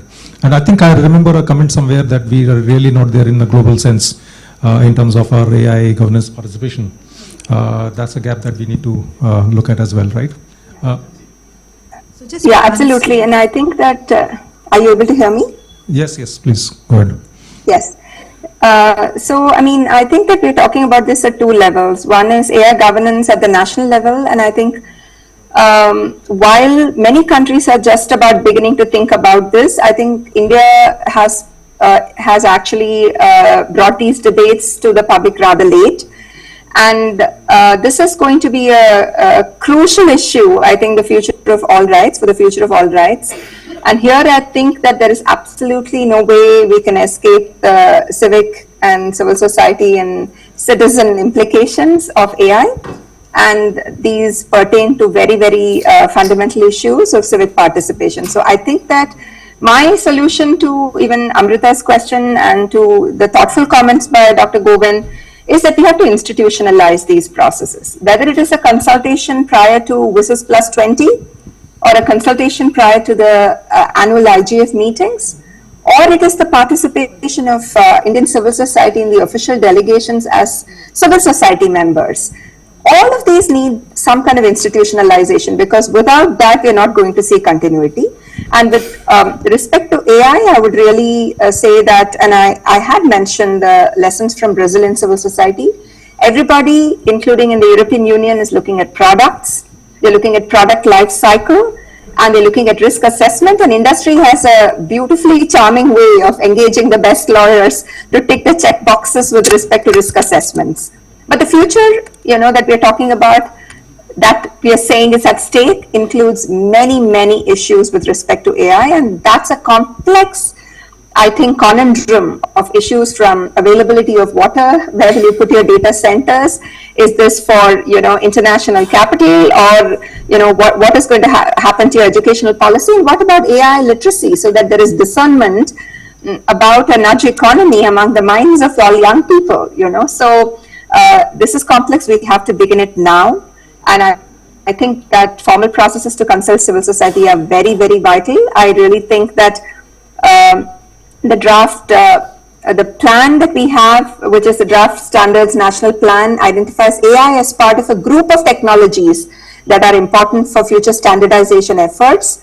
I think in this, we do really need to open up and see how civic voices can be heard. And I think India is participating in the global partnership on AI because we do see that our industry can import AI products. But much more than that is required a very deliberate and well-deliberated process within the polity, I think, that involves everybody's views on where we want to head with AI. And one last comment is, AI is what, in statistics we would call an empty signifier, which means that AI as such doesn't mean anything. We have to say AI in health, we have to say AI in education, AI in agriculture, AI in relation to what, right? So we really need to get very, very specific with respect to AI in transportation, to AI in relation to privacy. So I think there are transversal issues, which are all values of freedom, openness, inclusion, etc. And there are other vertical issues which concern different sectors in the economy and society. So we really need a lot of deliberation. I would actually humbly submit that we're already late and we need to put these processes in place. Thank you. Yeah, and just to add on to this discussion, because we really don't know the impact of AI at this point of time. So rather than bringing in rules, I think the deliberations are important. Getting the data is important from everyone. We have at the IIGF we have the policy network on AI, which this year is actually looking at the interoperability, labor. It's looking at sustainability, something which Anita mentioned, as also about gender rights, etc. from the developing South. The reason why it is most of the developments have happened from global North, but the data sets and the lessons from global South is important. So if people are interested, you could go and look at it. It is volunteer driven. We have tried to get Indians to participate in this discussion. Few have not, but the report would be out, you can comment on it. So I think that's important. It's also important for Indian startups, etc. to comment, which is important because, and what has been seen is the data sets are important. What is the large language models being trained on? But if I look at India, there are various frameworks which are currently the industry is also trying to follow. I think it's a wait and watch kind of a thing. Even people are trying to learn. But if we from civil society, academia and others can actually be participative in this, I think, it's not that you are dissenting, but at least raising the concerns, those concerns in a proper way would help. I think the dialogue has to continue. Anupam, you wanted to add something, right? I just woke up from a slumber because this conversation has been going on for very long. The only point which I want to add is that when we want to take a position internationally, back home there are differences within the government itself. So possibly that is also an area which needs to be looked into, that on a particular issue, interministerial collaboration is also something which is required before we take up a national position. Thank you. Yeah, sure. I just, before you add to it, just a point on that. I think this conflict happens universally between not just within the government, but also within the private sector and the civil society, the industry and the civil society. So it's an ongoing process of, I would say, different opinions. Okay, I generally don't like the use of the word conflict in that sense, but I think it's opinions from different, this thing. How do you align these interests together is what is more important. And right. Anyway, I think we are going a little off track. Last question, I think, because we have already run out of time, but this gentleman had raised his hand before, so we'll take that. Mr. Hi, 6 minutes. My name is Dilip Yamma. I'm from IIGF. I asked this question as an active contributor to a national level standardization. So I was glad to see so much detail coming out on the issue of standardization. I feel is extremely important, but I feel like a lot of structural issues have been touched upon. And in my opinion, I'd love the panel's opinion on this also, is structural issues require structural solutions. So the issues that have been discussed in terms of our participation, whether ICANN or other forums, on AI, on internet, or any other sector, cross-sectorally, we have a dearth of Indian participation. Not by a few percentage. We're talking maybe it's not even 10% of what it needs to be for a country or economy of our size. So given that structural issues, we talked about how the private sector sees no ROI, right? And of course, you have to make a business case for industry to engage with a subject matter. There may be a strong strategic or a policy case to be made for that engagement, but maybe not a business, a business case. So that's one structural issue. The second is that we definitely have a dearth of experts with resources. Right, be it from the government or from private sector, being from civil society. So ultimately, those are structural issues at hand. If you are to 10x your participation, which is essentially the requirement, then you need some larger scale initiatives. You need some structural solutions. So I wanted from the panel some ideas as to what that potentially could look like for India. Thank you. So we are way over time. The comment, can I start? Is it okay? Yeah, please go ahead. I think you want to address the question? It's just a one-sentence comment. Okay. I just wanted to say thank you very much for that input from the floor. One thing that often concerns me is that as a country, while business interests and the market and India's, performance in the global economy is very important, I somehow feel that very often we underestimate the extreme relevance and the high value that should be placed on science and the pursuit of science and technology.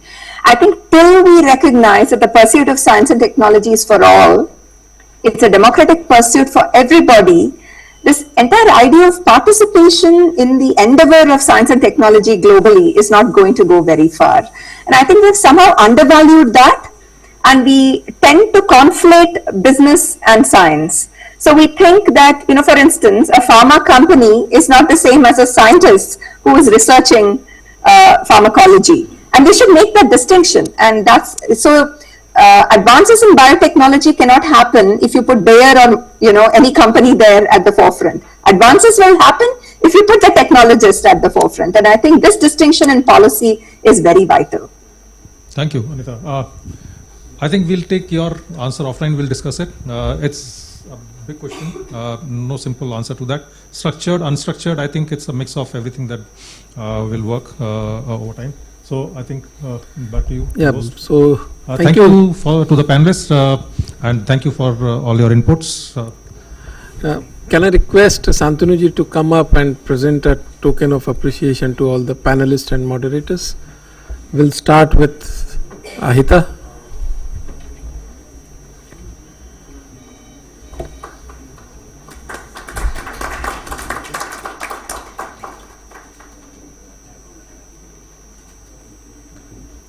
We go to Dhruv.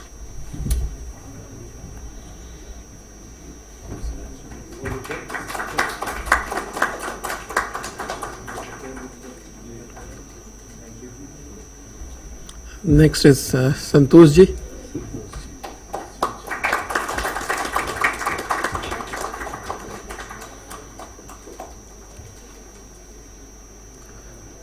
And next is Anita, but I'll request Amitabh to take it for you. Thank you so much. Thank you so much.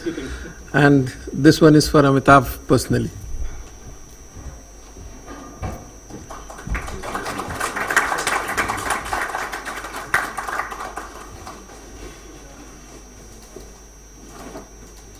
Thank you. And now is the time for a group photo. So all the panelists with Anita in the background, can I request the console to put the online participant in the background?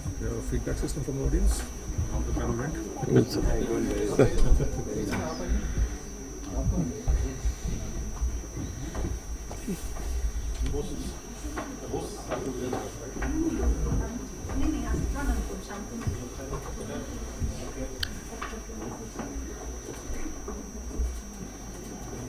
Thank you. Yes. Thank you, Anita. Thank you, panelist, and Mr. Singhal. Yeah, thank you very much. Yes. Thank you. Thank you very much. So can I request the members of the theme committee of India IIGF to come onto the stage for a group picture? The lunch is already ready outside. We will be back at 2 o'clock.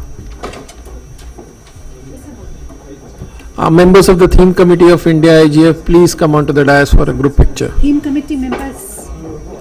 SNU. India IIGF theme committee members, can you come in front, please, once?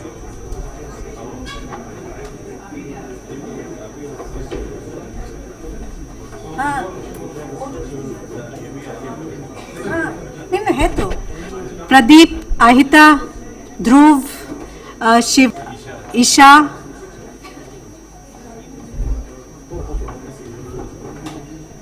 Members of the IIGF theme committee, can you please come in front? We'll just quickly take a photograph. ध्रुव है, ध्रुव बता चुकी हूँ. Meera, yes. देबू है? देबू नहीं है. Okay. Samir, yes.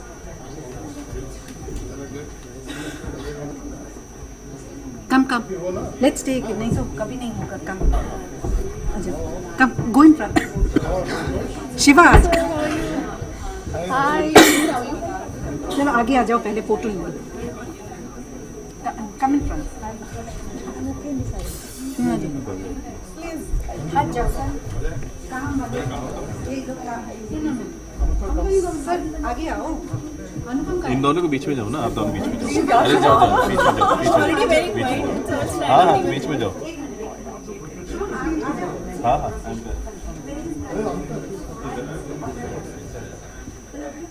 और कोई बचा नहीं ना. आप लोग नहीं. आप लोग आ जाओ. तीनों लोग आ जाओ. नहीं थीम में नहीं है. नहीं.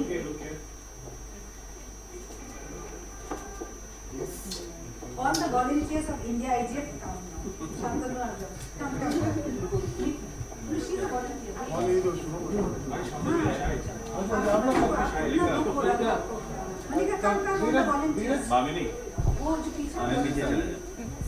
नहीं आप आगे आ जाओ, कोई प्रॉब्लम नहीं है. रिसेप्शन कमेटी वाले आ जाओ.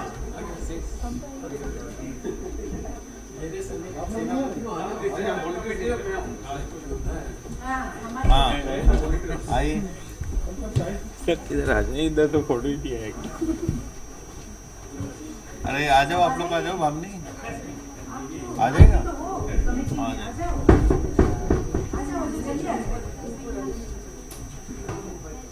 Come in front. No one can see your face. You to come in front. लड़कों के सामने आ जाओ. You should be able.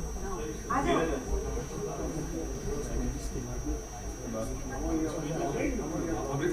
I think most of the photograph.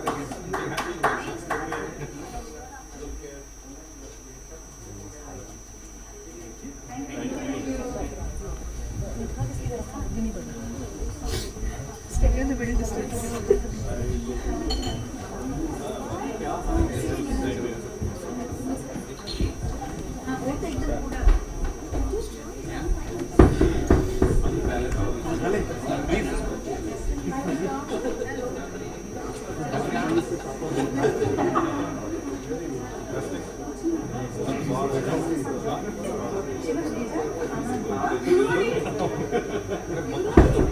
मैं जा रही हूँ ना. Since you don't have to.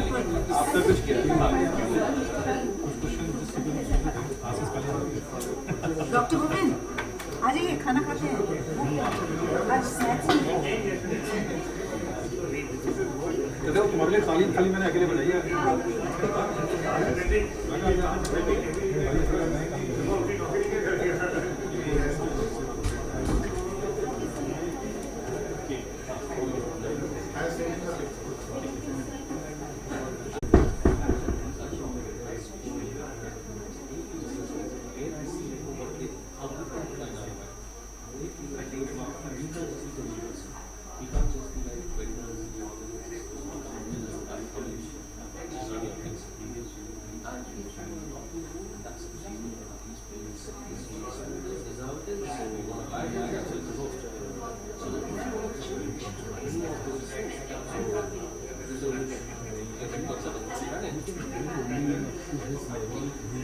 Otherwise, all these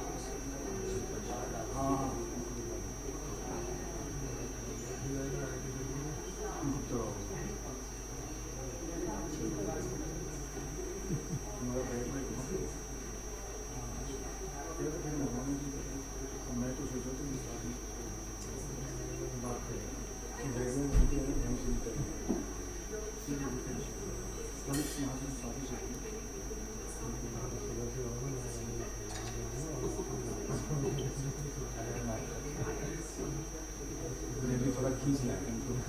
Push them, and he said, Patna mein the, he says in registration, so dedication from his side, push from his side. Now we have problem.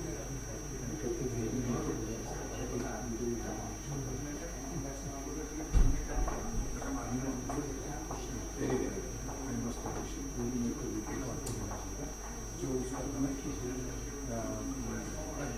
I thought, honestly, and it was fact, it's a wrong position in this world. But when you gave a meaning to it and broke it into parts of regulation and technique, and then it's bridged, that was very good. बहुत अच्छा मतलब कहते simple एक line में इसका answer ये है कि बिजली जो है वो करंटली मार सकती है और अप्लाइज कर सकती है। That was the answer. और आप उस चीज को गलत तरीके से यूज करोगे तो गलती होगी। जैसे रेगुलेशन कुछ नहीं कर सकता, टेक्नोलॉजी कुछ नहीं कर सकता।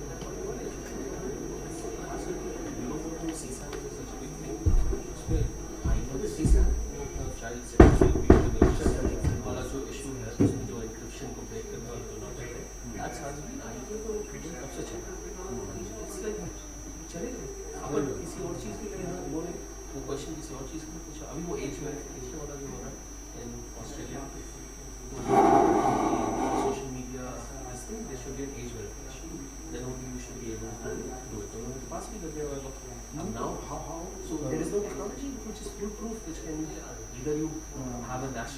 registration to log in.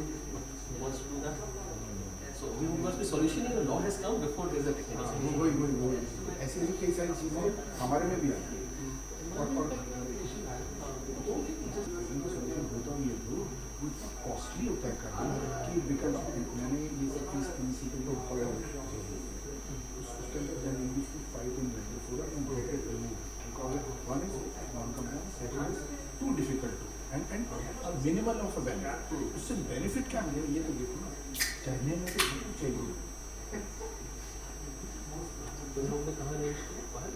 बाहर बैग इन छोड़ दे। हाँ कुछ चाहिए सब कुछ नहीं वॉशरूम है ना सब कुछ है ना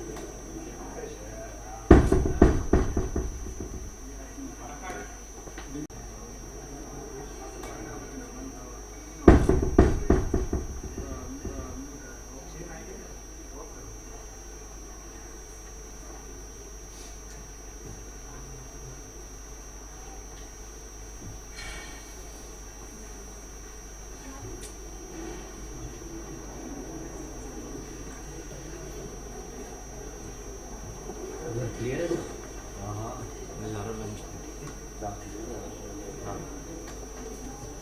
चेक कर लो आप।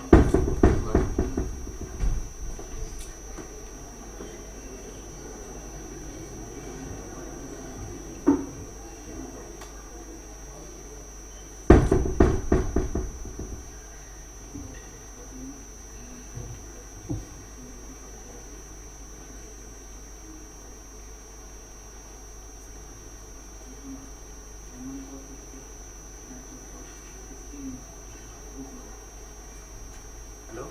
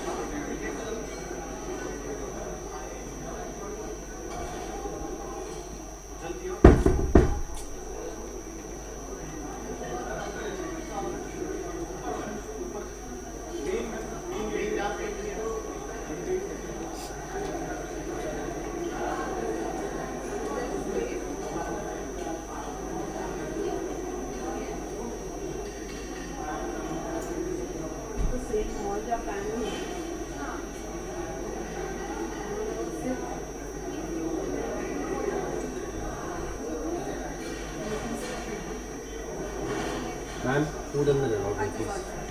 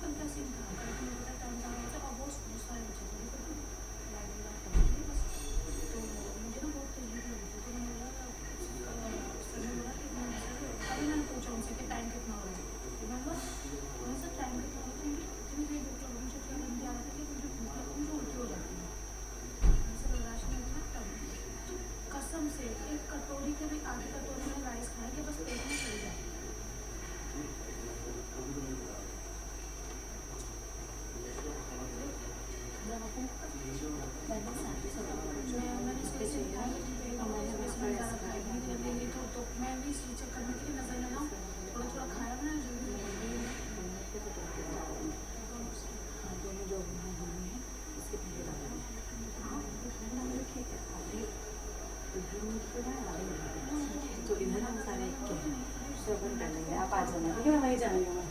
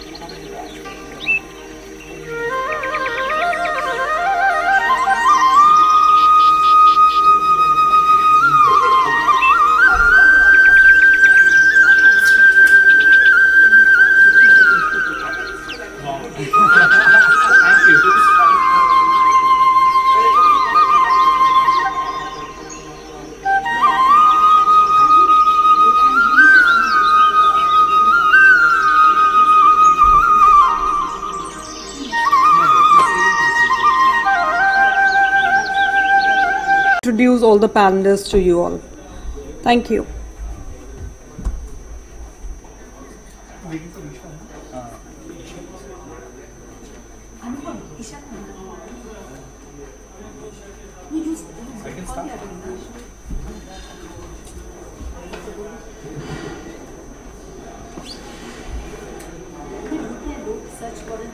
Oh yeah, she's here.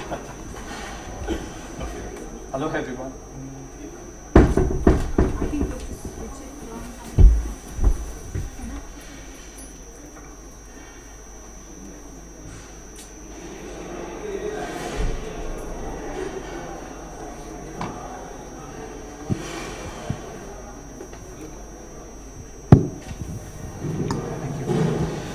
Hello everyone, thank you so much for the introduction and really looking forward to this session.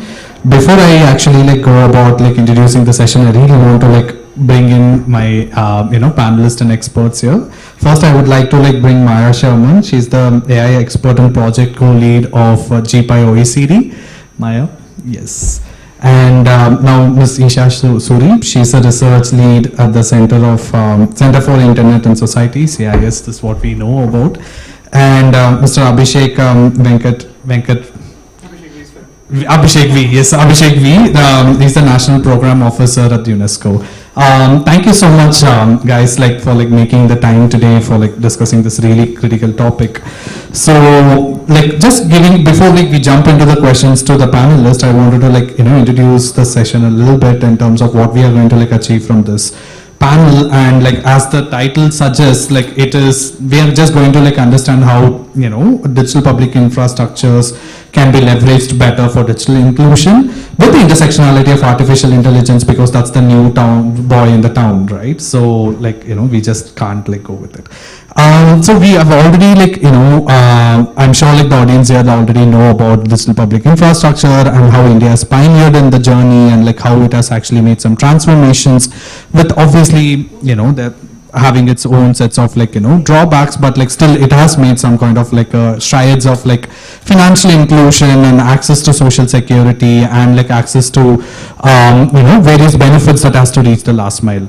So with that, now we have that in place, and how new technologies like artificial intelligence can transform the potential that DPI as an ecosystem brings is what we want to discuss today. In addition to that, this goes two ways, right? It doesn't only go one way where AI can help in delivery of DPI, but also DPI can help in delivery of AI.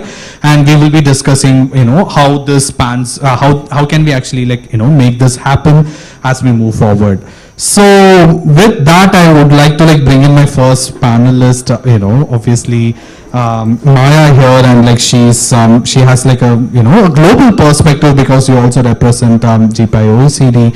So just wanted to understand a little bit, and also you have been working in the space of artificial intelligence. To set the context to the audience and set the context to the session itself, how do you really think AI innovations that exist or could come in the future can improve the adaptability, efficiency, and last mile delivery of the DPI, especially the critical DPI, like, unified payment interfaces, right? Like your UPI itself. So if you could like give us a little bit of like understanding of like, how do you see this intersectionality of AI and DPI and how it can support in the goals that DPI has for the, the nation? Yeah. Sure. Thank you so much, Kamach, for this question, and also for the organizers. It's a crucial topic. I think especially now we're seeing so many AI discussions, but DPI brings a whole different angle, and an interesting one, because of course there are a lot of opportunities, but there are some obstacles also, and I think that's an important thing to add. Today, because I think we're seeing so many services and products that are connected to AI, it's almost imperative for us to see how we can make DPI better. But I do want to say that DPI as a technology, of course, has also I would say an independent entity, meaning the dependency is something I feel that sometimes we are creating because we are seeing this, I would say, overload of AI-driven services. I will start with a positive thing, which I think, of course, are important here. Clearly, with AI integrated into DPI as a concept, we can have much better personalization, and I think that's something that we're usually speaking about when we are thinking of AI. We're able to have much more personalized insights, we're able to tailor the data. This is helpful, of course, when we're speaking about large populations and ecosystems, meaning when we want to reach the last mile, when we want to reach as many rural areas as possible, whether it's in India or in other places globally, the fact that we can personalize services is crucial. There is another aspect which I think is interesting and we're seeing more and more discussions about is the security layer. And interestingly enough, I feel that also the discussions on security and AI are becoming more prevalent. And it's not something that's always been the case, because AI was actually known a bit for its lack of security. And in many ways we used AI thinking that perhaps the security layer is not always the most significant, but thinking, I would say, forward, we do need to understand that using AI to enhance the security layer of DPI will be very interesting, especially when it comes to predicting potential harms. As more data go digital, we need to also understand how we're making it more protected.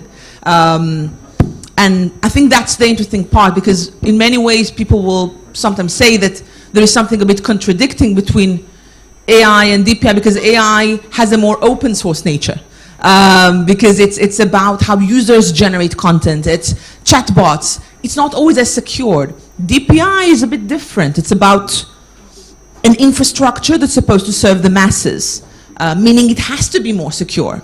But now you will see so many startups and companies working much more on the secured layers of AI. And I think that this intersection will be incredibly interesting when we're speaking on DPI, because we are finally bridging this gap of, I would say, almost the paradox between something that is very open to be used, such as Gen AI, and I would say a more collective form of innovation. I think that's what I perceive as DPI is.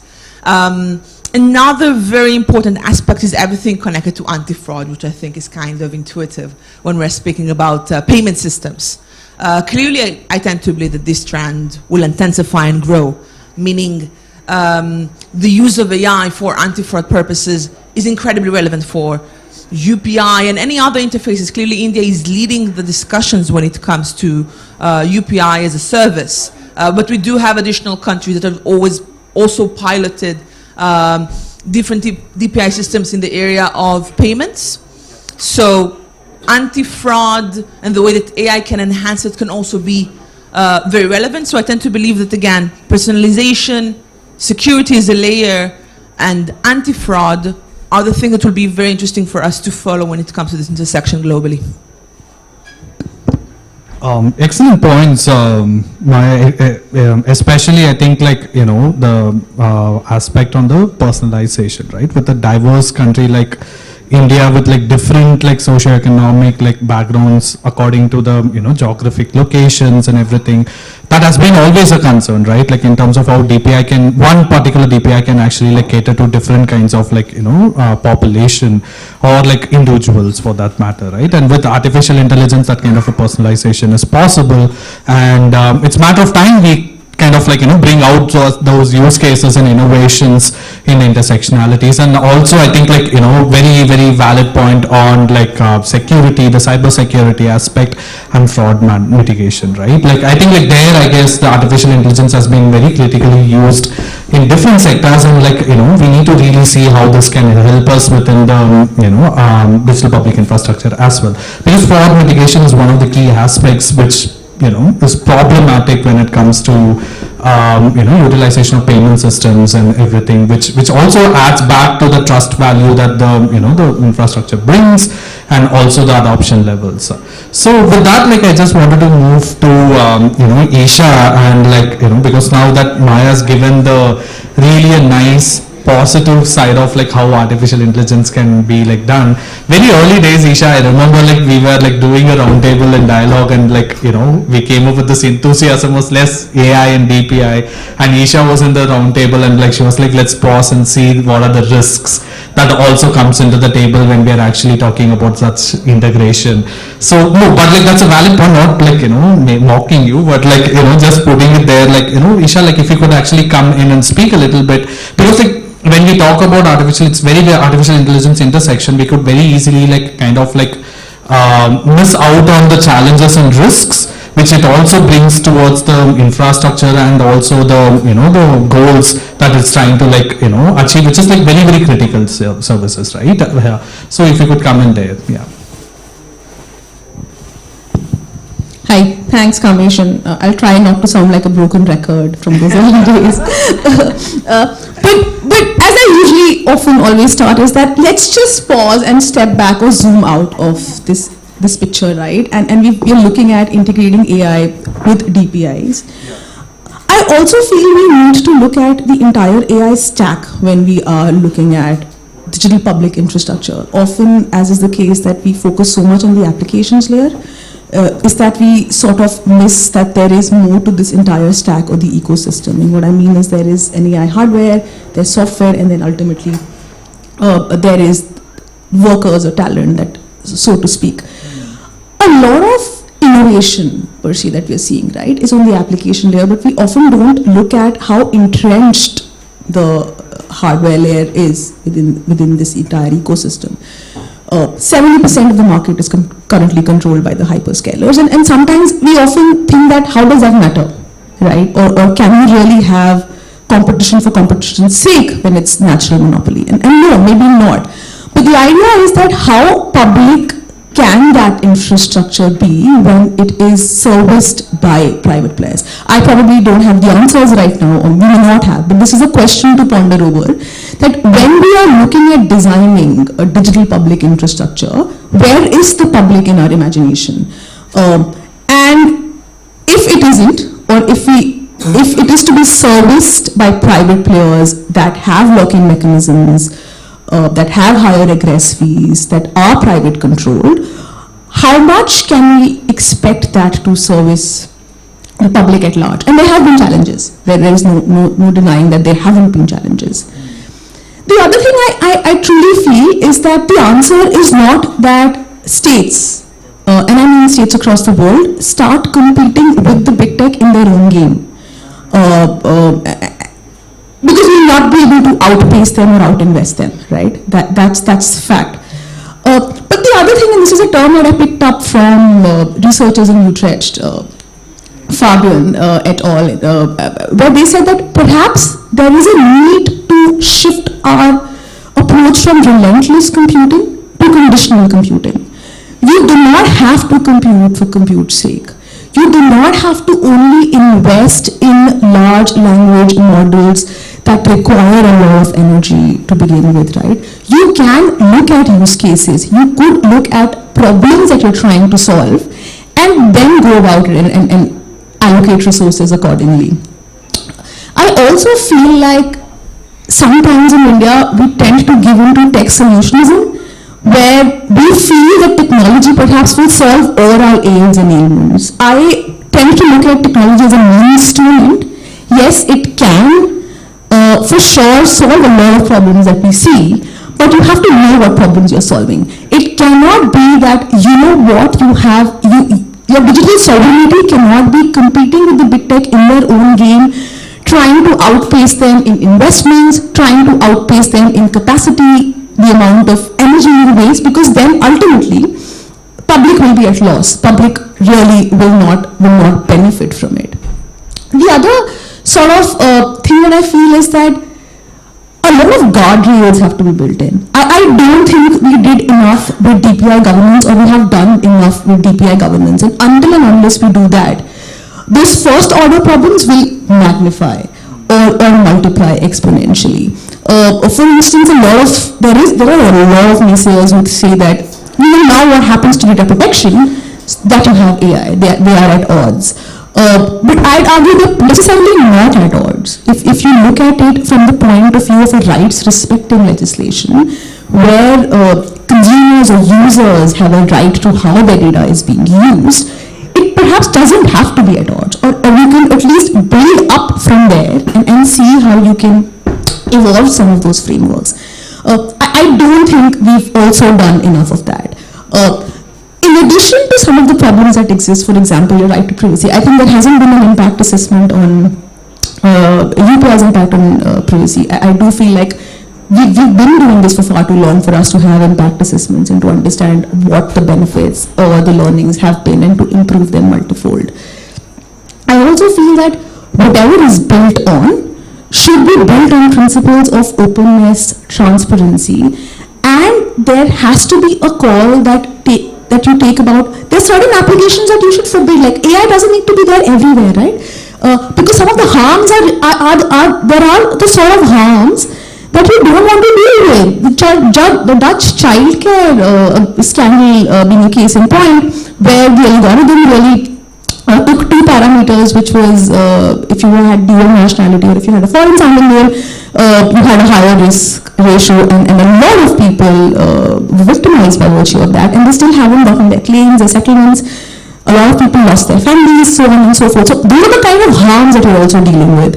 Again, not to say that technology does not hold potential or promise, but to say that there are also certain risks and dangers that we need to be mindful of, and we will need to take a call for, right? And lastly, I do feel like states, whenever you are using technology for delivery of digital services or delivery of services in general, should ensure that public interest is enshrined within, right? And similarly, for public interest technologies, public values have to be at the heart of what you're designing, and you can do that. You can do that through your contractual clauses. For example, Finland has the mini supercomputer, which works on hydropower, which is more ecologically friendly. It's using an AMD chip as opposed to an NVIDIA chip. All I'm saying is that perhaps the idea is not to build an entirely alternate universe, but find better ways to coexist. And I think I'll stop here and circle back for more comments. Very interesting points. So, very first point is, I think, very important to identify, what are we really solving by bringing AI integration with within the DPI ecosystem. That mapping is very important, right? Like in terms of and also look at from the perspective that also segues to your second point in terms of, do we only really need a technical solution for this? And not always technology can solve technology problems. So it is beyond that, right? And that cognizance is needed. And also whatever you're putting this layer of artificial intelligence over it, it has to be principle based, right? There has to be some criterions which actually helps in that. But I will come to that point to you so very soon in terms of what that guardrails that you just very specifically spoke about, but we'll ponder over that. But I want to little bit shift gear a little bit and come to Abhishek V. So and speak a little bit about the other angle of the stuff, right? Which is also holds a lot of potential in terms of how do you really think DPI can help, artificial intelligence, especially in their development and deployment. So at this point of time, we have India AI mission, and like it's also helping across the, you know, the stack that Isha and as well as Maya was mentioning about in terms of compute to data to everything and anything else. And we already have existing, you know, some of the TPIs. And do you really think that like this kind of an infrastructure could help in any ways for the innovations to happen? Thank you so much. First of all, thank you, Kanish and IIGF team for having me here. So I want to start off by saying that I once had the good fortune of listening to Mr. Nilekani speak on the topic of DPI and AI. And the term that he used specifically was digital public intelligence. And he explained how AI can be used in DPI and how DPI can sort of further our goals when it comes to DPI. Obviously, the use of AI in DPI can make it a little smarter. But when you talk about the DPI approach to AI, there's a lot of potential for making like AI applications, models, infrastructure a little more accessible, a little more democratized. And I think there are broadly three areas where I think the DPI approach in AI can be very, very useful. Firstly, when it comes to data management.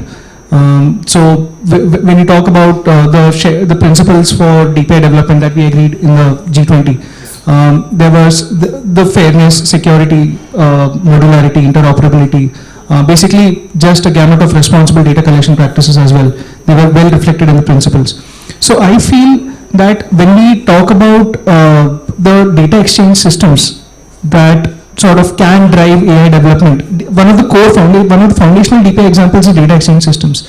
And when you have the principles of fairness, security embedded in these data exchange systems, you automatically move to a stage of AI development which is responsible by design.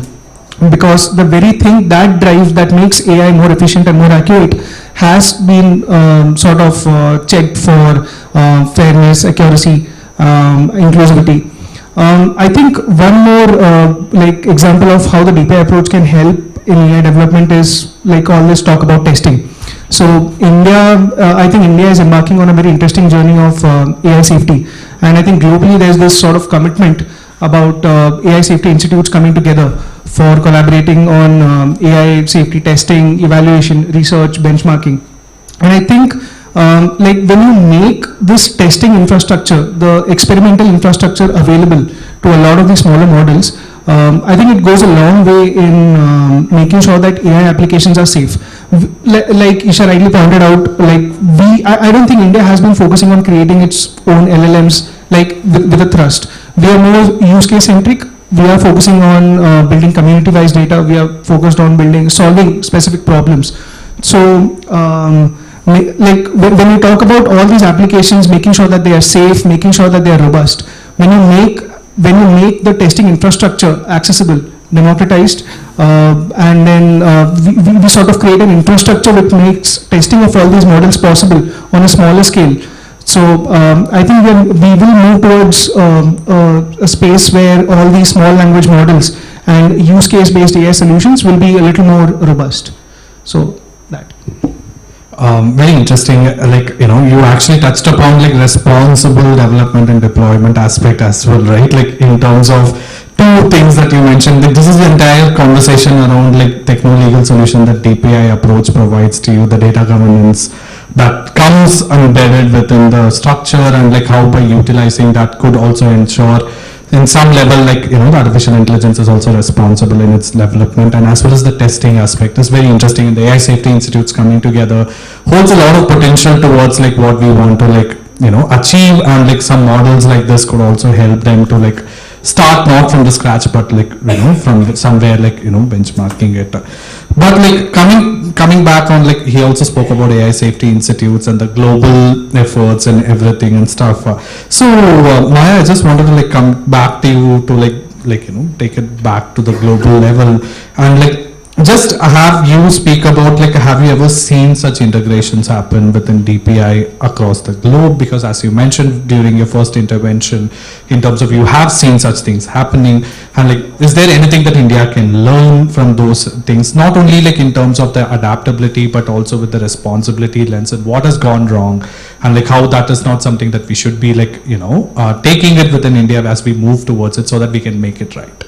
So if you have anything there. Sure. No, thank you for the question. I think that the question of what countries can learn is a bit tricky because there are a lot of use cases. I mean, we see this with, again, Estonia, for instance, providing a more secured layer to DPI. We're seeing also with Brazil in the area of payments. Indonesia trying to go into the market. In Singapore, something I would say a bit more connected to biometric technologies and the use of DPI. But whenever I feel that we're starting to speak about different use cases, I feel that we're always missing the point that each country has a different need, and it was mentioned also.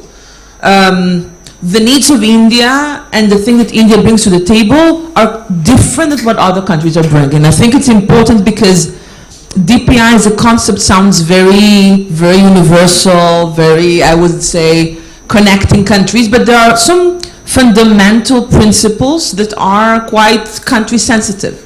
DPI and the way that it will be structured has to be, I would say, country driven in the sense that it protects digital sovereignty.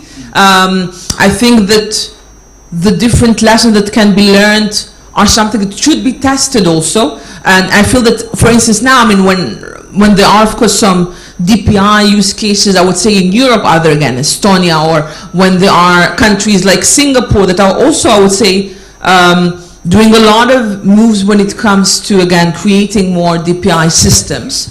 But each country has a different setting. I feel that I think that what will make perhaps the game changer for India is when we see a more consolidated AI regulation / more guardrails for DPI. Because currently, I guess as a foreigner living in the country, I think it's always been inspiring to see the tech work in India because it promotes innovation.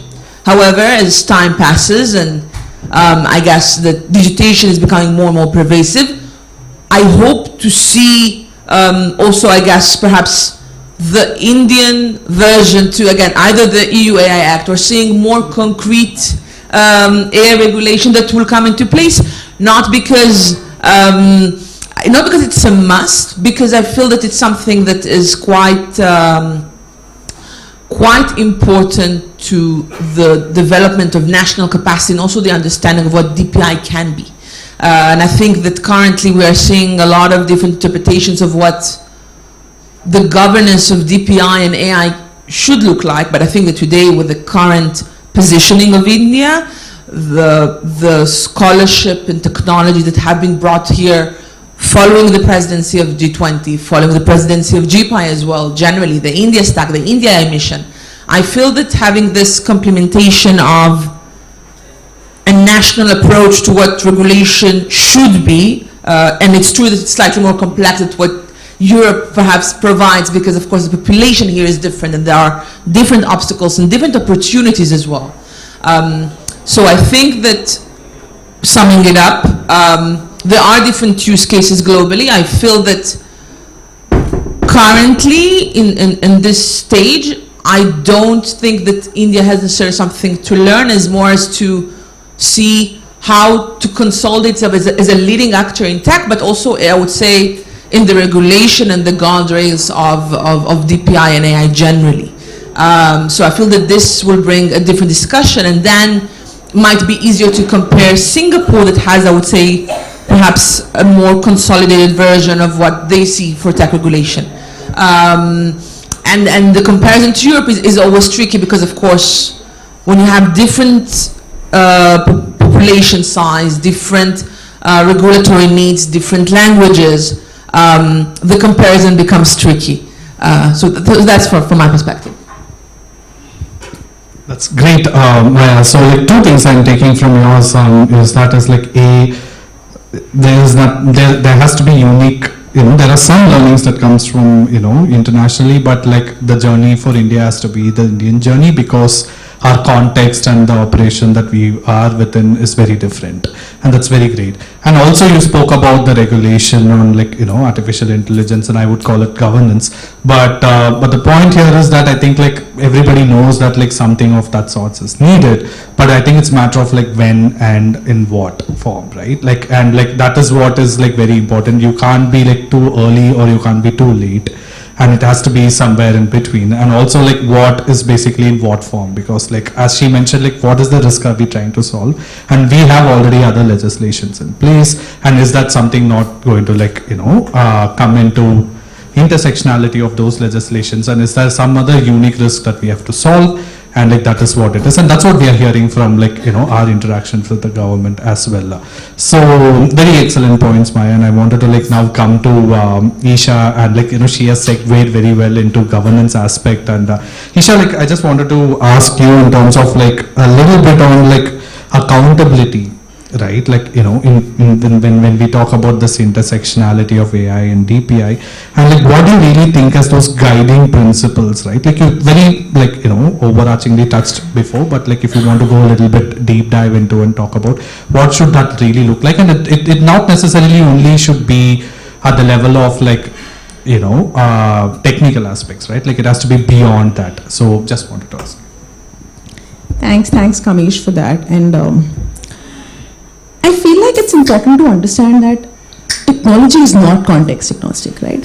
And I think Maya put it brilliantly when she said that yes, learnings can only help you so much, but each country has their own needs, and that is why I feel like a lot of conversation that we even see on LLM models, as Abhishek was mentioning, they're all trained on largely trained on European languages or English. They give false results more often than not for Indian languages, and that's a huge risk. Now imagine that you're looking at it as a content moderation tool. You think that you can deploy AI to moderate content at scale. It sounds like it could tackle a very big problem that we've been trying to deal with for years.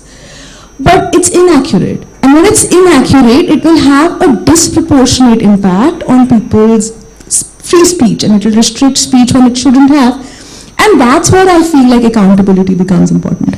I agree, and it was very interesting when you said that the question about AI regulation is like what and how we are trying to regulate. But I also think perhaps we should be asking ourselves, is it too late to be talking about regulation, right? But having said that, I also feel over-reliance on regulation is not the way forward. And the reason I say that is because our experience at least suggests that a lot of times companies operate in this gray area, where they'll tell you, but the law doesn't forbid us from scraping your personal data. In fact, now the DPDPA has 3C2, which perhaps is not clearly mentioning we don't know clearly what it says, but why should we ask for consent when we're not asked to ask for consent, right? So what I'm trying to say is that if you start focusing too much on what the letter of the law is, there will be gray areas that will be exploited by different entities. And therefore, you should look at other frameworks. And other frameworks also requires capacity and skill building.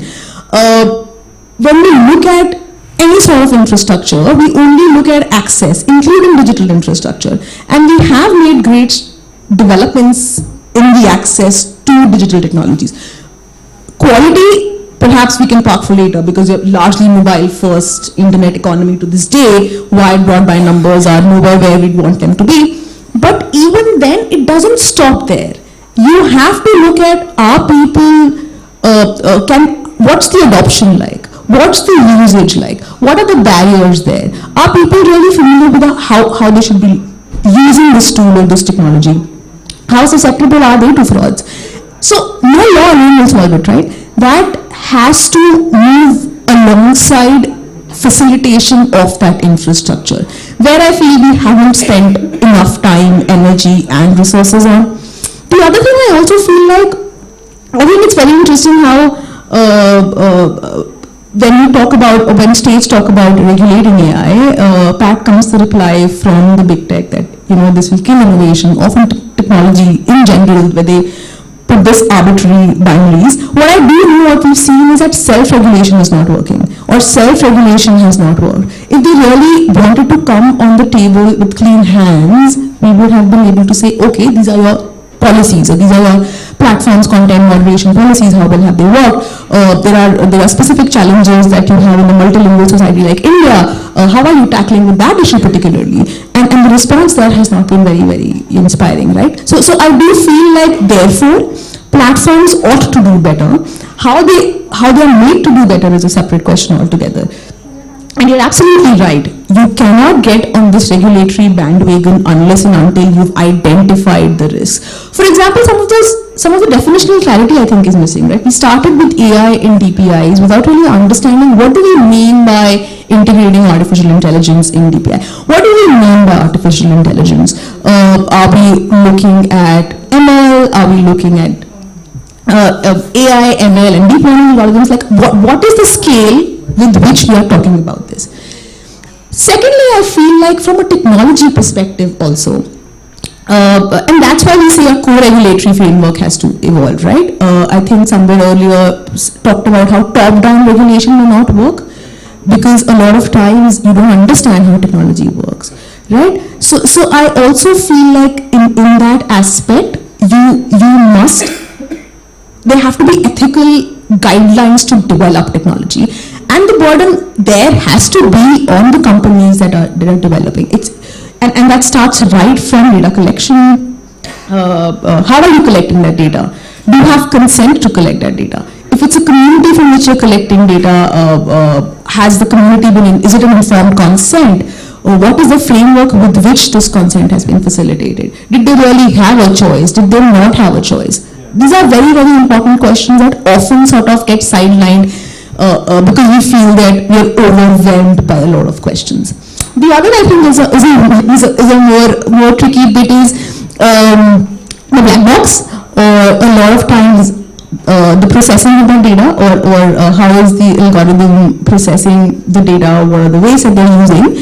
And we often sort of hear this, oh, but there is this opacity, or there is this black box. But researchers or data science engineers will tell you it's really not a black box, it's a spectrum again, right? There is a white box, there's a gray box, and then there is a black box. And there are a lot of algorithms that are actually white box, and just like decision trees, for instance, rule-based algorithms. And also understanding that today, this cannot be a defense that we did not know what the algorithm was doing. Or in cases of self-learning algorithms, we did not know, or this was not our intent, I think is not a good enough answer. And therefore, then you need to ask some questions like, what was the objective of doing this? What were your data sources? Were your data sources verified, or were they not verified? And there are other developments that are also going, like post hoc methods and so on and so forth, that I think technologists would be better advised to inform you about. But I do feel like what happens is that sometimes there are these silos where either we'll have laws, or we have this other extreme where we let developers or technologists do what they're doing because we don't understand that well enough. I feel like if we are really serious about creating infrastructure for the public at large, then we have to co-develop those infrastructures. And co-development of those infrastructures can only happen when you have the policymakers, you have the developers, but you also have the public in the room being represented, their rights being represented, civil society being a huge part of those conversations. So unless and until we are very serious about co-developing, we'll just keep passing the parcel where you have this siloed approach and not a very complementary approach, and somebody's just running to the banks laughing at us. Yeah. But very excellent point, Nisha. Like very interesting point you mentioned about that, like database, right? Like the technology that you're developing for like India, does it even have representational data, right? And that doesn't really come into like your responsible principles, right? Like that's this basic design principle, right? Like so it's like a hygiene of data itself, right? So and in addition to that, like very well you put is that the very important aspect on like when we talk about governance aspect, we overtly only look into two extremes of the spectrum and don't really think about like there are array of like solutions and the array of like aspects which can be explored for making that the objectives and stuff that we want to like put it into place. And in addition to that, like very important aspect that I picked up from yours is like one more aspect is like which I've also seen from other conversations is that like we are not talking about the incentive structure. right? Like the stick approach alone will not really work, right? And like what is that incentive structure? And obviously, like, you know, when we're talking about this, we're talking like in a vertical space, right? Like it's also startups and like, you know, smaller companies and everyone. So for them, the incentive structures would work better than like, you know, a compliance based a stick approach, which might also would be necessary. It's a combination of stuff is what we need to be looking at. And important aspect, and thanks for giving me to like, you know, boast about core AI, and like that's what we are trying to do with, you know, breaking the silos and like bringing everyone together to like, you know, make that cooperation and like, you know, that cooperative like development of responsible evolution of AI to happen, and happy that like you guys are also part of it. So yeah, that's very important, right? Like, you know, bringing everyone together, and everybody is doing their efforts. We can't like shun away by saying that nobody is working on this. They're working, but like when we actually work together, the impact is going to be more, and very well said there. So just quickly like wanted to like move to Abhishek again, and like Abhishek, like, you know, I've been asking you questions on the other side of the gear, and I will stick to that. And I just wanted to like understand, like there's a lot of conversation happening on sovereign AI and open source AI, and like, you know, all those different models, how we actually like work about, and like do you really see any intersectionality between DPI and AI in that, you know, aspect? And like do you really think like you know, this could help in the adoption of the technology, which is one of the pillars of India AI mission as well? So yeah, your perspectives there. Thanks for the question, Kamesh. So I want to begin with saying that openness is one of the like fundamental tenets of the UNESCO recommendation on ethics of AI. So we talk about open data and open source AI, and we also use this in the context of the entire life cycle of AI development, whether it's design, development, training, processing, use. And I think in the context of open source itself, you see there's a lot of global synergy on this. OSI recently came up with a definition for open source AI, and I think it includes data, code, and parameters. And I think that is like a very useful definition, because it allows everybody to understand open source AI. It's not limited to just a few circles. In fact, when you talk about the code itself, it says that the code should be transparent enough for anybody with the requisite skills to build on top of that AI. And when you see the UN roadmap, the UN Secretary General's roadmap for digital cooperation, OpenAI systems have been included within the definition and scope of digital public goods. So, and when you say OpenAI systems in comparison with say models, you now include the data layer, the algorithmic layer, the output layer, and the human-machine interaction layer. And like the other significant sort of synergy has been how DPGA, the Digital Public Good Alliance, has also been working with the UNICEF, I believe, for creating like a community of practice for how ethical AI can integrate with open source initiatives within the framework of the DPG standard. So this is the sort of context, the global context that I want to set before I sort of move on to the importance of open source and, sorry, the integration between open source and AI in DPGs. So like I think thanks to Dr. Verma, we have this DPI as a service, the DAS model, that's become quite popular. And that's an example of how you make compute and storage quite accessible. And that is like when you make like initiatives such as servers, the storage for data more accessible to a lot of countries that don't have the capacities, you're moving towards what the open source, the spirit of open source stands for. And then one of the core tenets of anything being open source is transparency and documentation. We say that open source is a little more reliable, is a little more secure because everything is out there. You can inspect it, you can audit it, and this is also sort of fairly linking with how UNESCO envisions accountability and transparency in AI, where they say that it should be auditable across the entire life cycle of the AI system. So when you have open source AI, you can make that auditing, you can make that inspection possible. You can make you can make available the repositories, the documentation behind each open source model that's been developed in a library. And lastly, I mean, a lot of open source models like work on standardized APIs, and standardized APIs have one advantage: they are easier to inspect. when you have multiple applications that work on like APIs that are interoperable, that are standardized, and when you also talk about algorithmic impact assessment, the ethical impact assessment, and the outcome impact assessment. So it also links up well with these aspects, and I think going forward, there's a lot of potential for how open source AI can be understood as DPGs on their own. I think we are already towards that stage, but I think there's only one way forward, and I think, yeah. No, that's very interesting, right? Like, I'm also very thanks for like bringing in the DAS, right? Like, you know, DPI is like a service. So, and how that can actually like you know, go about helping that entire open source AI, like, you know, journey. And I think like very important aspect like that you also brought out, and like I think like to some extent like Isha also pointed out, is like what do we really mean by open source AI?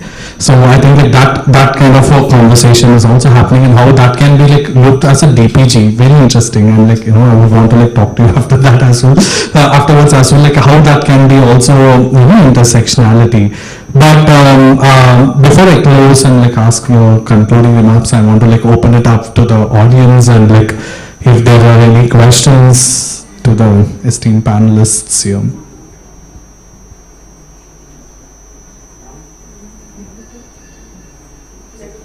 Can we have the mic?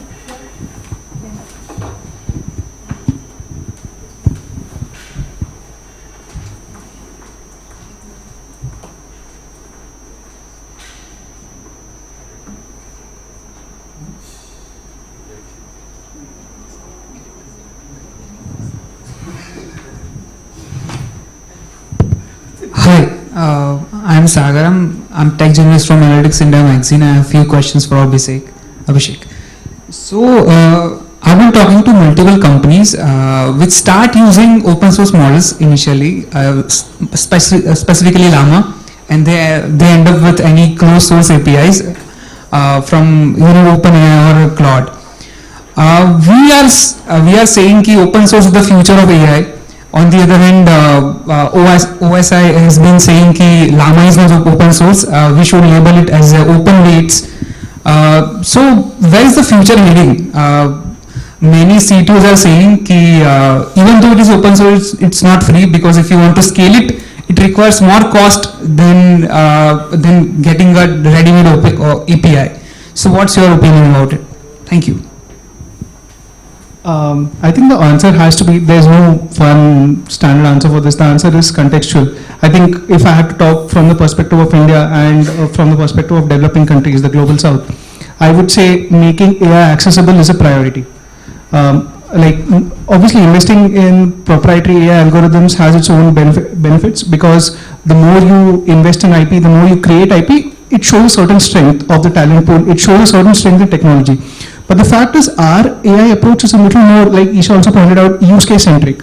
We are solving for like very pertinent public problems, public issues, and we are trying to build a lot of these solutions on open data, on community data.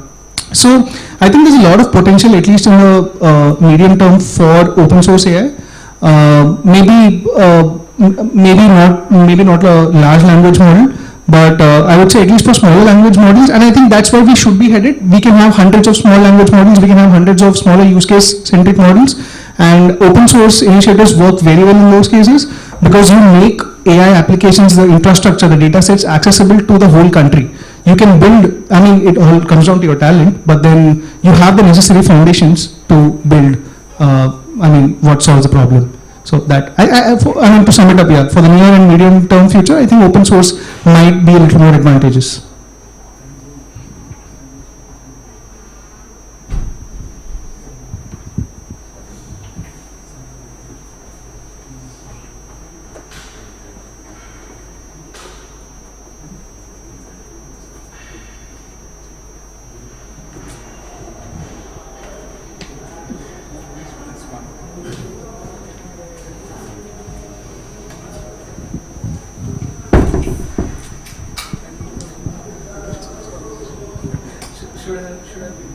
Yeah, so my question is open to the panel, not specifically to a certain individual. I think Abhishek mentioned how AI's integration into DPI could be in the form of data management, and I think one of the way that we've seen it materialize into is Aadhaar, and how in the pursuit of giving identities to everybody, we formulated Aadhaar, and we also came across a lot of loopholes which came into being that to actually to avail the benefits through the Aadhaar or identity in the social welfare schemes, we saw that many people were excluded or not part of it. And on the other hand of the picture was a certain individual will have a multiple identities or Aadhaar, there will be photocopies of certain Aadhaar. So I think with keeping that in mind, how do you think AI into Aadhaar or anything specifically for identification, that how we can integrate that and how we can overcome this infrastructure issue at a very grassroots level, where if you go into some tehsil, you will come across that people are being excluded or being actually I've seen on a I was involved in a project where people were declared as dead. Why? Because they were not into the scheme and their identities were not aligned with how the repository, the names were not in the repository because of this. So yeah, my question is, how do you think you can bridge that gap using AI, if at all we can? I'll start. I think it's an interesting question, because I feel that sometimes we have this tendency to just think that AI is this magical solution for everything. It's true, I think that this panel brought, I guess, quite mixed views on how relevant AI is for some integrations. I feel that specifically with this scenario setting and the problem that you just mentioned, AI can enhance certain features out of it, but for instance, I think that we first of all should understand what is the problem. Once we identify the problem, we need to understand that there are actually bigger factors behind. AI can be a certain tool or instrument that can help us enhance perhaps the operations, and I think that's my main point, which I guess will connect afterwards to the final remarks, but AI is not autonomous, meaning AI depends on us. And if we want to solve such a core human-driven problem, we first of all need to go backwards, understanding, okay, perhaps we need to think on infrastructural solutions.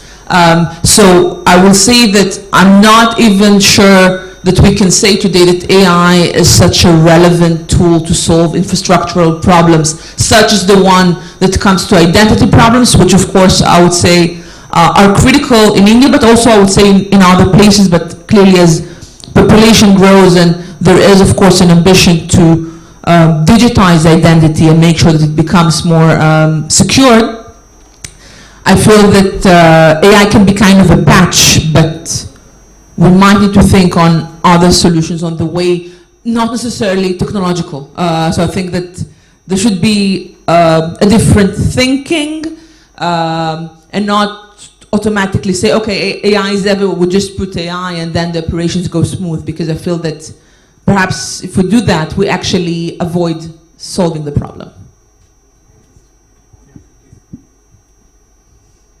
Hi, thanks. I think Maya put it in, put exactly what I wanted to say, but I also wanted to touch upon what I feel like in India, which I have a big trouble with, is that we think that digital is the way to solve all our problems, right? And that's what I also meant by saying that giving into tech solutionism is not the answer. When you look at Aadhaar and the costs of exclusion, they are very high, and that has been spoken about for the past decade. It's not something new or it's not something novel. And understanding that and then mandating digital as the only solution, the costs are going to increase multifold. So we also have to be mindful about what we are using digital for or technology for, and what is the cost of exclusion going to be like. And I still remember this roundtable that Kamesh was alluding to earlier, even categorization of whether I am using this as a citizen of the state or is it a service that is being offered to me? Some of those definitional clarities also have to be clear. And if it is something that is rightfully mine as a citizen of the state, then I can't be excluded from it. And we haven't fixed all our infrastructure related problems. That's the fact of the matter. Even when we say that you have these 900 million odd internet subscribers in India, we are only looking at mobile broadband. We haven't done a deeper dive into how much of it is quality affordable access. Wired broadband numbers are still low. During COVID, when schools were closed, there were studies that showed that I think only 20% of children had access to education through their devices, because that's how poor the quality of our internet access is. So unless and until you fix those issues and then you mandate delivery of services only through digital means, these problems will not go away. And I think that we have to be very mindful of this issue, and we also have to be very, very clear about what is this problem that we're trying to solve. And in any case, I do feel like mandating tech for something in a country like India may not be the most optimum solution. Costs of exclusion will be too high. So you want to go for it? Yeah, please go ahead. So I think Isha rightly pointed out that for a country that is democratic, for a country that is that prioritizes public welfare, mandating technology to provide essential public services is cannot be the way, right? Especially when you're talking about a country for 1.4 billion. There have to be multiple pluralistic ways that that allows people to access different services, and you embed these principles into law. And techno-solutionism cannot be the way. It can be a way, but it cannot be the only way, because technology has the potential to create problems but also solve for them. But I think the pace of creating problems is a lot more than the pace of solving them. So that, but also coming back to your original question about the errors, I think for example, you take DEPA for training. I think it's been launched by iSpert, if I'm not wrong.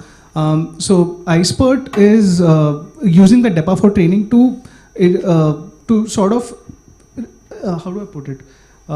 It's like smart data management, where DEPA itself focuses on like federated learning, and then consent. There's a consent artifact, and the fact that it interacts with different databases on different sites. So DEPA for training makes use is one step towards how AI can make those data management practices quite efficient. So data exchange itself is one of is a foundational example of DPI, where different systems learn. And I think a lot of public service delivery that's based on data exchange systems is built on federated learning, where it collects data from different systems. It does not centralize information, and then it helps provide the service. So AI, if AI is used responsibly in data exchange systems, you can actually solve for those issues, if not entirely, but to a great extent, on the duplication, exclusion, and inclusion errors. So basically, you have a situation where systems are learning from each other to understand that, hey, listen, I think this person does not exist in your system, but in my system, this person exists. What is the actual thing? And once you flag it, like maybe with human oversight, that's when you see that technology and humans and law come together. When they see that, okay, this is the extent of inclusion, exclusion errors that's happening, and this is what we have learned from smart data management practices. So I think technology, law, and human oversight go hand in hand for this. And like Isha rightly pointed out, we can't rely only on one way. So thank you so much. And I think that clears the thing that it is techno and as well as non-technical. It's an issue beyond technology. So that is something that we have to fix, and technology can't be the solution for everything, but it can help but not really solve completely. Exactly. So yeah, so with that, I think we are very close to ending. So if you guys have, any one of you or everyone have any closing remarks, happy to take 30 seconds each. We'll be quick. Inclusive growth is key. DPI and AI are, again, promising technologies. There are a lot of problems in each. We can study a lot about this, a lot of ethical issues. As I think was pointed out a lot during this discussion, we need to make sure that access is a core priority. We need to make sure that language is addressed. I think that everything connected to linguistic adaptability is the core issue in AI technologies today, especially when thinking on, again, linguistic diversity in India and in other nations also.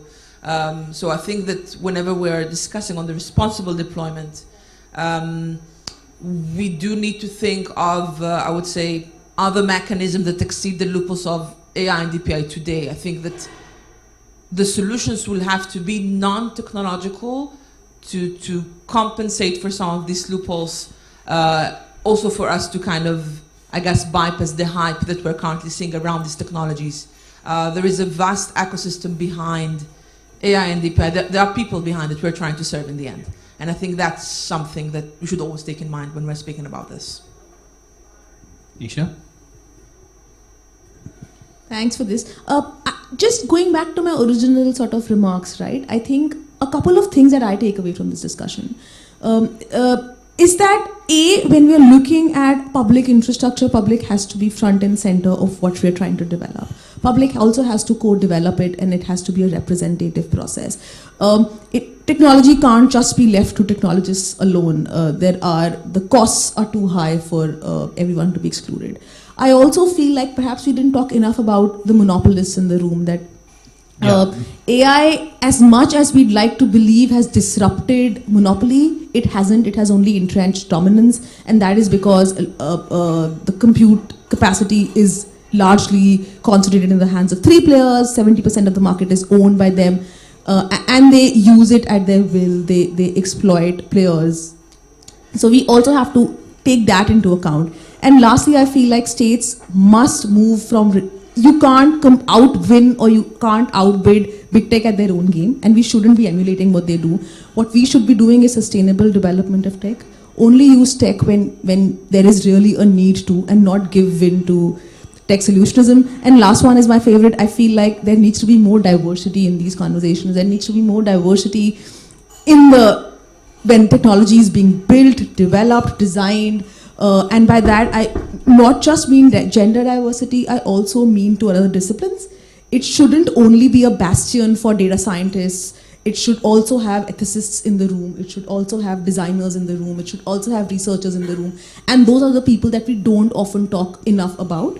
And ultimately, it's a shared responsibility, right from the day you get onto that straw man dock in a room to when it's ultimately launched. And then I think regulatory capacity also becomes a huge issue, because some of the things that we were touching upon, auditing for instance, I don't think states have the capacity to audit algorithms, and we haven't even talked about it enough. Enforcement is going to be a huge issue, and those are conversations that we need to start having if you're really very serious about doing this the right way. So I'll stop here. Abhishek? Yeah, so I think for AI and DPI, I think India is in this unique position of trying to make its own way, whether it comes to regulation or technology or governance. So it's an interesting time to be in, and but I feel there are certain foundational requirements for developing both of these technologies, whether AI in DPI or DPI in AI. The fact of the matter is that you have to make it inclusive, put people at the heart of this technology. You solve, I mean, you have an appropriate level of human oversight over these technologies. You make sure that technologists engage in critical ethical considerations when they're developing and innovating on these technologies. And security is, as Maya also pointed out quite early on in this conversation, it's like a very, very notable concern for both of these technologies. So I think these are some foundational sort of perspectives that we need to keep in mind when we are innovating or developing these technologies. So yeah, thank you so much. Thank you so much, panelists. I think we are over time, but really, what I took from this panel today is that there's a lot of promises. There are a lot of positive implications that this interaction between AI and DPI can bring. But putting public as the first, when we talk about this is very important. And thank you so much for IIGF for giving us this opportunity. Yeah. Thank you for such an informative session. Now I would request Dr. Govind, ex-CEO Nixie, to come on the stage to give away certificates to the speakers. I'll start with Ms. Maya Shaman.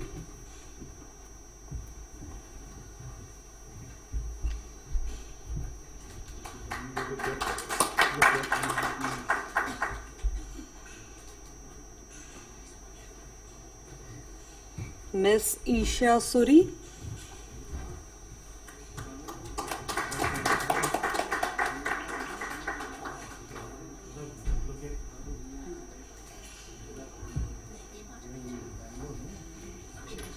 Abhishek Venkateswaran.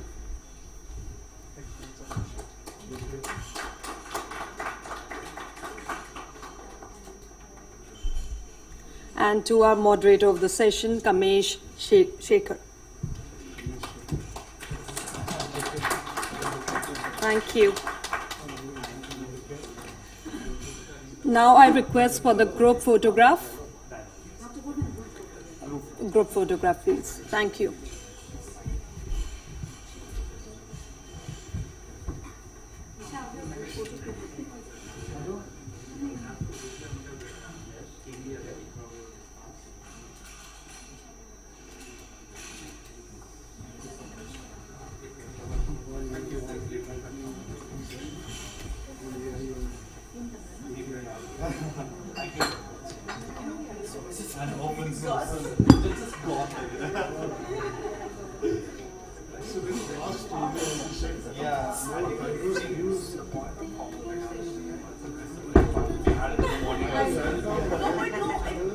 Even in AI.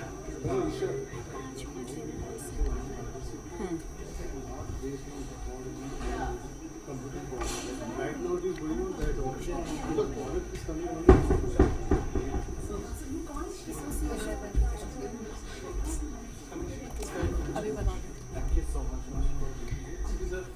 Okay, we will start the next workshop in another 10 minutes. You can have a quick tea and then we'll meet here. Thank you.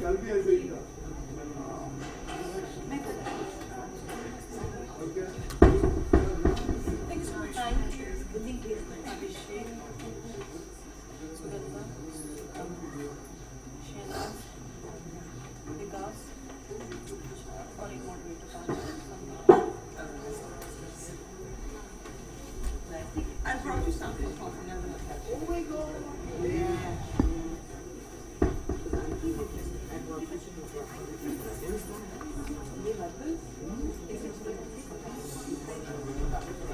Now I'm going to try it. You like it forever. It's very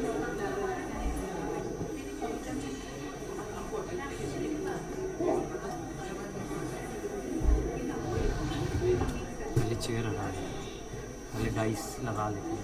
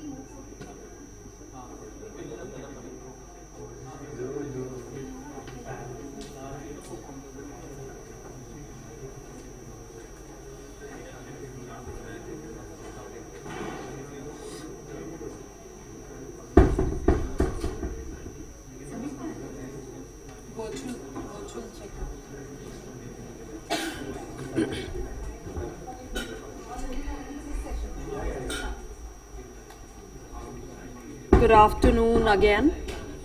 We are starting with our workshop 11 session. The topic for this session is AI governance for India's fintech sector. The moderator for today is Sameer Gehlot, representing Nixie. Thank you. He will be the one who will be inviting all the panelists to the stage. Thank you. Thank you, Malika, for the brief introduction. Now I would like to call on the stage Ms. Sugandh Saxena, please, Mr. Abhishek Vashine, and Ms. Shahnaz Ahmed. I hope Mr. Vikash, we are audible. He is joining us online. So, are we audible? Can you hear me, Sameer? Yeah, you are audible, sir. Thank you. Okay.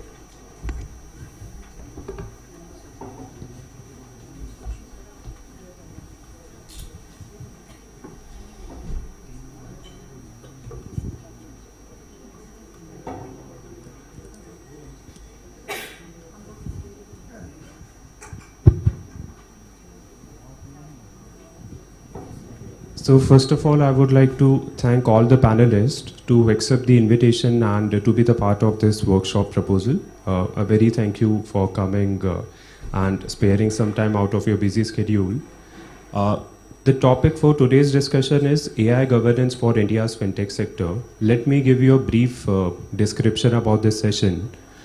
Since we have seen that the concept of financial inclusion has evolved from doorstep banking to the doorstep banking and banking correspondences to the use of information and communication technology, we have seen that there are more than 10 billion transactions a month, wherein the UPI has been playing a very key role, and it was acting as a backbone of the digital payment, which has helped to catalyze a wave of innovation in the fintech sector. Now, I won't share more about the session description. We have a wonderful panelist for that. Let me move on sharing some introduction about the panelist. We have Ms. Sugan Saxena. She has over 2 decades of diverse experience across sectors such as fintech, financial inclusion, microfinance, among others. She's the CEO of Fintech Association for Consumer Empowerment for the past 2 years. This is an RBI recognized self-regulatory organization in the fintech sector, working for the development of an innovative and robust fintech sector. Moving on to the other panelist, we have Shahnaz Ahmed. She leads the Law and Technology Research at the Vidhi Center for Legal Policy. She brings in more than a decade of work experience on legal reforms in the technology, financial and corporate sector. Previously, she has worked with different central ministries, state ministries and the departments at the state and the district level, contributing to the digital economy or the digital transformation role at all these government sectors. The next panelist, we have Mr. Abhishek Vashine. He is an accomplished lending expert currently leading partnership at Sahmati, where he oversees strategic projects and advocacy initiatives, bringing in with a rich, diverse experience spanning over a decade. Mr. Abhishek has been at the forefront in driving digital transformation within financial institutions through other initiatives apart from Sahmati. Last but not the least, we have Mr. Vikas Kanunka. He is a senior AI and digital transformation consultant working with the World Bank, and he is a founding partner of DT40 Advisory LLP. He is also the chief curator of Smart Republic Forum, and he has more than 30 years of experience in the domain of providing advisory services to government, state level, state government, central government, and others for effective public service delivery. Now, without delaying much, I would like to give the floor to Ms. Sugan Saxena to introduce about herself and the work that they are currently doing. Over to you, ma'am.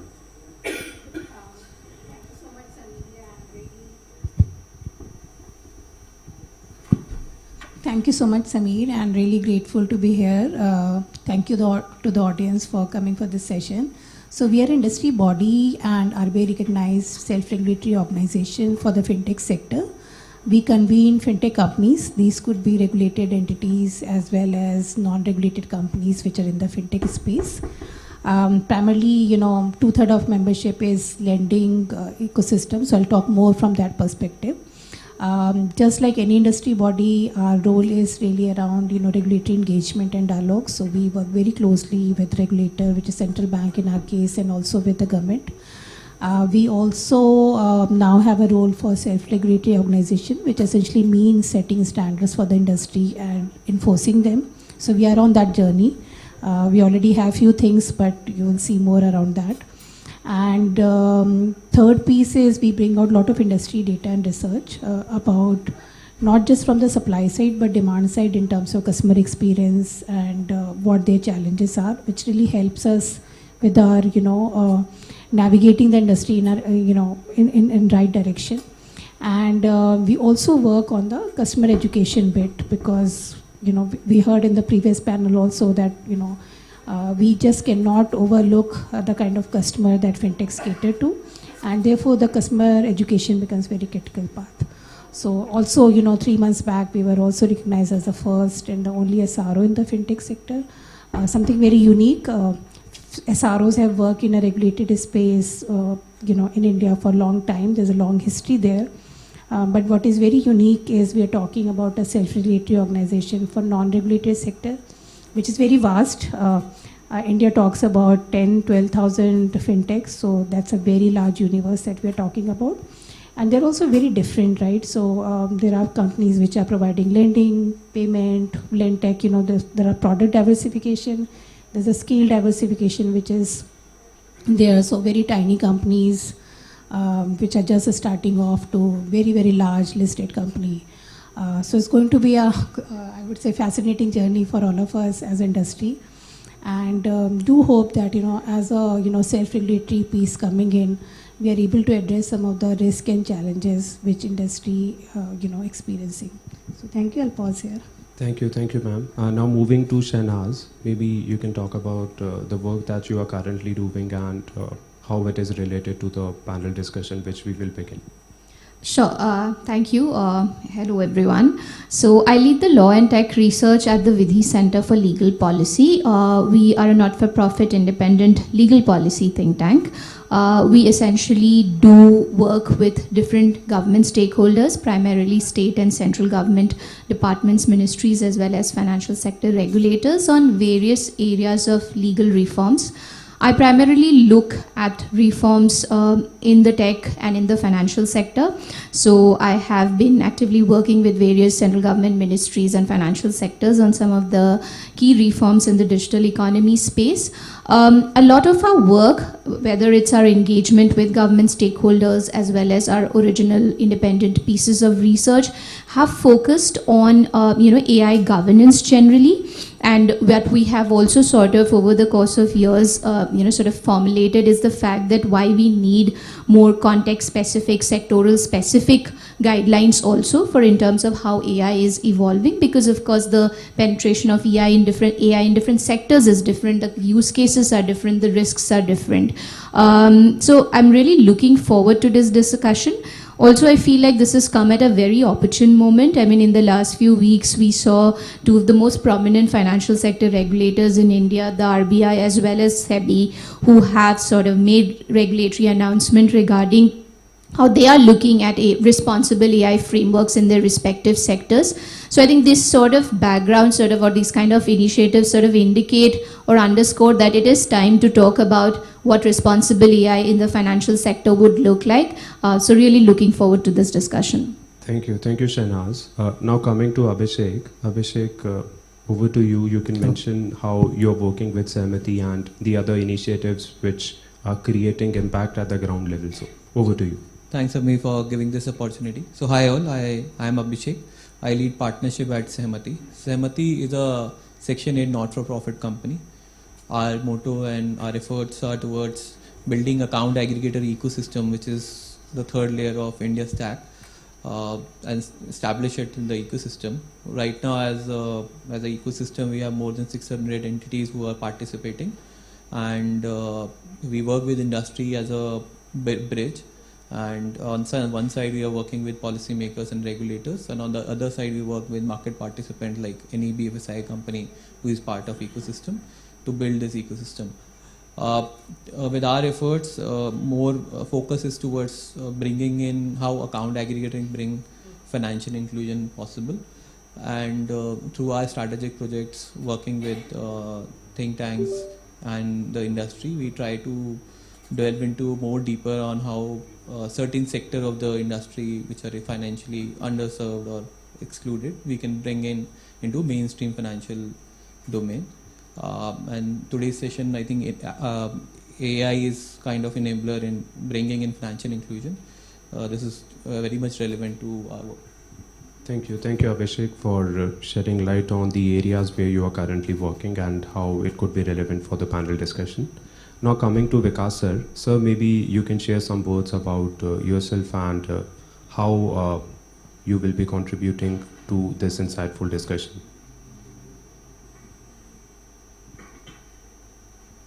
So I think you are on mute, sir. Maybe yeah. Yeah, can you hear me now? Yeah, you are audible now. Yeah, thanks, Samir. First of all, apologies for not being able to be there in person. I had to travel for a project to some other state. Coming to, I think, today's topic, we work in two different areas when it comes to leveraging AI or generative AI or AGI for that matter. One is when it comes to doing the governance issues, both using AI or generative AI as a catalyst for innovation, because we strongly think that that also has to be a part of governance. It should not be just about regulating. And the second part is, when you're using this for innovation, how do you regulate? How do you ensure that there are no biases in the algorithms? The kind of data sets which are used can be contextualized, to the requirements of whosoever is the client. And at bank, we do both things. We finance some of these projects which could be use cases for AI, but we also are known as a knowledge bank. So we bring lots of expertise from multiple countries, academic institutions, and international forums to the client governments who wish to either regulate or deploy AI or generative AI for effective public service delivery. I'll stop at that. Thank you, sir. Now coming to the panel discussion, we have seen, like, in 1998 we have around 400,000 internet users, and currently in 2024 we have 950 plus million users. Abhishek, this question is for you. What could be what lead to this leapfrog growth of the India's financial landscape? Like, what are the major pillars or the crucial part which led to this growth, and how internet has helped us in achieving that growth? So Samir, to start with, I'll take a small scenario. I think when we all together imagine this scenario, we'll see how much TPGs or DPIs have come to in our normal life, and one of the reasons why this exponential growth we are seeing in terms of adoption of financial technologies. So just imagine if you talk about if you have to catch a flight on Monday morning, and you book a Ola, and once you book it, from the time you book it and till the time you actually on board a flight. So I'll just break down the steps, and we'll just imagine, I'll request everyone to just count number of DPGs we are using while maybe this can be an hour journey to the airport. So once I book a Ola on my app, and once I onboard on the cab, the first DPG which we use is GPS, which is powering the Ola. When during the way I encounter a toll booth where I have to pay toll tax, which is deducted from the FASTag, another DPG in our life. When I reach the airport, I have to pay. I use UPI, the third one, and when I enter the airport for verification purpose, I use DigiYatra, fourth. And so in the small span of 1 hour, I've used DPGs 4 times, right? Different, and there are multiple companies who are involved to enable this. Like for FASTag, we may have Spark Plus, we use Paytm, etc. So one of the reason of leapfrog growth, especially in the financial sector, was the adoption of DPGs or DPIs, which we call. Specifically to finance, it is India Stack, we call it. Majorly, it's part of 3 layers which talk about your identity, payment, and data. So a decade back, more than a decade back, because our topic for today is how can AI be enabler to financial inclusion, when the policymakers were thinking about how can they enable financial services to reach last mile, there were 3 main key pillars. One was, firstly, to start with any financial journey, they have to ensure that we have to issue more than 1 billion accounts to the overall population. So we have to get the population to adopt to start with banking and open bank accounts. Aadhaar has been a key enabler, one of the top identity layer which we talk about. So we brought the Aadhaar the cost from maybe 1,000 to a single digit. That became a key enabler. Then we have to, once the people have the bank account, the thought process was how we can ensure that they start engaging with financial services. And payment was another example which they solved via UPI, because how much the money which got debited, how much is directly going to the sender's account. So and before that, we are from the times we have seen that. I remember during my childhood that the stores merchant used to have that if you are paying via credit card, you have to pay extra. So UPI actually solved it. So once you have engagement with the people start transacting, you start generating digital footprints. And now the third pillar was how you can enable people to use this data to get financial services. So these were the three key pillars which were thought of, that if we solve this, we are able to reach out to the masses. And so DPGs as a principle are majorly, they have to be interoperable, they have to be scalable, they have to be modular. And these actually became the key enabler for leapfrog growth. Apart from other macroeconomics factors like your demonetization, maybe Corona, etc. Yeah, definitely. And on the top of that, I believe the Digital India initiative of the Ministry of Electronics was one such initiative which has helped us to reach the level that we are currently having. And the way you discuss about how many DPGs or DPI we interact during our journey from our home to the airport, it's a web of all the DPGs and DPIs which has helped us to contribute to this growth that we are currently seeing. Now coming to Shahnaz, like you are directly working on various research papers, various governments, what are the challenges and opportunities which you see, and how can we develop ethical guidelines focusing on involving each one of us? Sure. I think when we talk about generally about ethical AI or AI governance, I think we also have to go back to what, at India as a country, what is our regulatory stance on AI? I mean, today we have the responsible AI guidelines, which the Niti Aayog had come long time back. But these are overarching guidelines, and there is generally a sort of a global consensus on what these guidelines would look like. But we haven't as a country sort of taken a stance in terms of how AI governance should look like. And that's fine, because we obviously cannot, there are different countries, whether it's EU, whether it's US, everybody has a different approach. EU of course has a more stringent approach in terms of how they are looking at sort of AI governance. But when it comes to India, I think we have to sort of account for the socioeconomic factors. We have to think about the user. There's a lot of digital divide in India, and we need to account for that, the kind of standards that we need. Plus, we also have a booming startup economy. So I think at the one hand, when we think about AI governance, there are different policy objectives that we have to balance. Of course, one is innovation, one is consumer protection, one is ensuring that there is systemic stability concerns are sort of also taken care of. So for financial sector, I would say that these are different challenges or different objectives that we have to sort of think about. And keeping in mind, the user as well as the startup economy, we'll have to think about regulation. Now coming also, I think when we think about AI governance, I would actually personally think that there are three things which I think is important to consider.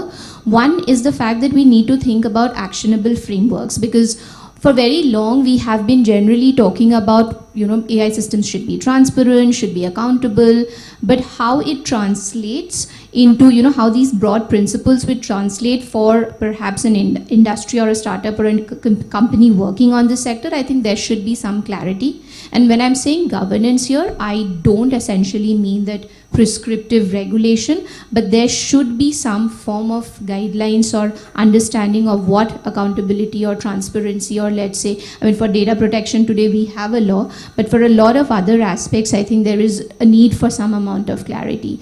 Secondly, I think we also need to think about some sort of a coherent approach. approach. Now, we know that, today the RBI is thinking about constituting a committee on what responsible AI would look like. You have SEBI, which has released a consultation paper, which has certain regulations which mandate, their intermediaries to disclose when they are, including AI assistance in their applications.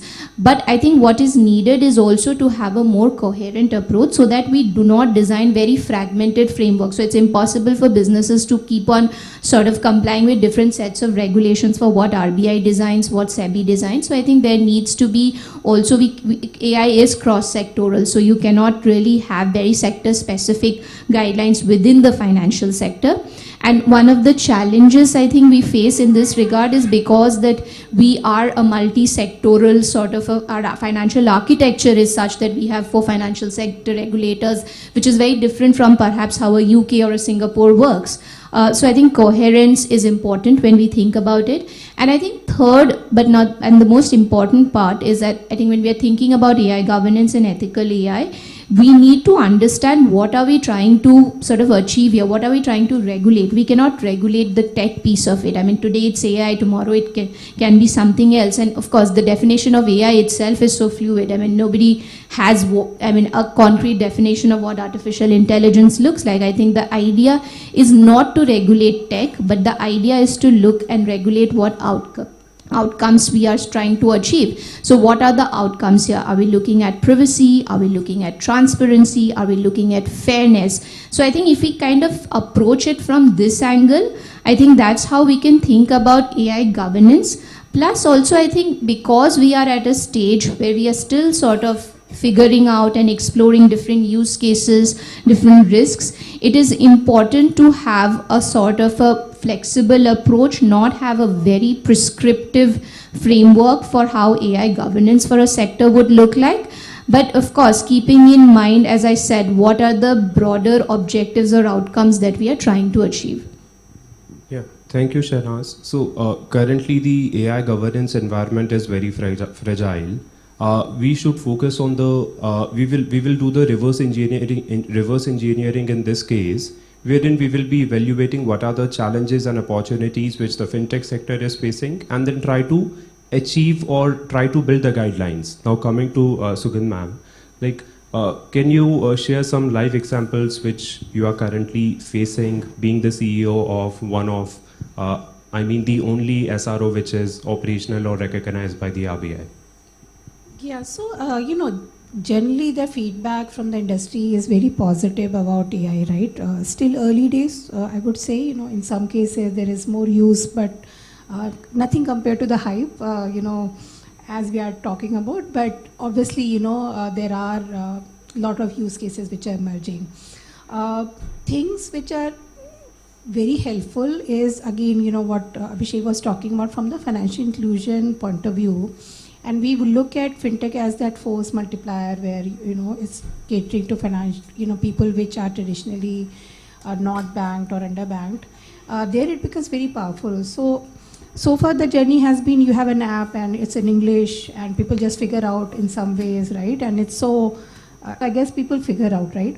And we have actually, taken those low-hanging fruit in that sense to cater to consumer who complaints were coming, right? When people were not able to understand the terms and condition, people had problems compared to your Western counterpart, which is some way, there is a pattern which is much more clear. Here it's very complex because of multiple job, household, being the unit within which we operate. In that sense, I guess it will opens up much more, potential for fintechs to really go much deeper to what they are doing already.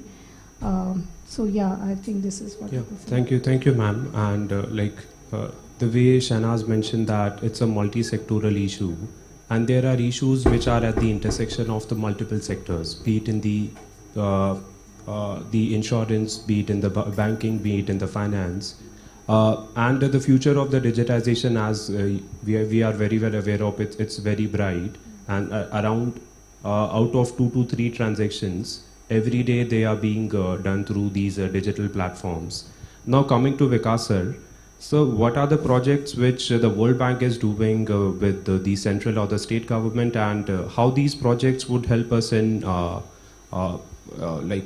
gaining the traction for the fintech sector?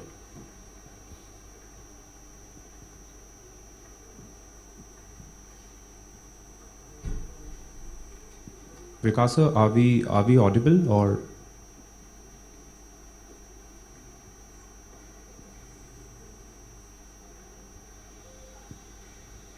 Sir, I think you are on mute. So.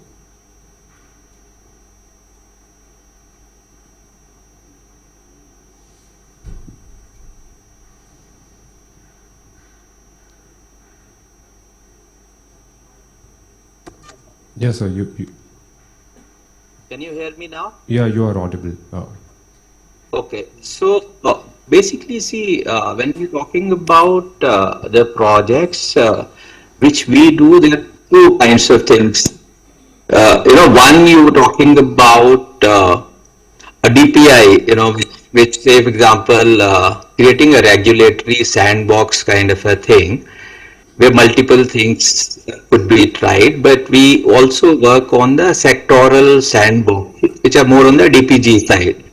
So once you have the digital public infrastructure, and I think finance fortunately happens to be one of the sectors which is most evolved in terms of deploying digital technologies, and in our country, especially with the kind of infrastructure we have through NPCI, be it RuPay or UPI or others, I think we are at a at a point where we could for once become the contributors to the technology evolution rather than being beneficiaries as we have always been. And I think RBI has started one regulatory sandbox, which is in terms of Jan Samarth portal. We also did a detailed study of Gift City, which is a fintech hub, as to how do you catalyze through infrastructure by bringing companies in. But for the sectoral sandboxes, I would say that that is where we provide lots of. We also have challenge funds which we provide to the startups who want to, say, for example, come into the sandboxing environment and build something for the field of, say, agriculture. In agriculture, I think providing, finding out ways to provide finances other than just the CIBIL score is one challenge we're trying to solve, by looking at using AI and the transactions or the crops or the stocks which the farmers have to be able to provide credit to them. So we have been working on both sides. One, trying to build, help build regulatory sandboxes, but also helping startups to then use these sandboxes for building sectoral applications. Thank you, sir. Yeah, these sandboxes are very relevant for innovation, and in addition to these sandboxes, RBI is also doing various hackathons, wherein they are giving chance to these entrepreneurs, startup founders to innovate things which they can't do in a normal regulatory environment. Now, as we discussed in the beginning, since we don't have any AI governance framework, we will be doing the reverse engineering. Now, this question is to you, Abhishek. How AI is getting adopted in BFSI sector? Like, if you can shed some light on that, maybe we can take some inspiration from the challenges or the opportunities which this sector is currently facing while adopting AI, and how we can adopt or how we can draft a guideline for AI governance in the fintech sector. So Samir, I come from a lending background and I can give you a practitioner perspective. We are all privy to how fintechs has been an enabler, as Sugandh also mentioned, in terms of getting financial inclusion. Many of the companies who are working into the financial inclusion space are very demographic. They are very based out of, they are doing very segmented approach based out of particular geography also. And one of the problem statement I see is when these models are applied on a larger base, or when when the company grows to other geographies, the role of responsible AI is to ensure that the models don't have precedence, and they don't give decisions basis maybe caste, religion, or maybe some specific to the many factors which are specific to that particular geography. My earlier experience and discussion with many of my colleagues, one more point which we feel was that these AI models were present for a long time now, and the output of the result, what the AI model gives, generally the companies are not able to track the reason how the output is coming, and that is a black box for many companies. This, in my practical experience, I have seen it. And so hence again the role of responsible AI comes in, where you have to ensure that the output which is coming is explainable to not only to the customer but to the lender and to the regulator broadly on various aspects. Touching base on the advisory side, in India there are right now one RIA, investment advisor, amongst a population of 10 lakhs, right? When we compare it with a global counterpart, the number is at around 40 per million. It is very poor, and we are seeing, like, apart from getting bank account, now we need to move towards a stage when people start engaging with other financial products, and AI is only one of the key enabler which can make it possible.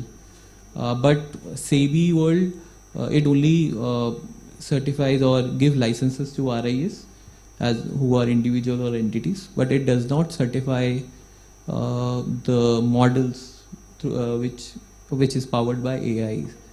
And so there is a requirement of having some framework wherein we can certify these models to ensure that they can become a boom in terms of, while we talk about financial inclusion, we also talk about how the advisory services can reach to the bottom of the pyramid people. Like Sugandh also mentioned now, via AI it has become so easy when you think about different needs of different personas of customers. So a need of a retired person can be different from maybe a Gen Z, and majority of our generation looks at these products from a Gen Z perspective, or digitally enabled customers. But when we see our parents struggling while using the app, then it clearly shows there is a difference.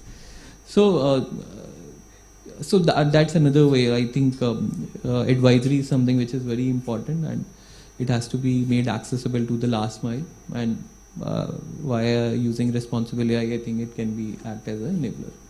Yeah, thank you, Abhishek. I can also relate to what you are saying, because I've been analyzing the development of the fintech sector for a very long time. I've seen white label banks, ATMs, and then the development of neobank.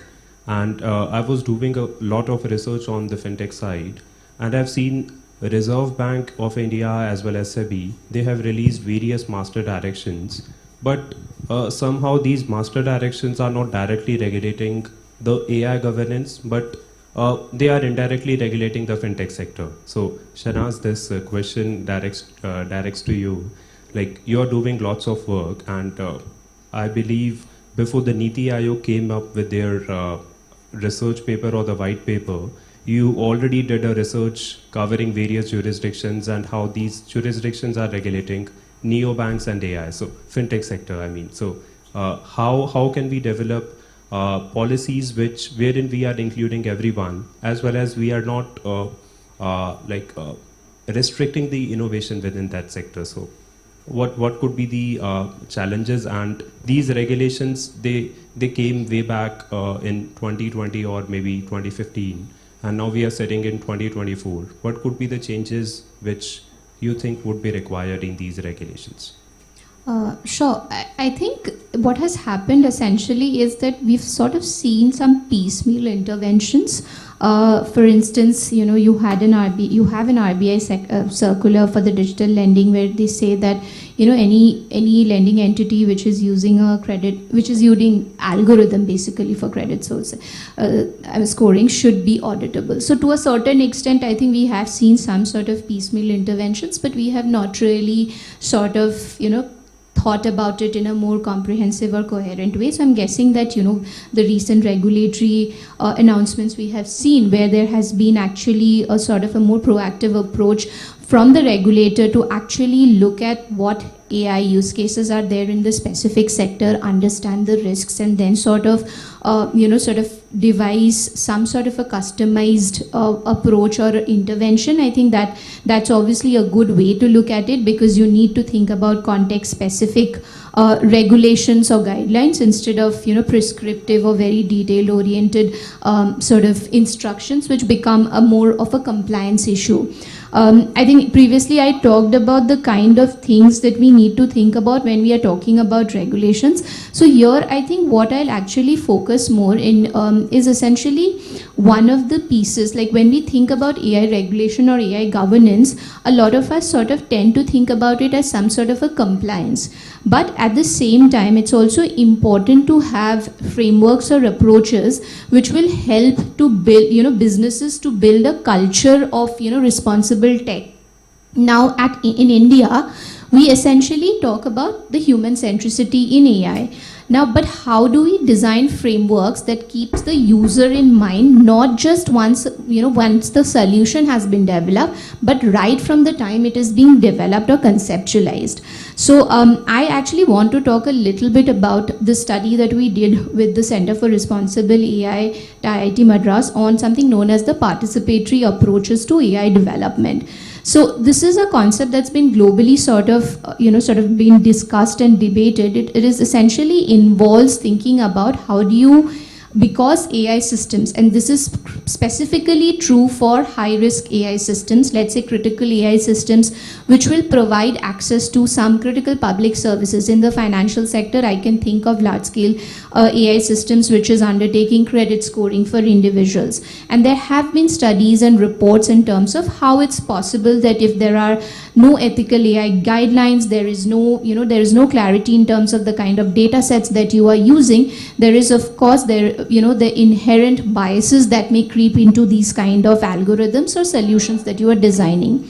So what the participatory AI approach essentially means is that again, I'm saying it's essentially meant for high-risk AI systems, is that you sort of think of a framework where you can identify stakeholders in an AI ecosystem. So let's say in the healthcare sector, for instance, or in the financial sector, we are thinking about LLM specifically, then who are the kind of stakeholders who will be there? One, of course, are the developers who are actually developing the code, but you will also have domain experts there. You will have civil society organizations. You will have, like for instance, in the financial sector, you will have consumer protection groups.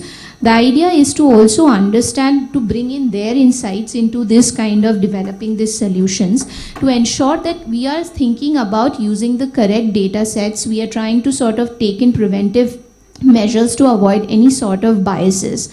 What our study essentially was looking at, for instance, especially in the healthcare sector, for instance, if you're looking at LLMs in the healthcare sector, it's impossible to sort of assume that, when a developer is developing an AI solution for that, they will think from the doctor's perspective or a physician's perspective. You are designing an algorithm which can perhaps provide cancer treatment, plans. So you need to ensure that you have oncologists also on board. You need to have that, you need to think about patients, because there are a lot of other factors that sort of might impact how the solutions are giving its responses. So I think what we were essentially trying to do is that instead of just thinking about regulating these systems, let's also think about these kind of frameworks which will enable businesses and developers to think about responsible AI right at the time of conceptualization. This will require, of course, a lot of stakeholders to come forward together. This will also require that this doesn't become like this, but it is, I think, important to have this conversation at least for high-risk AI systems, and this can definitely become like a precursor to, before we go and start regulating AI systems. A bit different. I think from a regulatory perspective, what we are hearing is that, rather than thinking out vertically about AI or particular thing, if a company has a very sound governance framework generally, right, as a, checks and balances in terms of the board, risk management, audit, and so on. Similarly, the focus on risk-based approach, focus on, how you look at, some of the demands in terms of outcome. If those things are sort of principally organized within the company, it is likelihood is very important, because then you will ask right questions. Is very important because then you will ask right questions when you are deploying it. You will see that the context in which you are applying, is it making sense or not. And of course, from a board and governance perspective, there would be people who will ensure that, this is audited, validated, and so on. So we have not really seen, a lot of concern from the industry in that sense. The concern are, of course, about talent, of course, about, more practical issues about the affordability and so on, rather than, concern whether it can go wrong in that sense. It's more about the uses and how best we can use it. It's more coming from that. But regulator, of course, has been, saying for a while now that, they want these models to be validated. I think that remains the biggest concern, because you take certain model which is done in a certain context, and then you adopt it to Indian context, and within India also to, different segment, what are the systems which in place. And RBI, in fact, 3 months back, put out a paper about model validation, which again would be very important to put some governance into, different models which are in place. So yes, I guess we are on a journey, just beginning, rather than, as I would completely agree with what Shanaz was saying, that, let's try to understand it, how it is working, and, not being very prescriptive about it, because it's too early to do that. It's very, very early to do that. Yeah, thank you, ma'am. Yeah, I totally agree with you. Till the time this space is not regulated, more or less the questions which will be coming to SROs would be on the operational part or the affordability part. Now coming to, thank you for that. Now coming to Vikas sir, highlighting that currently we don't have any AI regulation. How could, what do you think, how can international cooperation enhance the exchange of best practices for responsible AI development, especially in the fintech sector, sir?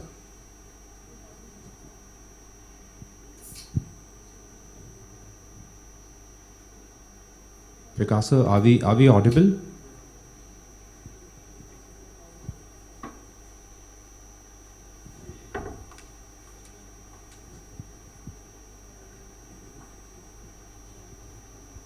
Yes, can you hear me now? Yeah, you are audible, sir. I think I'm getting muted from the host side. See, you talking about, so there are two things. If you look at AI in isolation, then you'll have to think about re-engineering and then, doing some regulation. But if you look at AI as one of the digital technologies like many other, then in India we have already multiple frameworks. Say, for example, you have India Enterprise Architecture Framework, which talks about the business principles, the application principles, the data sharing principles, the privacy principles. You also have in India called NDSAP, National Data Sharing and Accessibility Policy, which talks about how and what kind of data can be shared between the public sectors and also with public and private. We also have the DPDP Act, which talks about data security. So most of the governance which is required is already there. You don't have to, as one of our co-panelists was saying, unnecessarily create new regulatory frameworks.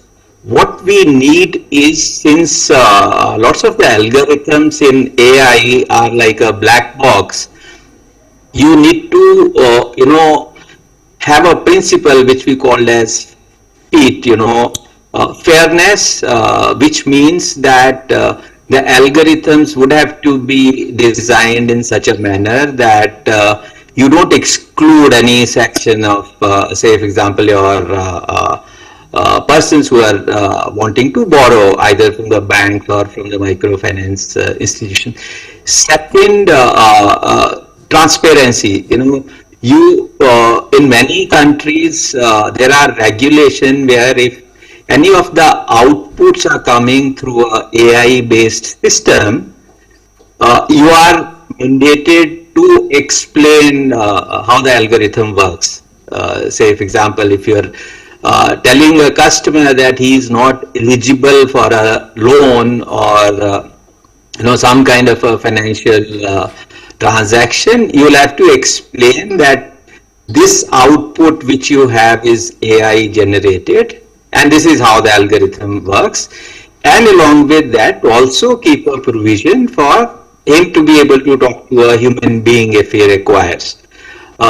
Then the accountability, I think, which is very important, that you will have to have regulations which hold somebody accountable for having an algorithmic bias in an AI system.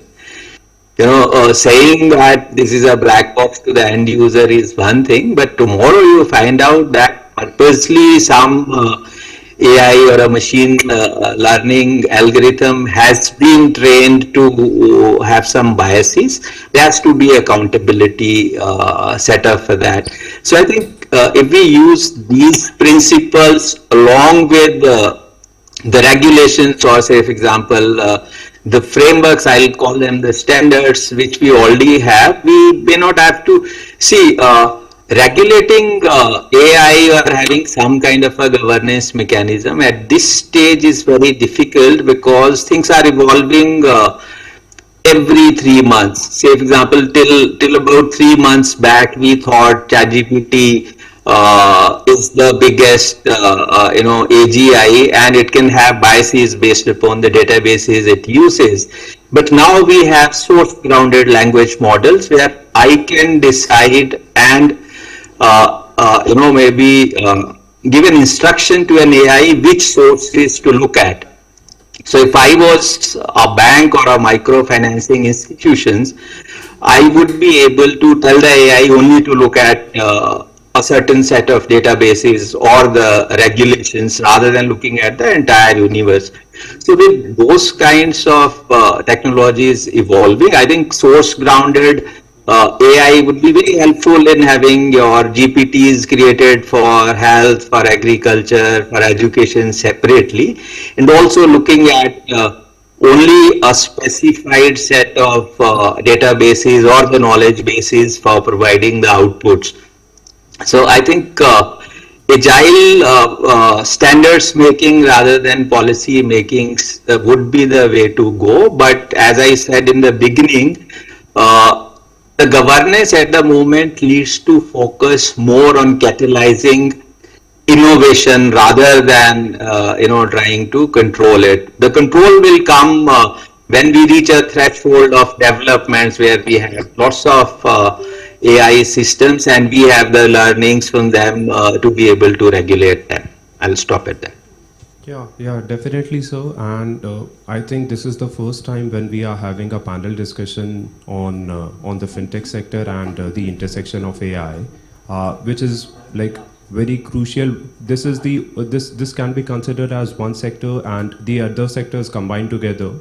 This sector is fueling so much growth and development providing financial inclusion at the lowest at the last mile connectivity, and making sure that they are making the people dependent and so that they can do whatever they want, because money is something which can help in the growth at the root level. So now coming on the Q&A part, we have a very wonderful panelist representing mostly all the sector, from the civil society, from private sector, from academia, and then intergovernmental organizations. Now I will open the floor for the question and answers. If we have any question.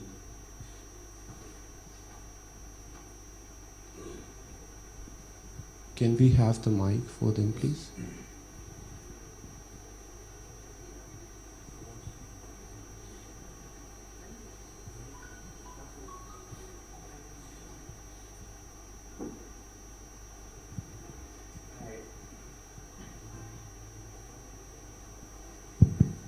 Hi, this is Pankaj from Nixie. I recently read about United Healthcare's case, which happened a couple of weeks back in US, and one of the things that the company has been accused of is deploying AI to kind of have a bias against not approving the the insurance policies that that their customers had. So I found it pretty intriguing, and this is what we've been talking about. So what do you think could be done to prevent such a scenario here in India? Because, like it was being discussed in the previous session, the cost of technology in India, deploying technology in India could be very high. So I just wanted your thoughts on that. Thank you. I will build on the question which Pankaj has asked, and then maybe any of the panelists could add on that part. So in India, the focus currently is on the accessibility. Considering India as a very diverse country, the focus currently is on providing each basic services to each and every one, and maybe the security takes a back seat when accessibility is the ultimate objective for different stakeholders. So this is something which will be there in the coming future, but currently the focus is on providing basic and essential services, and these kind of frauds could be mitigated at a certain level. They can't be nullified or can't be cancelled from the grassroots. So anyone from the panelists would like to add on that? I can just sort of add that I think this was essentially one of the problem statements that we were also looking at, because data sets, quality of data sets, and the the sort of biases that may come in, because at the end of the day, a lot of algorithms also rely on historical data sets. So if there is some amount of biases in that historical data sets, there is a possibility of sort of, for that AI system also to be sort of emulating that kind of database, that kind of biases. So I think one is that point that I would like to make. But I think one of the reasons why we were also doing that participatory AI approach study was to kind of look at this kind of scenarios, and this is precisely true for, when AI systems are being designed for the healthcare sectors, and there have been a lot of evidence how, insurance premium rates have gone higher for certain sections of the society. Again, AI deployment in law enforcement, or for for facial recognition technologies, that there has been a lot of evidence around that. So I think the idea that when we were also thinking about participatory AI approaches was to also help businesses to figure out in terms of the kind of data sets that should be used when they're thinking about algorithms. Sometimes because it might not really be possible for for developers to also account for all possible situations, given that if you rely on historical data which is made available to you, which is essentially again which has some sort of biases, you will be emulating that sort of ecosystem. So I think, there are obviously, I don't think there's a definite answer to how you can eliminate that, but there are definitely ways of mitigating those kind of biases in the data sets, I feel. Maybe I think I would like to add to that. The first thing is, as I said earlier, being able to explain in a very, very clear manner how does the algorithm think. So the kind of issue you're talking about in US, if you don't explain how the algorithm works, those kinds of issues come. Second, and security becomes a very, very essential things because it is directly creating a very high risk both for the provider or for the user depending upon how the algorithm works.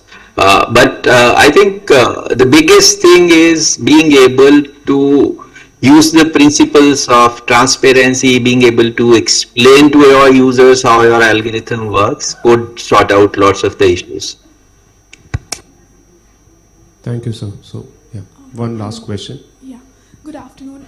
So my question is directed to each panelist, and while almost everyone here and during the entire conference, there has been a larger consensus that regulation is specifically prescriptive regulation is not the way to go for AI governance and regulation.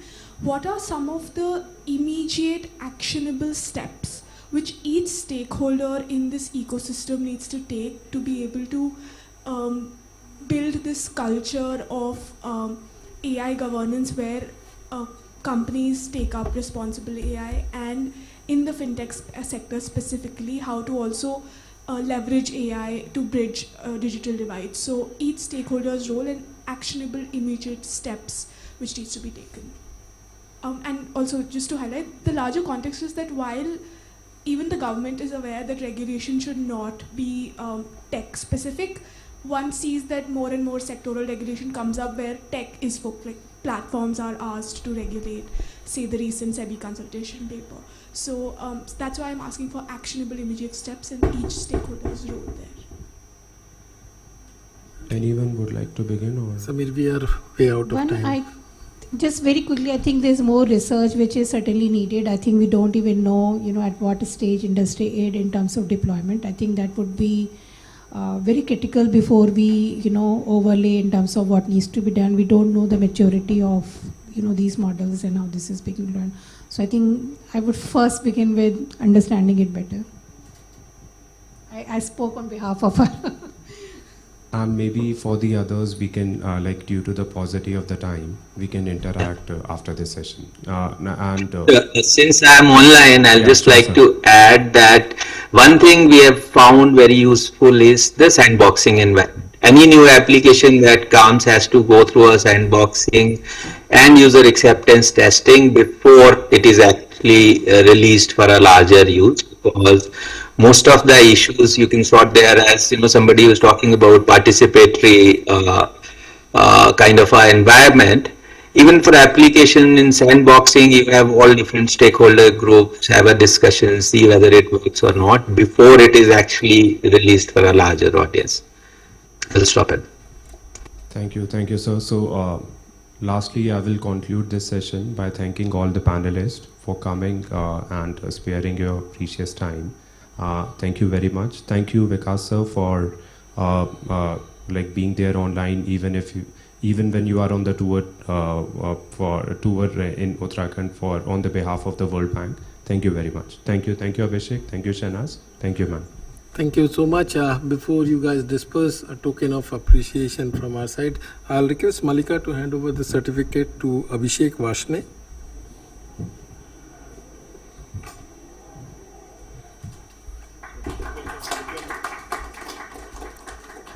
Sugandh Saxena.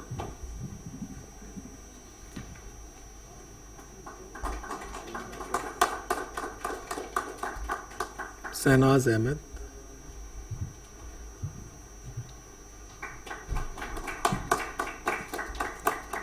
We will give the certificate of Vikas to Samir for taking it forward, and one certificate for Samir as well.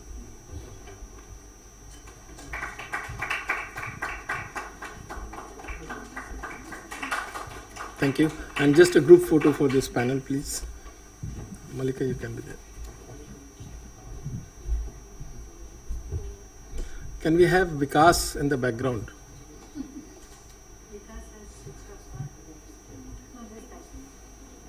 On the main screen, please.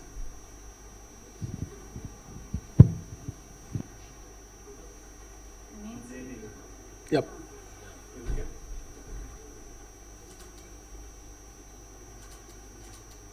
Thank you. Thank you, everyone.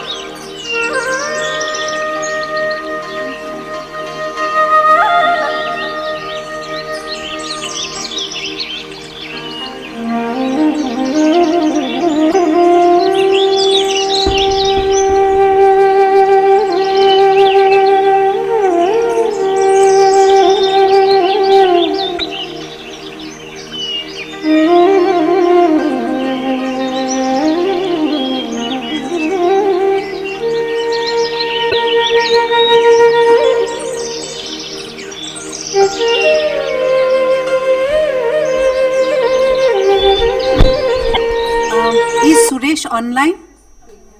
We have a remote speaker. एक बार check कर लेना please.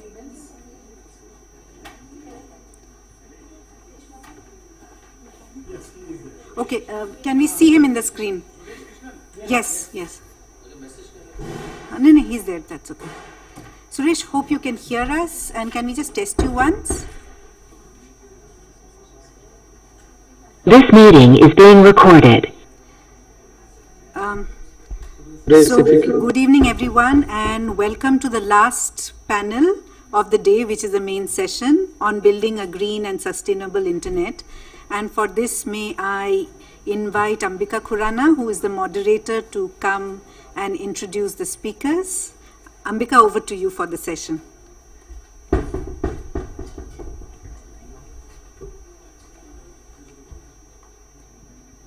Thank you, Amrita. Okay, I think the folks sitting here just might need to grab their teas and coffees, because it seems like, should we give it 1 or 2 minutes, Amrita? Just wait for some folks to come in? Okay, cool. So meanwhile, I'm happy to invite the esteemed and distinguished panel right here. Shilpi Kapoor, please join us on the stage.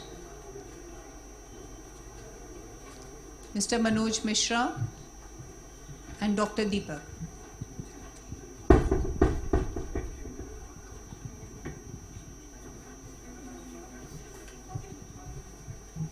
Good afternoon, everyone. Can we get a little bit of interaction in this room? Otherwise, Suresh is not here. He's joining us online. Good evening, Suresh. Hello. Hey, how are you? Good morning. Good evening. Yeah. So you need to tell us where you're joining in from. I'm joining in from Atlanta in the US. Okay, fantastic. So first of all, a big thank you for joining in at this odd hour. I'm sure it's not the most comfortable timing for you. No problem. Thank you. Okay, great. So this session is the last session of this conference, and one can see from, just on a very serious note, I think the deliberations would have been fantastic. People would have been extremely tired, and that's why some of them probably headed out. So it's a little lean in the room, which means that we can actually have a lot of interaction and a lot of discussions. So with that privilege and that advantage, let's start. Why we are discussing this today is just because all of us have just so extensively been guzzling terabytes, gigabytes, petabytes, exabytes, whatever bytes of data, and that's definitely having a very strong and sharp impact on our environment. We are here to discuss green and sustainable internet, and also take a deeper dive into broader definitions of sustainability of the internet beyond green. What does it mean? What kind of responsibility all of us have as civil society, as academia, as industry professionals, as experts, civil groups, media, whoever's here in this room, and whoever will probably see this interaction later. So how do we, as multiple stakeholders, get together, play our part very cohesively, work with each other, and achieve some common goals?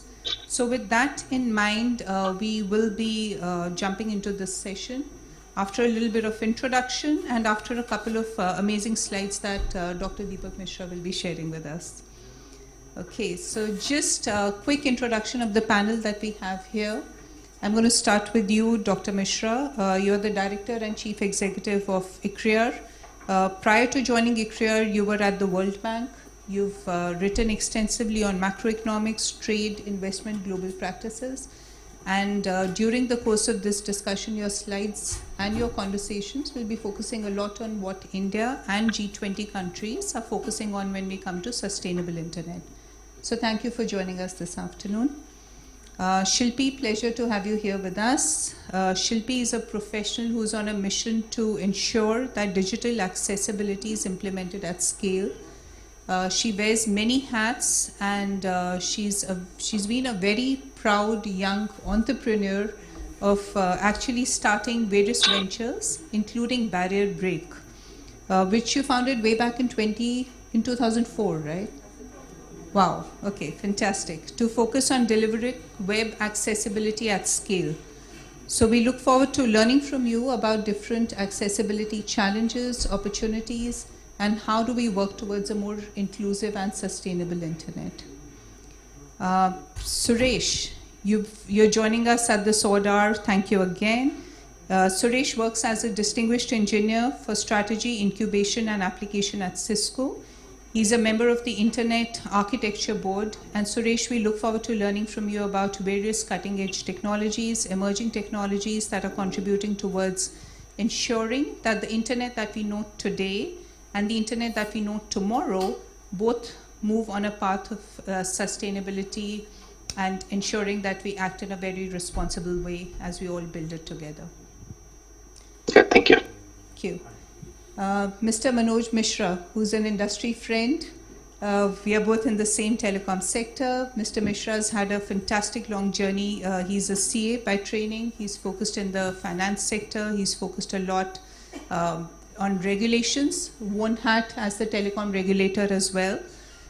He's been a part of cable and wireless and also Vodafone. He's led GSMA to good heights, and currently he's working with the Bharti Group. Thank you very much for joining us, Mr. Mishra. Okay, so we are going to actually start with a couple of slides that Dr. Deepak and team have put together. Over to you. Wherever you're comfortable. Okay. Okay. Okay, good evening everyone. It's a real pleasure to be here and thanks for the introduction and for inviting me. I was part of the coordination committee on the first IIGF. I remember all the debates we had on the logo and all that. So it's wonderful to be back here again as a speaker. So thank you so much for the invitation. So the topic we're talking about is building a green and sustainable internet. I'm going to broaden the definition to think about a sustainable digital economy because internet is the entry point for many of those things. So we'll talk about digitalization, digital economy at a broader level.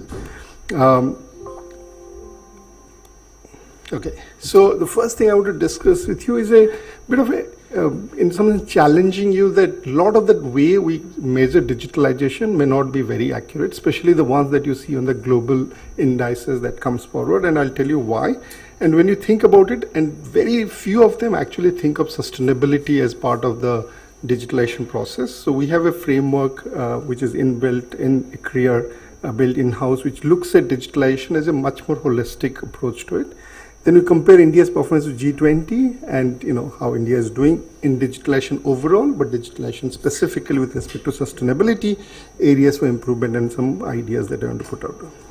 So this is so we put together a report. I never wanted to miss an opportunity just to talk about the fact that we have this report called State of India's Digital Economy. We produce it every year. It's an annual flagship production. So 23, 24, 25. The next one will be coming out in February 28. So stay tuned for it. A lot of the presentation I'm going to make are actually based on the data that we'll be including in the February 2025 report. So this is actually very current and that the work is already happening. And so the first thing I want to say is if you look at, so World Readiness Index was just produced by World Economic Forum. The 2024 got released a few months ago. India was ranked 40, which is actually pretty good by global standard. India used to be ranked 70, 80, 90 in terms of digitalization. A few years ago, they've improved. If you look at ITU, India is ranked 137. If you look at UN IIGF, India would be ranked 94. So pretty much, at the bottom end of the percentile. And the question is, why is that? If India is doing so well on digitalization, what's really happening? And so we thought we will actually look at these indicators to understand what's going on and how do you measure digitalization properly.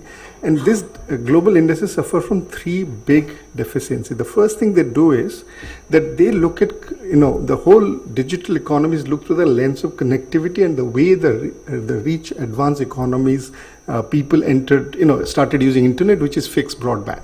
So if you don't have a fixed broadband connection, you're like not part of the digital economy. If you do not use laptop and desktop and if you're using through mobile, you're not part of connect. And there's a lot of thrust on connectivity.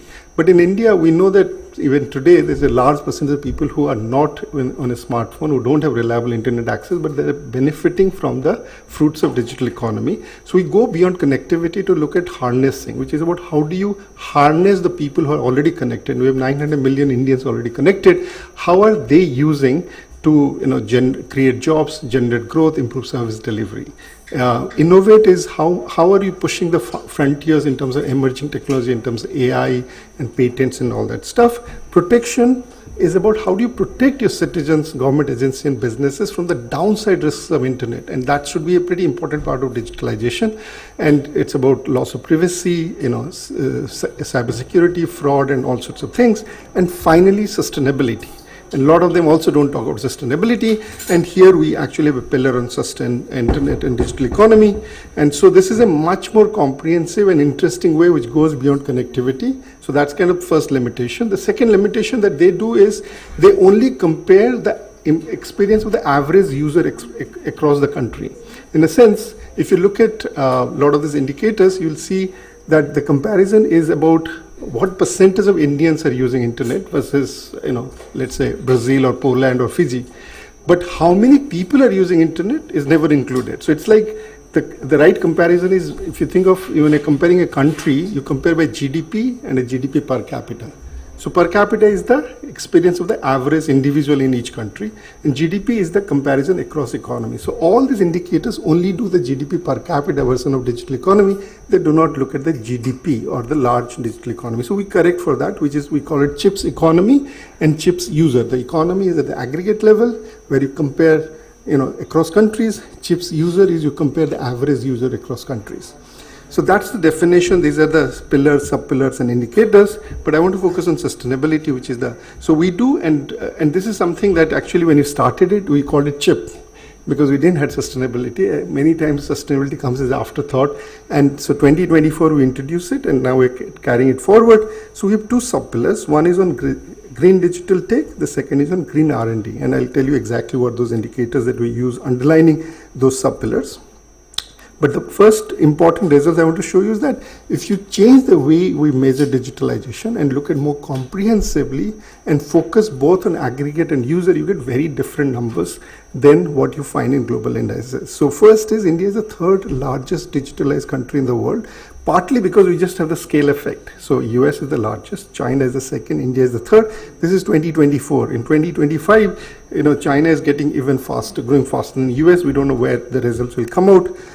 India is a distant third, but still the third largest digitalized country. If you look at the user, then we are 12th in G20, which is still pretty high compared to the fact that India is the poorest G20 country. So we are certainly punching above our weight, better than Italy and Turkey, South Africa, which are manifold richer than India. But that's a good thing about digitalization. So India is rapidly digitalizing. It's actually one of the fastest digitalized countries in the world. But then how are you doing with sustainability? So is our digital economy growing and greening at the same time? And the sad answer is no. That's one place we are doing terribly bad. So this picture shows all the indicators on the sustainability pillar. So if you look at it, and they're divided into two sub-pillars, as I said. One is on green digital tech, the second is on green R&D, and you can see all the indicators over there. And how are you compared to the best country in that particular indicator? And here I'm only comparing the countries, not the per capita or not the average user. So you can see that China and US, which are also the two most digitalized countries in the world, are also two most sustainably digitalized countries in the world. So US tops 3 of the 7 indicators, China tops 4 of the 7 indicators. So they're clearly ahead of India.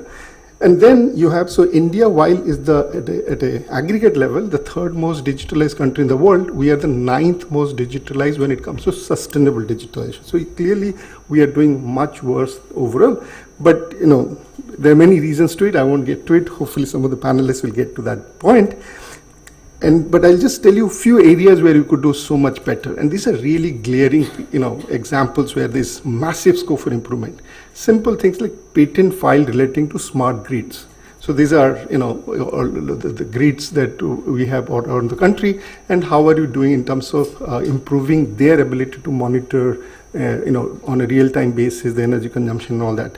And so look at the number of patents that China has filed in 2022. So that's about 35,000. and ours was 87. And so we were so much lower, so we are like zero, it's on the vertical. And then the sad part is not just that we are on a low base, the change between 2022 and 23, we are also very low. So the line is upward sloping, means countries which are doing better in 2022 are actually growing faster. So they are putting forward more and more patents. So China, Japan, Korea, Australia, South Africa, Brazil, they are all ahead of India, and they are also growing faster. So we are not only at a low base, we are falling behind. Similarly, if you look at the patents filed for ICT for electromobility, the same story, that we are very behind these countries, and we really need to catch up on that. So, but I didn't want to leave you with a sad story. So I thought, but what are the real solutions? And some of the solutions be offered by the panelists, but I want to just touch upon one particular thing. So there's a study done by Tufts University Fletcher School, which looks at environmental cost of cash.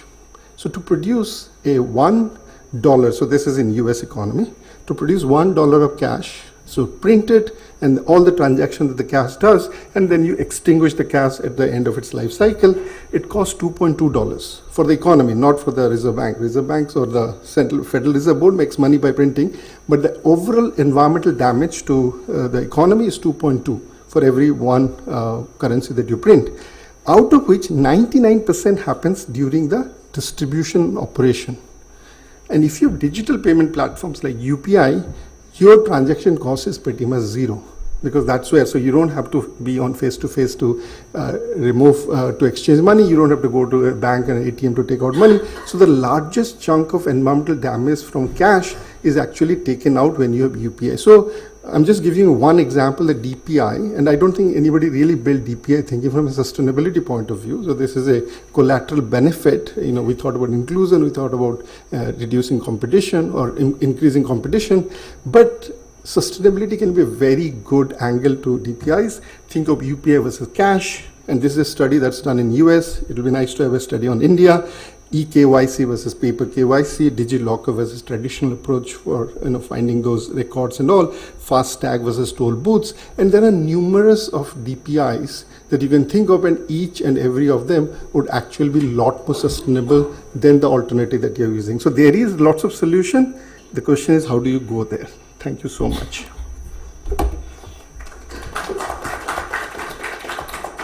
Thank you, Deepak. While you mentioned KYC, I just want to mention on a very light note, the telecom sector, when you go for a new connection, they used to ask us many years back, and I'm from a very old generation, to fill up forms. So there was those customer application forms, CAF, and Mr. Manoj Mishra is nodding nicely. There used to be millions of them across the country, which used to be transported, photocopied, stored, then the copies would be stored. So people had godowns storing forms like that. And of course, banks had huge storage requirements. Educational institutions had huge storage requirements, and it was just limitless. So thanks to DPI and larger form digitization, we've actually moved way ahead in terms of convenience, cost effectiveness, and just saving essential paper, improvising our processes. So thank you very much. I think your slides were super interesting, makes us realize very sharply of where the opportunity is, where are the gaps, and what is the road ahead. I'm going to invite Suresh now to share us about specific emerging technologies. And Suresh must be smiling, because when we talk of emerging technologies, we still talk of IoT and AI and blockchain, and he must be like, oh my God, we've been talking about them forever. So they're no longer the emerging pieces. But how can these technologies and more help us in optimizing digital infrastructure from an environment perspective? Over to you, Suresh.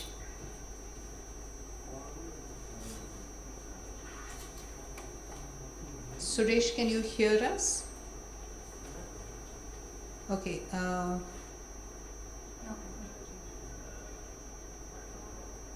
Would you like to unmute yourself? Yeah, I can. Yeah, I was just made a co-host, so that is okay. So thank you very much, and that was a very interesting presentation, and I really hope the trend turns, Mr. Mishra, with Dr. Mishra, that the trend turns positive and we make a lot of progress. But one of the things you talked about is the set of connected people, right? And how much there is embedded carbon cost and sustainability in there. And that's kind of what we are working towards. And Mr.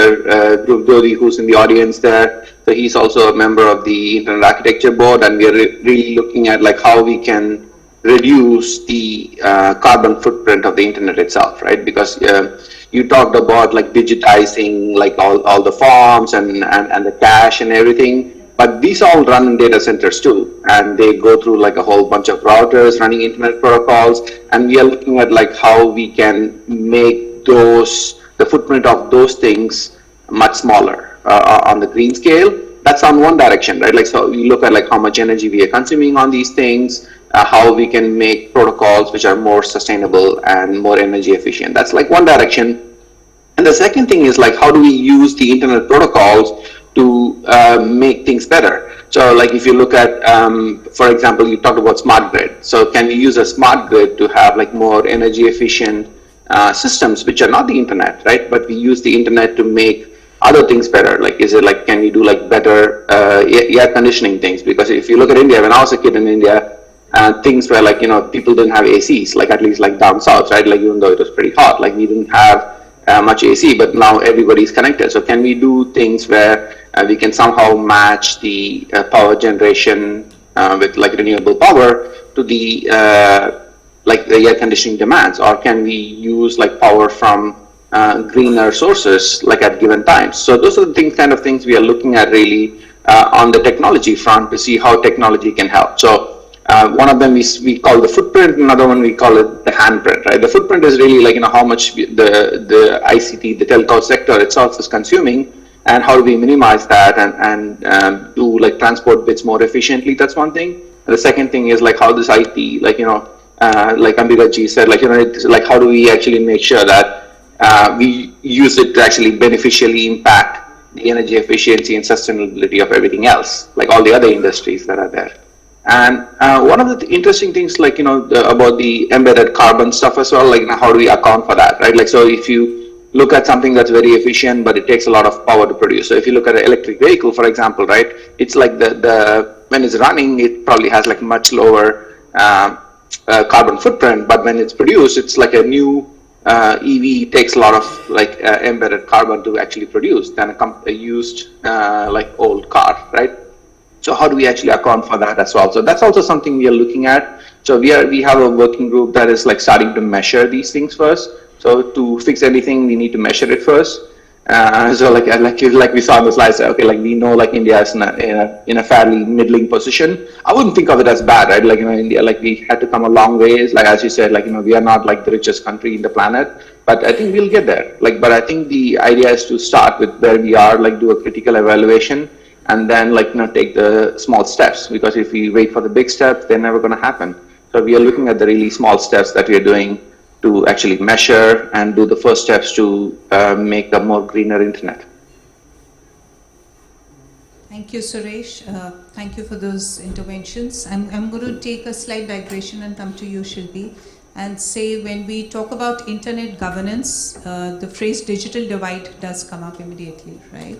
And there are communities of women, of disabled, of underserved populace. How do you think we can integrate them better for, as we talk about developing frameworks of equitable, fair, and ubiquitous digital internet governance? Thank you, Ambika, for that question, and thank you for inviting me on this panel. So I think before I get to that, I'm just going to do a small question answer with the group out here, if that's okay with everybody. So how many of you read Kindle today or read any ebook today? Yeah? If you do, just raise your hands. Only 2 people in this room read ebooks, or 3. Oh my God, something's wrong with the world. Okay. How many of you are using Google Maps with auditory support to move around when you're driving? Please tell me you are. Safe, fabulous. So, and how many of you have stopped typing so much and are using word prediction so that you can type faster, better, and move your content across the globe a lot easier? So when you start typing on WhatsApp, something comes up, it's word prediction, and you start using it. The reality is, all of this is about inclusion. It was not made for you. It was made for people with disabilities. But even then, nobody is really thinking about how do we include people with disabilities into the conversation. Sustainability is a huge factor that will impact their lives, right? So I'll give you the example of a visually impaired person who wants to go and open a bank account.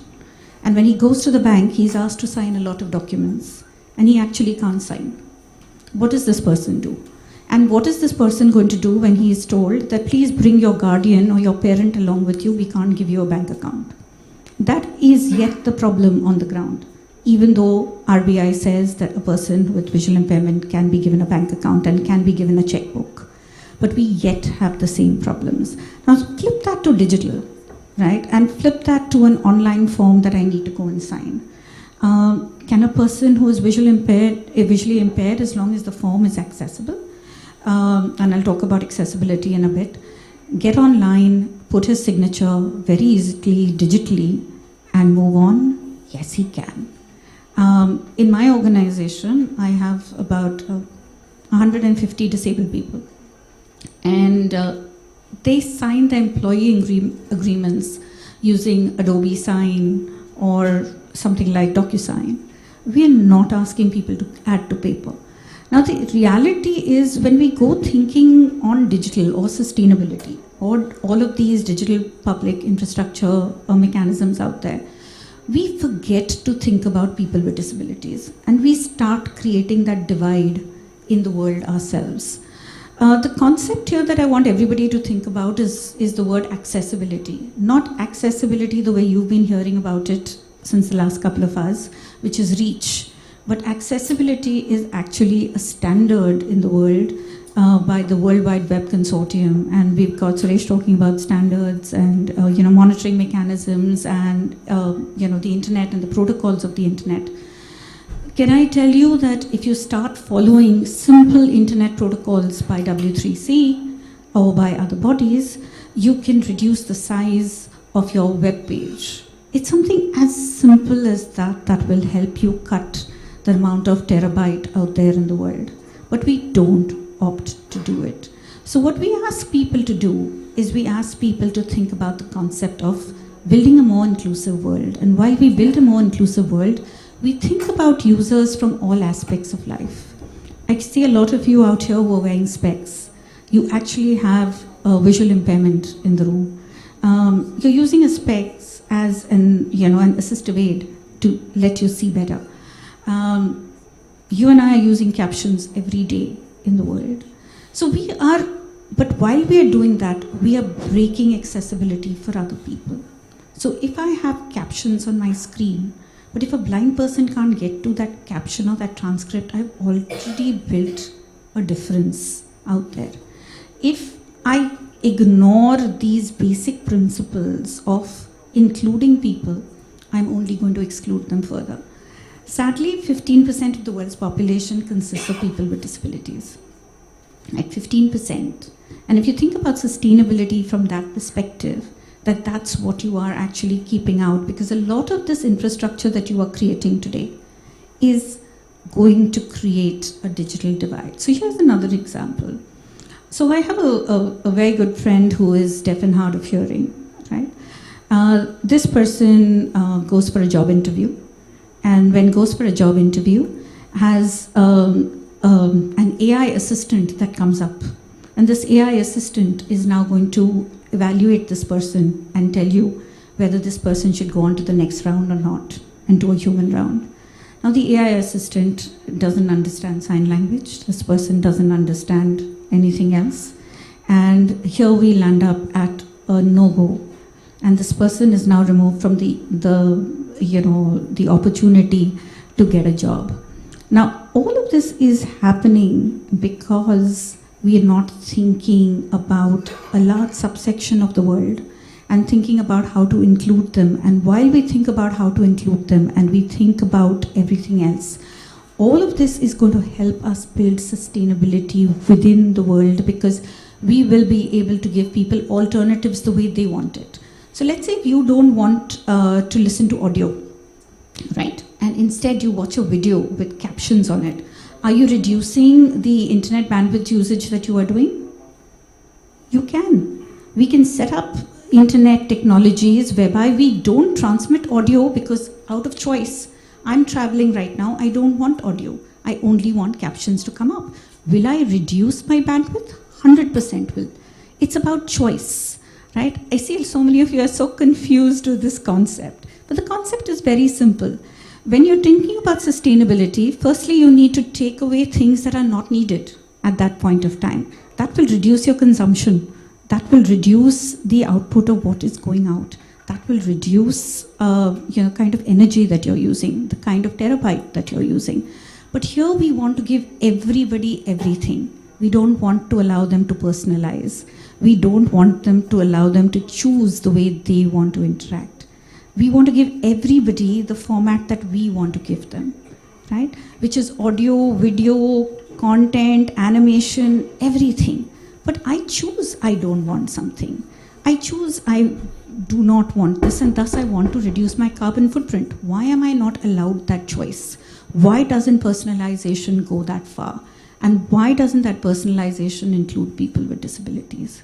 I'll just leave you with that thought. Thank you, Shilpi. That was really thought-provoking, and thank you for bringing out great examples, of tools that we all use, but sometimes with not too much thought on what kind of an impact they can make. Manoj, I'm going to come to you. You have very rich experience as a regulator, and you've worked a lot in the domain of developing standards and promoting them as well. So when we talk about sustainability, and now with an integrated essential lens of accessibility included, where do you think are the gaps? What do you think all of us should be doing together more effectively so that we come up with right standards, right frameworks, and just the right regulations which can help us as a society and as an economy? Thank you, Ambika, and thank you to the organizer for inviting me. First of all, let me share the industry which I belong and what is the role of regulation, especially for the sustainability. And I can put an example. You all of may be aware about the Sustainable Development Goal, SDGs. And telecom was the first industry which placed all 17 Sustainable Development Goals. The idea behind was that this is the only one industry which is having a reach to all people. Pardon? Acha, you are not able to. So this is the only industry which is having impacting the all people across the sector. Like if I compare to India, 1.2 billion people are there. We are impacting whether the children or the old one is starting from the life or the end of the life. It has an impact. So I was just indicating that this industry is quite responsible, and since this industry is a very much regulated industry since inceptions, and it is heavily regulated industry, therefore the role of regulation or the standardization is very important, very, very important. When I'm coming from the green energy, it would not be out of context to mention that in fact we are talking about the green energy since 2010. There was a consultation paper issued by the TRAI. We are talking how we can, green things can be incorporated in our network system. So I'm putting some of the example like which industry I belong to, where we work. Like presently we are serving 1.2 billion people through 8,20,000 towers. Okay, these towers supported by the green energy. The substantial part, we are moving that. And in fact, if I am comparing with the Indian Railway, after the Indian Railway, telecom sector is the diesel guzzler kind of the thing. Maximum diesel is used by this industry. So if we are using such kind of the things, and that was a necessary at the inception, it was compulsion for us to use because there was no ecosystem, and only the creating a standards or creating a framework is not sufficient. We need to look into what is the practical aspect, because when India was moved or open for the privatization, and it was open, and presently 95% of the telecom sector is served by the private people, and when the private investment is coming, then it is necessary that the investment need to be provide a rate of return also. It is not just following the regulation or the framework which has been suggested by the standard creation. So there is a need to how we balance between the standard created by the standard body, how we are going to implement standard in practical when we are creating a network, and how the network is helpful for achieving a target of the green energy. These are the three things, and there are three steps need keep into the mind. I am coming into the two very important issue, although I will cover in the later on also. Two things is very important for the telecom industry, and how the telecom industry is right now with reach at this place. Right now we having a tele density of more than 85%. Still there is a very large gap if we are talking about the digital divide. And I'm talking about the rural tele density, still it is about the 56%. Urban is more than 100%, 136. So you can find out what is the difference between the urban and rural, and how the this kind of the concept is going to help us. So I'm coming on the point. Sustainability having a two meaning. Okay, one meaning, if I look from the telecom or the digital infrastructure point of view, is basically is the how we are helping to the environment. Environment is first of all of the sustainability, where we are responsible for each and every person who is a part of larger society. But the second thing is coming of the sustainability is a part of the financial sustainability, who is supporting to the first sustainability. Okay, first sustainability is the environmental sustainability, and second is the financial sustainability. If both put together, it is talking about like a affordability concept. If I am looking into that, the telecom sector help to the society of that. It is affordability. If I compare one of the example, I always used to be put example, that telecom sector or the telecom services in India, one of the lowest and cheapest in the world. If I translate into per day rupees, and like the ARPU is, I'm taking ARPU of the largest company, it is just 230. If I'm taking dividing to 30, it is hardly is coming the 8 rupees. And in the 8 rupees, you will not find a cup of tea also. So there's a need to look into the fine balance between the affordability, sustainability. Within the sustainability, two thought of school, how we are going to manage between the two thought of school. One is the environmental, second is the financial. So standard, regulation, and the practical use need to work in such a manner to complement to each other. That's I can contribute at this point. Thank you, sir. You mentioned something really interesting. With the lowest ARPUs that India has, I think one big advantage is that we've been able to penetrate the country quite well, right? So the numbers that you mentioned in terms of urban and rural penetration, given it's a very large country that we are almost at a 950 million plus people who are connected in some form and factor, which is great. It's great for a fast growing economy. But if I just talk about the e-waste that we generate as a country, of course it's not great. There is millions of tons of e-waste that gets generated, not just in India, but a lot in developed parts of the world also. So I'm going to come to you, Suresh, and check with you about how do you think we manage the e-waste issue? What is it that some other countries are doing? And what kind of a responsible circular economy framework that we should be thinking about and talking about? Perfect, thank you. And as Mishra ji said, right, like part of the thing is like financial sustainability. Like, you know, people look at like profits. So that's the unfortunate facts that we can have standards. I think like part of the way people are dealing with this is actually somehow putting this cost of carbon into the people who are actually consuming it. So if you talk about e-waste, so if you look at the life cycle cost of things, right? Like, so when you want to talk about like what kind of stuff actually gets manufactured, you have some kind of digital, like for lack of a better term, passport that comes with those things that talks about like how much carbon was consumed in making it, right? So you can actually accurately measure how much e-waste is created. So we are using that to see if we can build things that last longer. So if you look at it, we always been looking at, as I said before, right, looking at how much power something consumes. So we can always replace an old equipment with like new stuff that consumes less power because the lasers have become more efficient, like everything has become more efficient, right? Like, so the transistors, everything has become more efficient. So people can just dump the old gear and then move on, right? Like, but if we somehow have a way of like measuring the carbon that went into producing it and kind of carrying it along with the life cycle, then we can incentivize people to use things that last longer, right? Like that. I think that's the direction a lot of countries are taking. I think the EU is probably in the forefront of this, right, with the digital passport that they're coming up with, where they're trying to measure the whole lifetime's cost. And that's something we are trying to do at IETF as well, to take these kind of creation, like, the digital passport kind of things that people use for embedded carbon, and try to measure the life cycle cost of things. So at the end, finally, like Mishraji said, right, like it's really about the financial thing. So we need to kind of somehow associate, like, what is the financial cost of,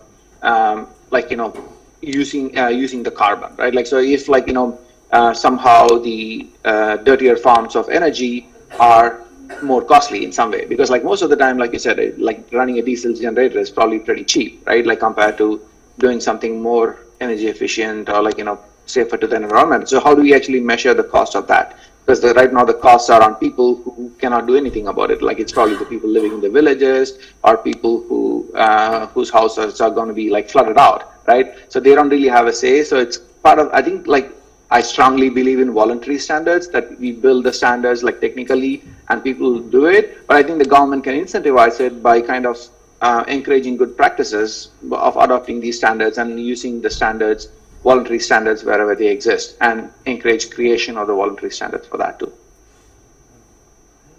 Thank you, Suresh. That's pretty interesting. I'd love to hear from Dr. Deepak Mishra how you would talk about these standards when it comes to international trade agreements and negotiations, given that, internet, the hardware, the software, the space, the entire kind of landscape of goods and services involved does form a critical part of these discussions. Yeah, thank you, Ambika. So there are two big issues when it comes to trade. The first thing is, we know that trade in service, and especially cross-border flow of data and information, is one of the fastest growing fastest growing product category in the world, and this is also the sector which is least regulated at this point. So clearly the data and the cross-border e-commerce stuff are much less regulated than any agriculture products, manufacturing goods, and even some of the services. So in essence, this is, so one can't say because they're less regulated there's more flow, but there's clearly a strong association between that. And that situation may or may not last for very long, because once you once you start to realize that a lot of services in each country can be provided digitally, virtually sitting from here, there would be a lot more restrictions that are going to come into some of these areas eventually. So you can start seeing that thing. I mean, now you see more on H1B visa or other kind of things, but there's always a possibility that once a lot of the rich countries realize that a massive amount of trade deficit they're going to run are going to be on account of digital trading, there would be resistance to having those cross-border flow. And the dilemma here for the Indian policymakers today is that many of the Indian policy stands were based on what India was as a poor country several years ago, when there are very hardly any Indians on digital economy. So we are very defensive on many of the things. We actually want cross-border data flow to be taxed, because we think, because that was the case which is perhaps valid 10 years ago. But as India becomes more digitalized, as we want to have internationalized UPI, you want to move forward with lots of services that you're going to export, including export of digital products. One has to really start to think what should be. So there is a disconnect, I believe, between kind of the digital policies and stands that we take versus where the Indian economy is and where it's heading. And it's better to lock in some of the today's current regime, so be a lot more aggressive in trying to lock in rather than creating more barriers for it. So I strongly feel that there's a bit of a disconnect here between our policy regime and the position we're taking, where India is heading in the next 5 to 10 years. The second disconnect comes from the fact that you saw in my slide. China is now the largest patent holder in R&D of many of the, when it comes to solar, EVs, EVs, renewables. So a lot of the kind of the mothership now sits in China, and obviously we have a very acrimonious relationship with China. So how do you really manage to overcome? And so you cannot be, take a very ideologically strong position if you want to find a way to keep your digital economy growing, and ensuring that the source or the country where most of the patent and the R&Ds are going to come. And in fact, China has, there's a study which shows that out of 43 emerging technologies, China has leadership in about 35. So clearly that's a very big policy dilemma for, a dilemma for policymakers. How do you ensure that we have, our industry and business have access to some of this technology while we figure out how to, decide on the boundaries. So I think these are two big trade policy dilemma. How do we make sure that the Indian trade policy stance is consistent with where India's digital economy is going? And I think there's a bit of inertia on the policy side. And second is, and I think that's a bigger issue than just digital economy, how do we deal with China? Thank you. Thank you, Dr. Deepak, and thank you for bringing them out so candidly and so openly. I think it's for all of us as policy influencers to be having these conversations with policymakers so that there is no dark spot left out. I'm going to invite the audience at this point of time. If there are any questions, please feel free to raise your hand. We'll pass a mic around. Please introduce yourself and ask questions. Yes, we have the first energetic young man right here.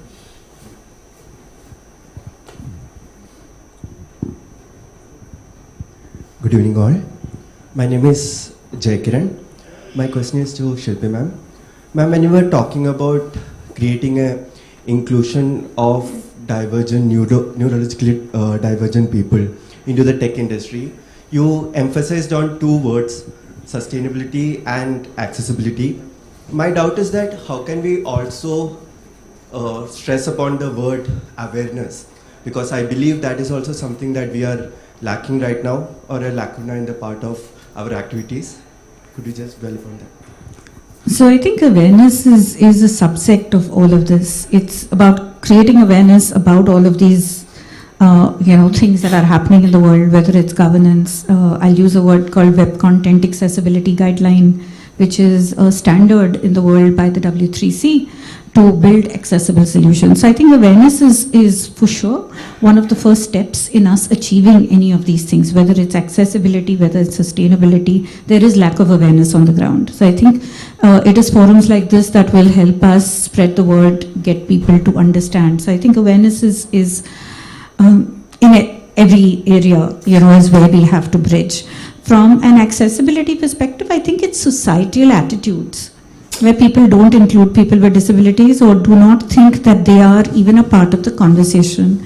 I can tell you about myself. I have a tremor. I inherited it. As per Indian law, I do not have a disability, but if I was living in the US, I would have been a person with a disability, right?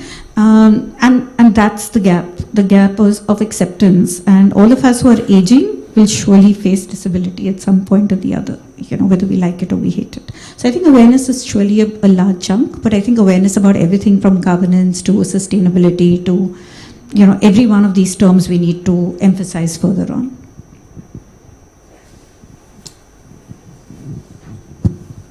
Thank you.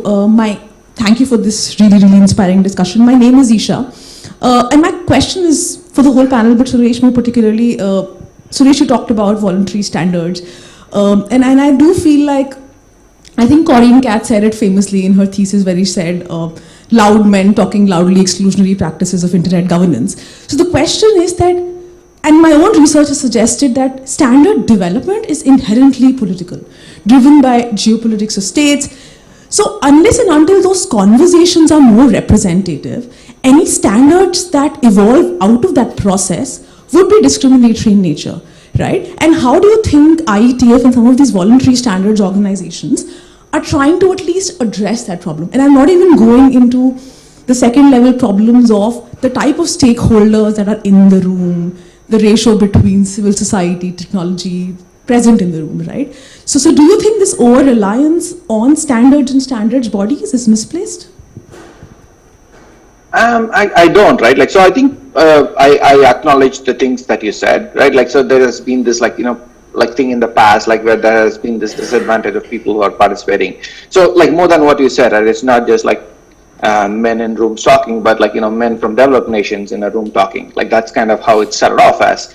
But I think, by chance, like, let's put it that way, right? Like, with the COVID and everything, like, it's kind of leveled out the playing field. So if you look at the IIGF used to be 4 people listening online on a MP3 stream over the IPv6 multicast network, right? Like, that's how it started off as, right? And with after COVID, like, we kind of have now remote participation that's available to everybody.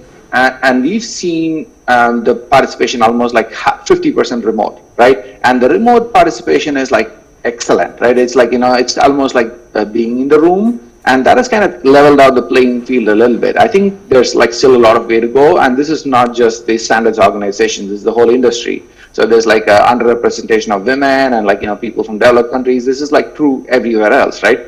But we are kind of making a strong, push towards it. Like, if you look at it, like Dhruv is in the room, who's to your right. He's like the outreach coordinator for the IETF and part of the IAB. So we kind of go out and reach out to other regional organizations, like, like APNIC, like, who's like in Asia. Like, we reach out to them, kind of try to understand like what are their concerns and stuff and so on. So we are trying to incorporate that. And we're also having like discussions with civil society quite a bit. Like, we started engaging with the IGF as well. And we also have a research group, because the problems are like much harder to tackle. Like, we always look at the research and see what needs to get done. And we have a research group called HRPC, right, which is actually looking at human rights considerations and protocols. Like you said, it's protocol development. Even though it's technology, it can be political. So we are actually looking at like how we look at stuff. And we're also looking at participation. Like, so we have this thing called RASPARG, which is actually looking at participation, how it works in the IETF.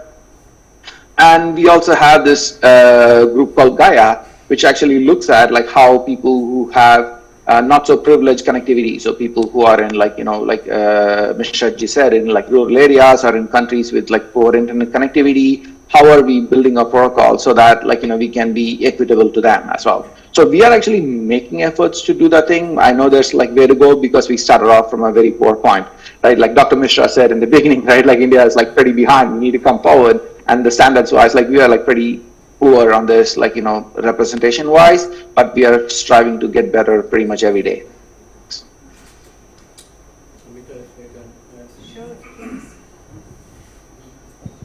So let me add something, whatever the Suresh is mentioned here.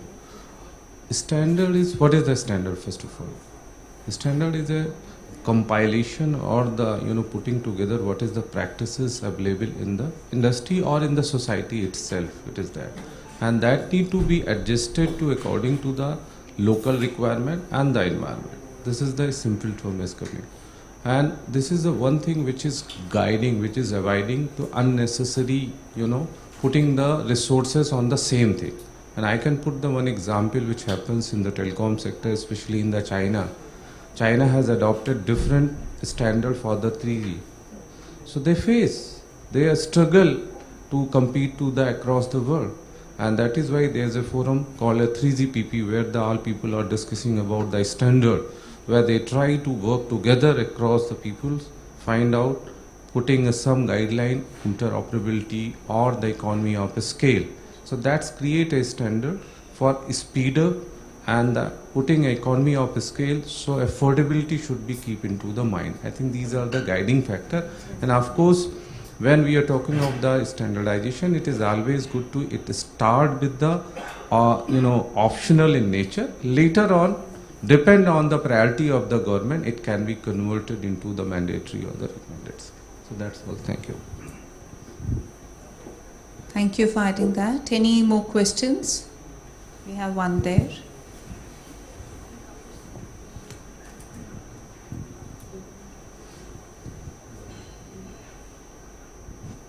Hi, my name is Rupam and thank you for the session. So my question is about like similar to awareness. So we know the youth is the future of the society, but the awareness that is given to the youth is lot less. And like we have some initiatives like in India, Youth IGF India, and like in Asia, Youth IGF Asia, but their intake is lot less than this event, which has a lot more. Let's say Youth IGF India this year has around, I think, 28 fellows. So why is there more push towards the youth so that they have more awareness and like spread the knowledge even further, like their families, their grandparents, their parents. Thank you. I think very interesting point. We were actually discussing this over chai and coffee outside before the panel started, that all such discussions should essentially have more representations from youth, from colleges, right? That would be great because we definitely want the next generation to be more aware and more accountable for whatever we do. I know we are not going to leave the earth in a great space, and somebody did obviously bring up Delhi pollution and Delhi air. We are talking about digital waste and digital sustainable economy, but the air we take in is a part of it. So engaging youth, of course, is important. Point taken. I'm just being a little mindful of time, and I do have one question, for Mr. Mishra or Dr. Mishra, whoever wants to take it up, in terms of India's goals for COP. Right? After COP26, we are talking about a net zero kind of a state by 2070. Do you think it's possible? What do you think is it that we need to do as a social group, as a so-called internet engaged group, so that we can contribute towards this goal? Let me first answer, then Dr. Misra supplement on the. As an industry, I mentioned in the initial, telecom was the first industry to endorse the Sustainable Development Goals. So we are very confident to support, because unless until you have a confidence or faith to contributing anything, it is not possible. Like I was putting, telecom industry is one of the industry which is very self-driven kind of the thing. Whatever the new thing is happening in the system or the technology, they are being a first adopter. Similarly, we are doing lot of the thing. It is not impossible, but of course there are certain challenges. Like presently, only the 15% of the site are, because of the commercial thing.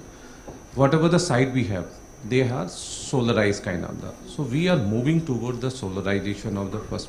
So when we are moving more and more on the solarization part of the, of course we are going to reduce the carbon emission. Second, similarly, we are working very closely through the policymaker or through the others stakeholders, like the green energy open access. Okay, Government of India has issued certain guidelines, rules and regulation. Still there are challenges at the state level, because the electricity is something which is coming in the concurrent list of the state and the central, and it has an impact on the revenue also. So the state has their own sweet time, but as understand, it is a top priority. It has been taken by the Honorable Prime Minister. They have given certain guidance. As an industry, we are with our government to support that and to achieve that target. Similarly, we are also working in new technologies. Whatever the new technologies coming into picture, whether the AI or the machine learning, by applying these things, we can put the efficiency into the system. That efficiency is going to reduce further the carbon emissions. And lot of the thing is happening in terms of the technology, where we are doing lot of the storage. Because what is happening, and we should not say still we have a certain area where the electricity is not still reached to that. Electrification is not happen. So wherever the electricity is not happens, we are using the another source of the energy. And of course it has an impact on the energy. But I have mentioned in the initial, India, one of the few countries which have a standard for the telecom sector, like the green telecom, we work together. Similarly, we have promised for the carbon emission, not only the as a telecom industry, as a others commitment to the society also. So I am a strongly believer that at least we will contribute to achieve that. And it is not so simple. There are a lot of the issue which is not, we have sufficient time to discuss policy related issue with the challenges coming. Because whatever the policy framework presently exists in India across the 36 states, policies are different in the different states. They have different priority. Some states are putting a top priority for the environmental or the green energy or the renewable energy. Some still they are struggling because they are not able to even connect to the last village, whatever is available. So, but if we have a right intention, I believe we are going to achieve it, because this is something which is impacting everyone. We are talking about what is the pollution we are facing, if we are facing such kind of the thing, we have to do something collectively. That I answer Mika on this point of time. Thank you. Thank you very much. We are facing the pollution, we need to be accountable for it. Before we come to Dr. Hello everybody, my name is Rashi. I'm taking cue from your point about COP26. I was fortunate to be a part of COP29 this year. So everything was revolving around climate finance there. So right now we are at this stage. It's a point across that I'm putting that we are lacking behind a lot in terms of what the world is right now doing in terms of climate finance. They are moving ahead with the carbon markets, climate finance. So we all are talking about, sustainability, resiliency, and the green part of it, the all good words that we can talk about. But we have to fast-pace our, steps, the concrete steps that need to be taken in this respect, because the elephant in the room is finance. For everything to become green also in terms of internet, data centers and everything, the big question that comes that everybody is facing the challenge is the finance part. And I believe world is moving very fast ahead in terms of climate, gathering the carbon markets and bringing finance to their countries. And I think India has a lot of work to do upon it. And I would want you all to speak something about any concrete steps that in various diverse sectors that we have taken up until now, and what is the vision that we are carrying in your respective sectors. Thank you, Rashi. I think that kind of takes us to the very last portion of the session, which was exactly to call for an action, right? That all of us together, we can keep having discussions around these topics, but what is it that we commit to do? And how do we move on that roadmap? So I'd like to request Suresh first, given your experience and your passion on the subject. And we do have representatives from the government, from the private sector. We've got a lot of intelligentsia sitting in this room. I don't know if you can see the room, but it's gotten full during the course of this session, which itself is very encouraging.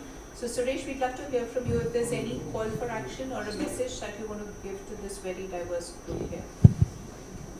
Yeah, I think going back to what Isha was saying, right, in the room, I really think that participation makes things better. So right now, if India wants to influence how things are standardized or what kind of things we need to do to make things better, I think us having a seat at the table, talking about problems that economies like India have, I think is a very, very strong message, because the standards are worldwide. It's not, I think Mr. Ji was saying about China 3G with they are 3 different standards, not just one, right? 2 of them are kind of homegrown, and it kind of didn't work very well. So I think we are in a connected world. Everything we do is affects everybody else. So I think really the question is how do we participate as a country? How do we make sure that our problems are heard? Because every country has different set of problems. I'm pretty sure India has different set of problems than Maldives, who have very different set of problems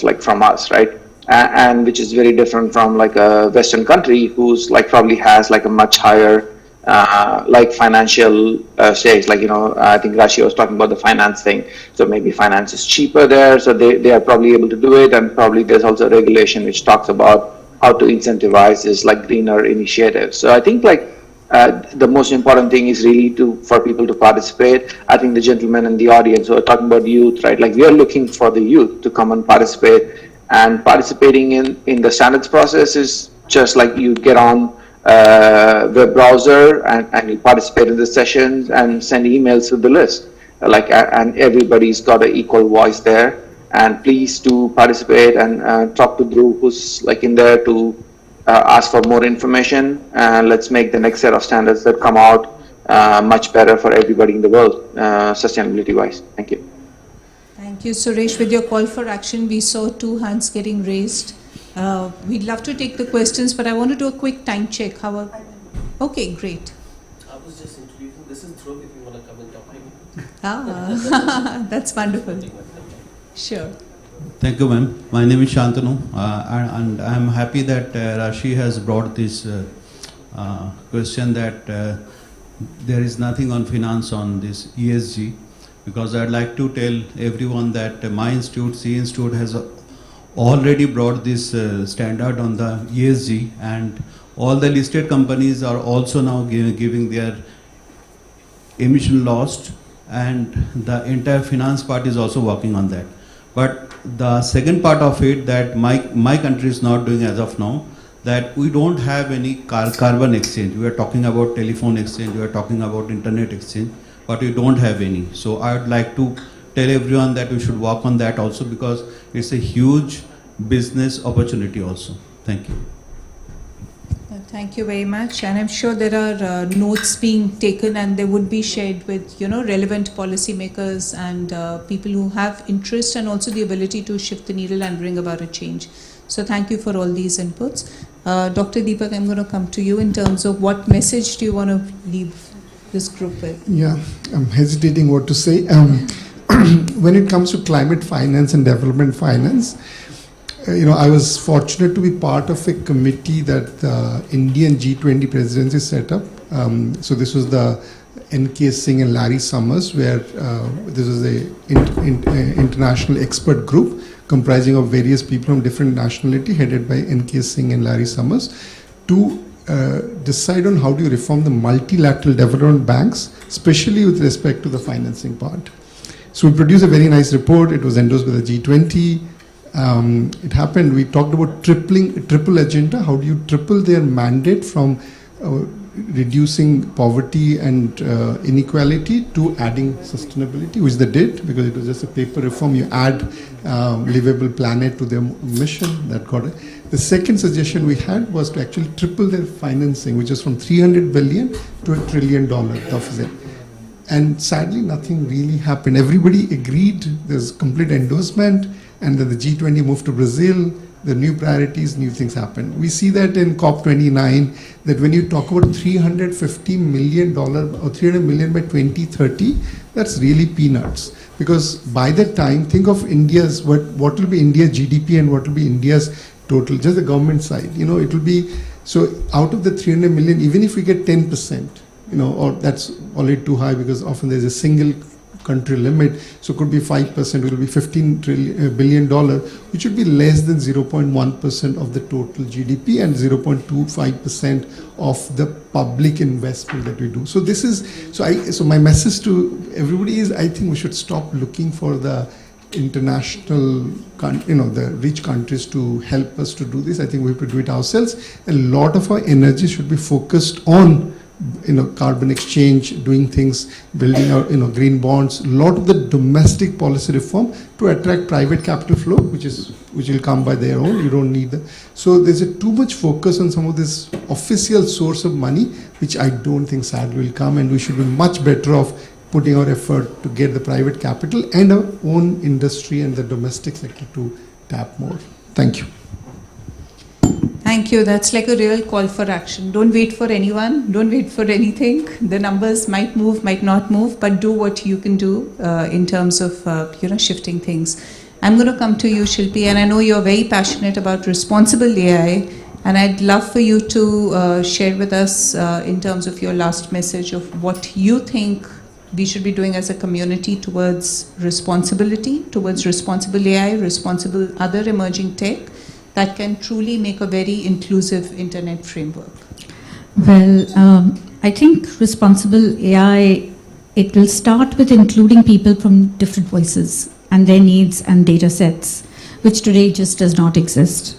We have to start building for the edges, not building for everybody in the center. A lot of us will get excluded because we don't build for the edges. So the only thing I will tell people in this room, inclusion starts with every one of us. That responsibility and ethics that we bring to the table needs to come forward in all of these spaces, whether it's sustainability, accessibility, etc. And it is not, like Mr. Mishra said, it starts with you, it doesn't start from outside. If everybody just starts to take that one step forward, we will have a much better world out there. And I think that's the call. The call is think responsibly about your data, think responsibly about AI, think responsibly about how you're excluding people, the biases you're putting in there, which are inherent in society, which we're just passing down to these AI engines, which no one has control over after a point, once they get going. So be cautious, and it starts with you. Thank you very much. I'm going to come to Mr. Manoj Mishra. You've shared extensively about what different sectors have been doing with respect to sustainability, especially the telecom sector. And any message you want to give to the few youth in this room who are going to go out and share with more youth outside about how they can kind of learn from these best practices and come up with a bunch of new creative, more areas which can work towards a greener, more financially sustainable, more strategically sustainable, more economically sustainable industrial sector. Thank you. I think two things is very important for us, and it is coming from the government itself, where we have been guided. First thing, how we can think about, and some of the question has been already addressed by my colleague, Mr. Mishra, Atmanirbhar Bharat, and when we are talking about the less government, more governance. When I'm talking about the more governance, so direct answer is coming to the climate finance. The climate finance I'm talking, now, day by day the awareness is going to be more and more, and wherever one of the colleagues mentioned, those companies are listed at a stock exchange, they are need to be declared about how much they have saved. And in fact, within the banking industry, there has been a criteria or the category has been created, those demonstrating that they have saved something, they have did something for the environment, and if it is accountable or the quantifiable, so their financing amount is less than, if compare, cost of the capital is less than to the non-climate kind of. So one thing is coming. The message I am indicating to my colleague and young generation, India is very unique, and whatever we have achieved, that is the thought of India only, and we have achieved on the 2 points. One is the economy of scale. Economy of scale is the guru mantra for doing anything, and we have all the thing, which good thing we are talking, which is coming from the Europe or the European country. It is inherent in our nature. Working, living in the nature, that is a part from the so many years kind of one thing. Second, after affordability is that if we can think about, if devise something which is locally manageable, locally producible, locally understandable in terms of the local language, that is going to help us to increase the affordability and scalability, which I think sustain in long term, which we have demonstrated in the telecom sector as a burning example. That's the message I can. Thank you. Thank you very much, Manoj, and a very warm thank you again to all our panelists. Thank you, Suresh, especially for beating odd hours and joining us for this discussion with your very valuable inputs. Thank you, Dr. Mishra. Thank you, Shilpi. Thank you, Mr. Mishra. And thank you very much to this audience. It's never easy to stay back till the last session, which we overshot by a few minutes. That's okay. So thanks for that. But thank you, Ambika. And a moment for Suresh and all the panelists. We'll have Devesh Tyagiji, who is the CEO and Chair of IIGF, presenting a small memento to all of you. And Deveshji, we would start from the action there too.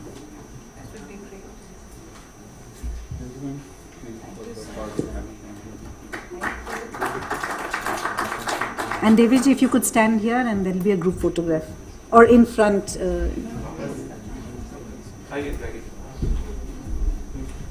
please. No. We're getting Suresh right there. Yes. पीछे है ना background में Suresh.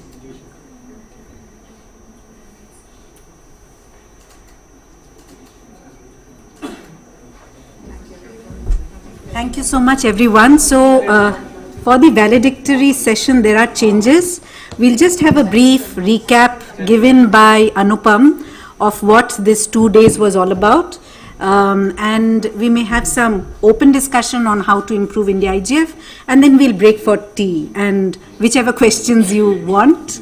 How we should improve India IGF, make it more inclusive. One of the comments which came is having it in a college, so that we have more youth participation. So Anupam, over to you. Anupam, over to you.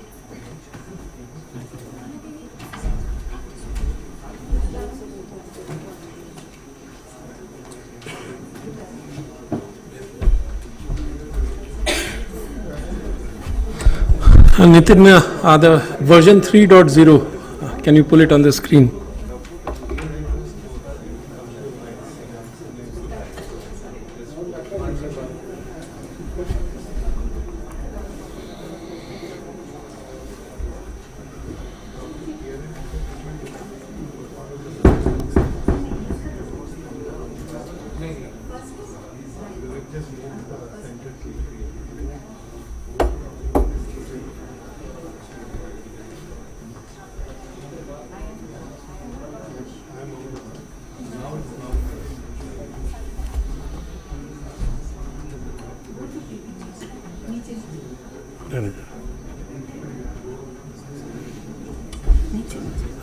Version 3.0 করছে এখন upload করেনি না 2.0 টা করেছে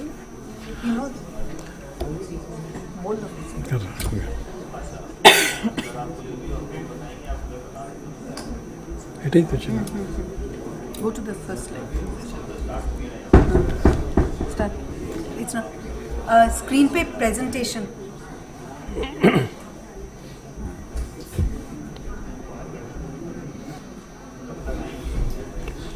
Okay, good evening everyone. My name is Anupam Agarwal. I am presenting the overview of India IIGF 2024, which happened since last.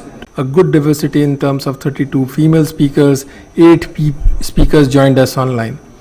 This is the picture of the inaugural session, which was also attended by Mr. Abhishek Singh, Additional Secretary MIT. The second one, we had Mr. Cybersecurity Secretariat and Professor Rekha Jain joining us online, and Osama Manzar as well. These are the two main sessions which happened today. The earlier one was moderated by Amitabh Singhal. It was on multi-stakeholder and the way forward, which had Mr. T. Santosh from MIT, Dhruv Dodi and Anita Gurumurthy joining us online. And this is the most recent picture. Ambika, you can see yourself here. We are quick in terms of putting picture. So this is the session on green and sustainable internet. It was joined on, we had Suresh joining us online, moderated by Ambika, joined by Dr. Misra, Mr. Mishra and Shilpi. So with all these sessions, this is a collage of the different community-led workshops which happened over these 2 days. This is from day 1. This is the today's morning 4 community-led workshops which happened, the afternoon sessions which were there, and then these are the key messages which we could collate as of now. A detailed report will be created based on the rapporteurs who have worked since last 2 days, but the key messages are that we need to build an internet resilience index to bring in accountability. Something of this sort is already done by Internet Society. It needs to be tuned as per the Indian requirements. Some parameters need to go, some parameters need to be brought in. Internet Resiliency Index, which might be operated at a district level or a much lower level at the Gram Panchayat or the village. That was the idea of the panelists in this session. There is a need for a national AI literacy mission. The next message was to prioritize inclusivity in the design phase of the digital platforms to ensure sustainability and sensitivity. The next one was to streamline regulations with reduced overlap among regulatory bodies for effective content governance. So these were the 2 sessions, workshops which happened, which brought in this theme. There was a discussion around policies must ensure open and equitable access without stifling competition. So this was again resonated in a couple of workshops. That's why it has found a place here. Then the key message is to create guidelines to protect children online. This is coming from the harm side of the things, where usage of internet is creating harm for the children of our society. So there needs to be some kind of guidelines to protect the harm of our children. The next one is to bring stakeholders together to develop a national position. There is already work which is happening in MIT. This was also something which resonated last year. It has again resonated this year, and already the steps are there, so which needs to be closed now. Then Create opportunities for diverse and relevant stakeholders to participate in national delegations. This is an outcome of one of the sessions on multi-stakeholderism which we had today. And need to have a transparent, readily accessible and easy to reporting mechanism for reporting online crime. Now the current system of reporting needs to be relooked, where we have some portal of I4C, but that is not helping the way it has to. This is a little half-baked, the last one.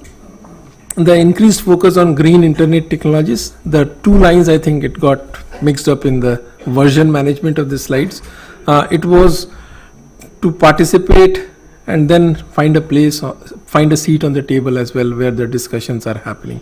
And that is the key to impact the future technological roadmap. So this is where I say thank you. Thank you.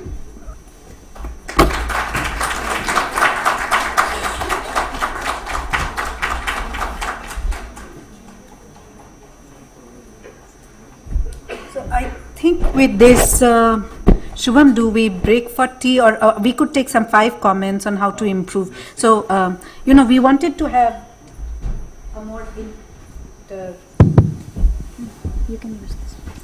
more interactive discussion on, we want your suggestions, how to improve it. This is a volunteer-based community initiative. How we can improve it, bring in more people. One of the things which we as a committee thought is better move it out from Delhi, go to some other place next time, perhaps have it in some college so we can have more young people than older people like us in the room. But any other suggestions, and please feel free, this is an open thing. Anyone who wants to say something, you can raise your hands, and let's be fast, else I can point out and ask you to give us some suggestions. Anyone, anything, even coordination committee members or anyone. Anything? Yeah, of course. Thank you, Amrita. I think great idea to get youth in. Maybe we can also involve, let people join in online and make it like a little webinar so that people sitting all over the country can participate. Sharing it extensively with colleges, especially with specific colleges of technology, of policy interest, of social interest would be very, very relevant. And lastly, moving out of Delhi is okay, but I would suggest taking it to any other city where we can still again get this vibrant group of, political, bureaucratic, social, academic and economic participation. So just that balance is needed. So I think it would land up being in one of the bigger cities, unfortunately. Yes, no, I completely agree. We had a remote participation link. Unfortunately, few joined, but I think that's a good idea. Remote hub with interested colleges also good, like Sudha and all had. But what we could also do is have a bit of interactivity that they asked. They did ask question in one of the morning sessions, but again, everyone had. It's difficult. I think till 6 o'clock may be difficult for people to digest. That's perhaps the only thing is, when we try to reduce it, you have to increase the days and all that. So that balance is very difficult. Anything else from anyone? Ambika started. Yes, please. Want to have it in Delhi, don't have it along with the parliament session, because then you'll have the government speakers being pulled out of the last moment for. Yes, no, that's true.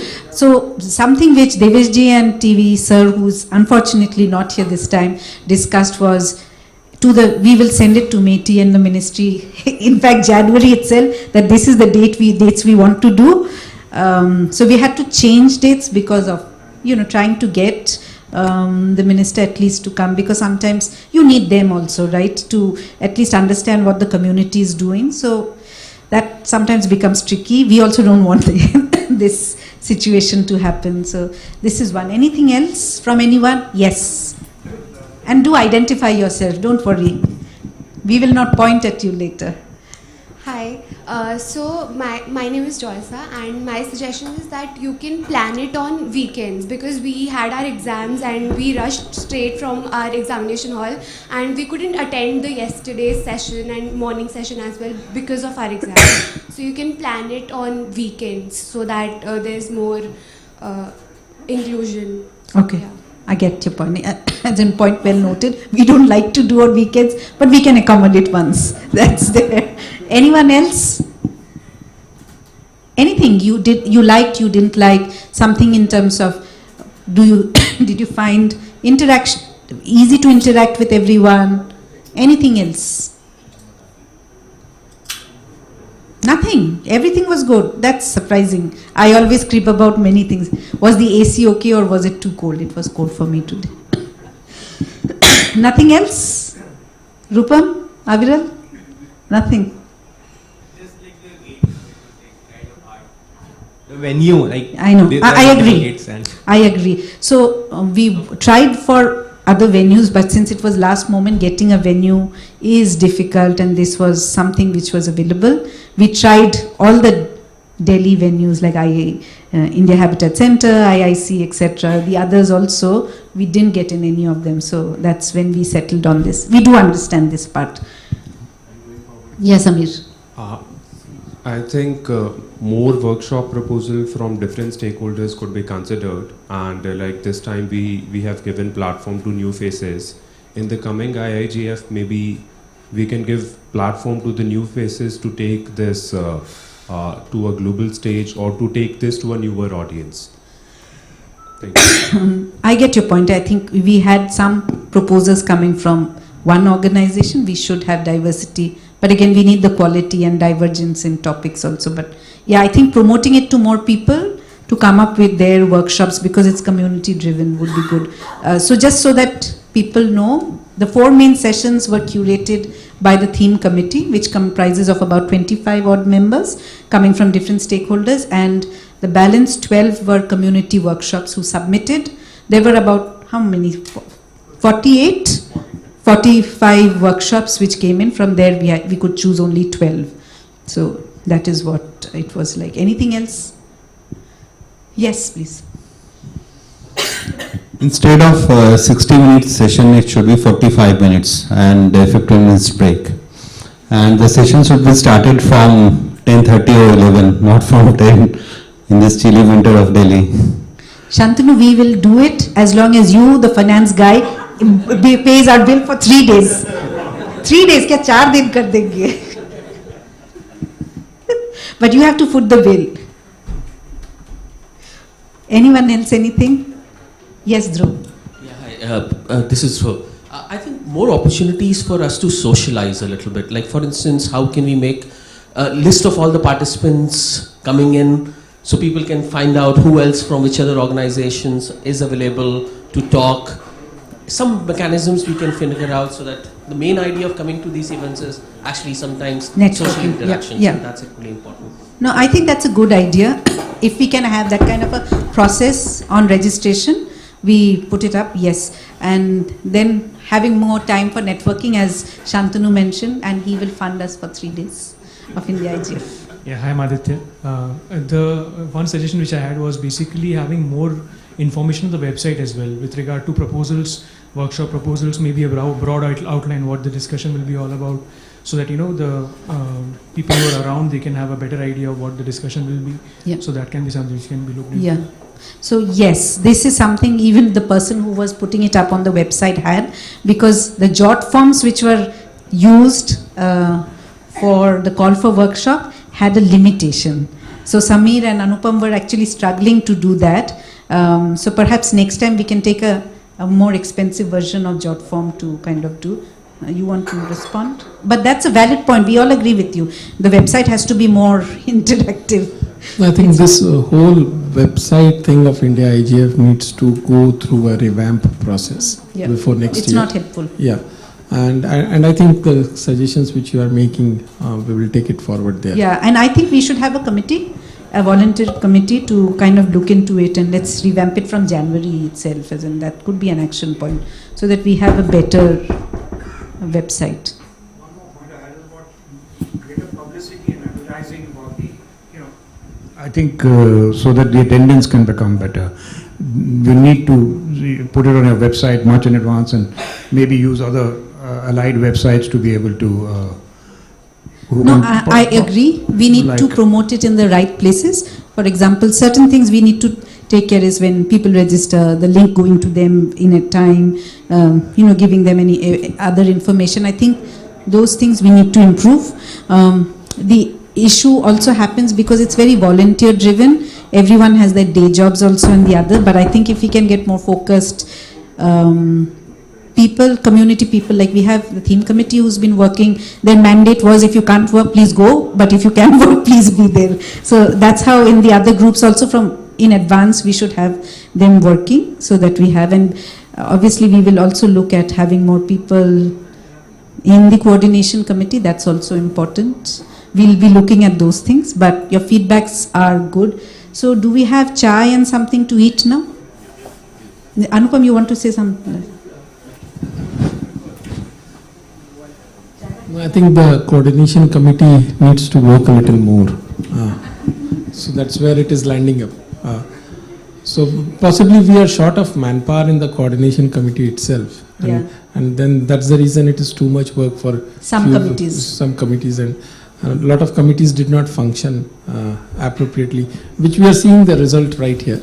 So I think there is a need for revamping the coordination committee itself. Yeah, as in we could at least senior members from diverse stakeholders in case you want to be in thing, like Deepak Mishra, he was there, he left. I was telling him you should come back because we need diverse stakeholders also in the coordination committee, so that's important. Obviously, for the other committees like reception or theme, we will have, there are people, if they wish to continue, I'm sure they want to. And we would also have call for other people. There have been some people who said they want to shape the program or even help with these. Some people are good in some things, they can participate in that. It's thankless job, but if you're passionate, you can do it. That's how it is. Yes, please. Yes. One moment, you'll get the mic. And if you can identify yourself. Neha Saraswat, and I'm a lawyer by profession. So the small suggestion, because I keep attending many conferences, domestic and internationally. So the long sessions are there, whole day. We cannot squeeze in, in 2 days. We cannot expand the days. But what happened normally, what we can do post lunch, there's a 5 to 7 minutes ice breaking session or a little meditation. So we have all the post lunch sessions, and it's refreshed up. So we can include that. Yeah, to wake up everyone, right? Yes. Thank you. Okay. So with that, if there is nothing else anyone wants to say, or you can always share it with us, as in our emails are normally there. If you want to be anonymous and share it with us, as in if you send it through email, it will not be anonymous, but if you just don't want it in public, you can share it with us. And with that, Shubham, let's break for tea. Yeah? Hai na? Peene ki. Oh, vote of thanks. Who's giving? Oh, Devi ji kahan hai? Okay, let's wait for that. Sorry. Yeah. And something to eat. Yes, he has promised me.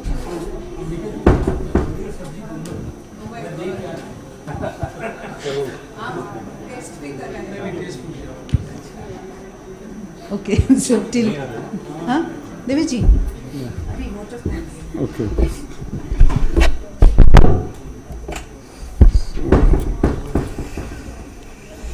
So good evening all.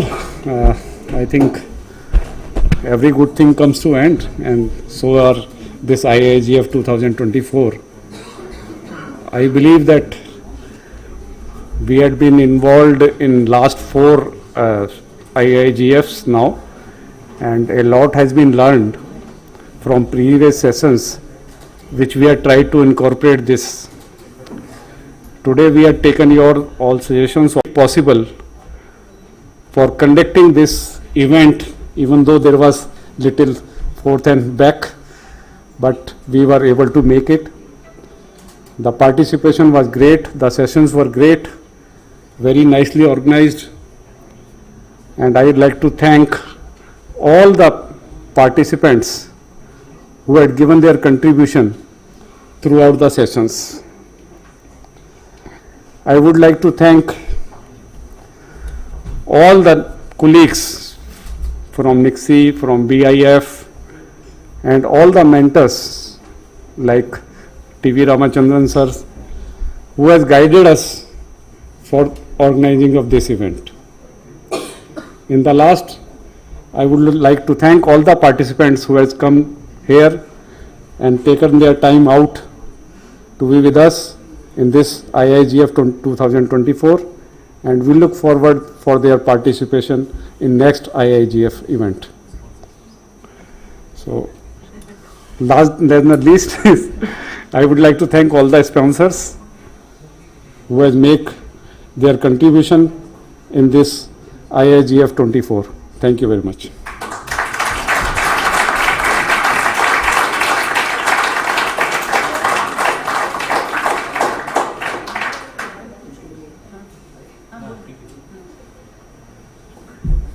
So I would invite for that all of you for a tea outside. Thank you very much.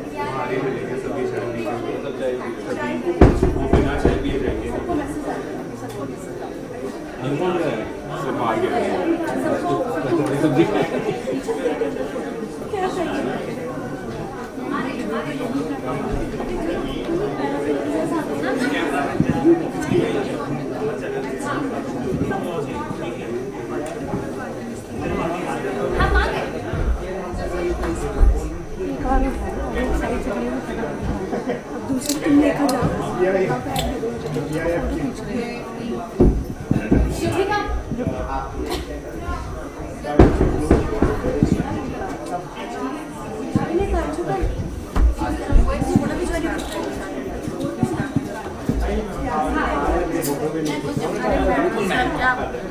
हमारी चल रही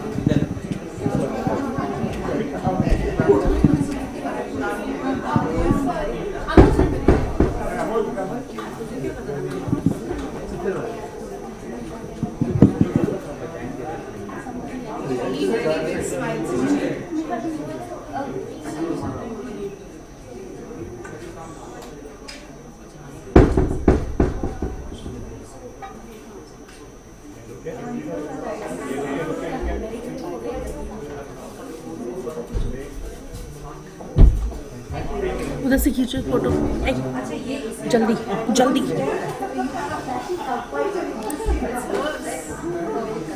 जल्दी खींचो।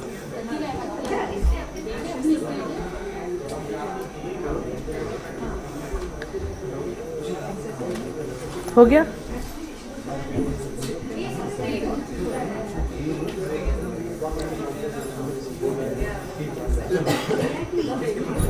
नीचे देखूंगी, obvious सी बात है।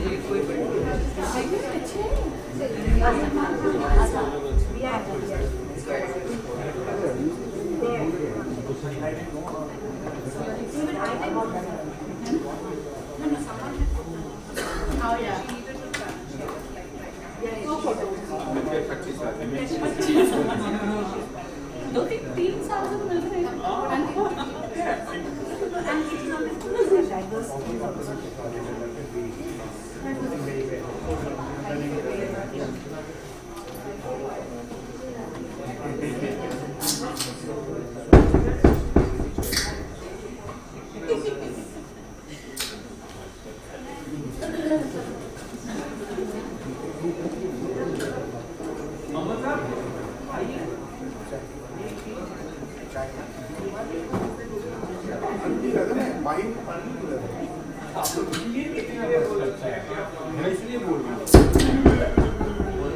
पानी पी रहा था, आपने जल्दी से बोला मैं कर दिया। पानी में कौन सी बॉटल है तो मैं उठाऊंगा नहीं, वो आधी रह गई। बोला आपने कैच नहीं किया, मैंने कुछ बोला है।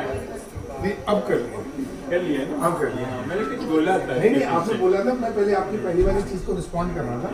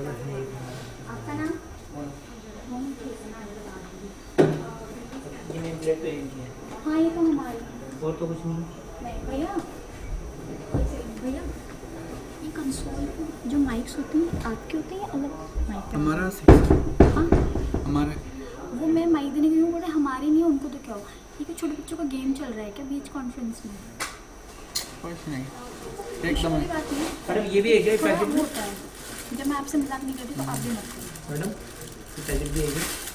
हाँ ये भी आपने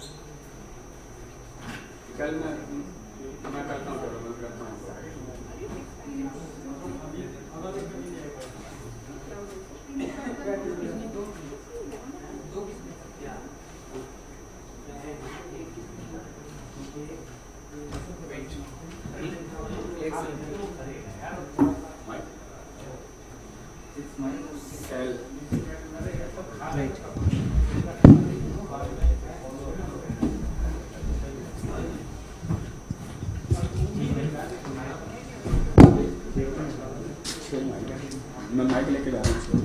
6 माइक और पोडियम होगा।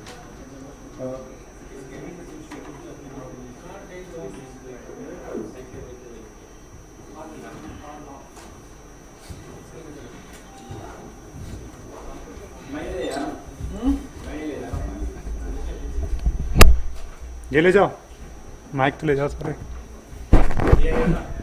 पोडियम ले जाओ। एक्सेलर अभी यहाँ से निकालनी पड़ेगी।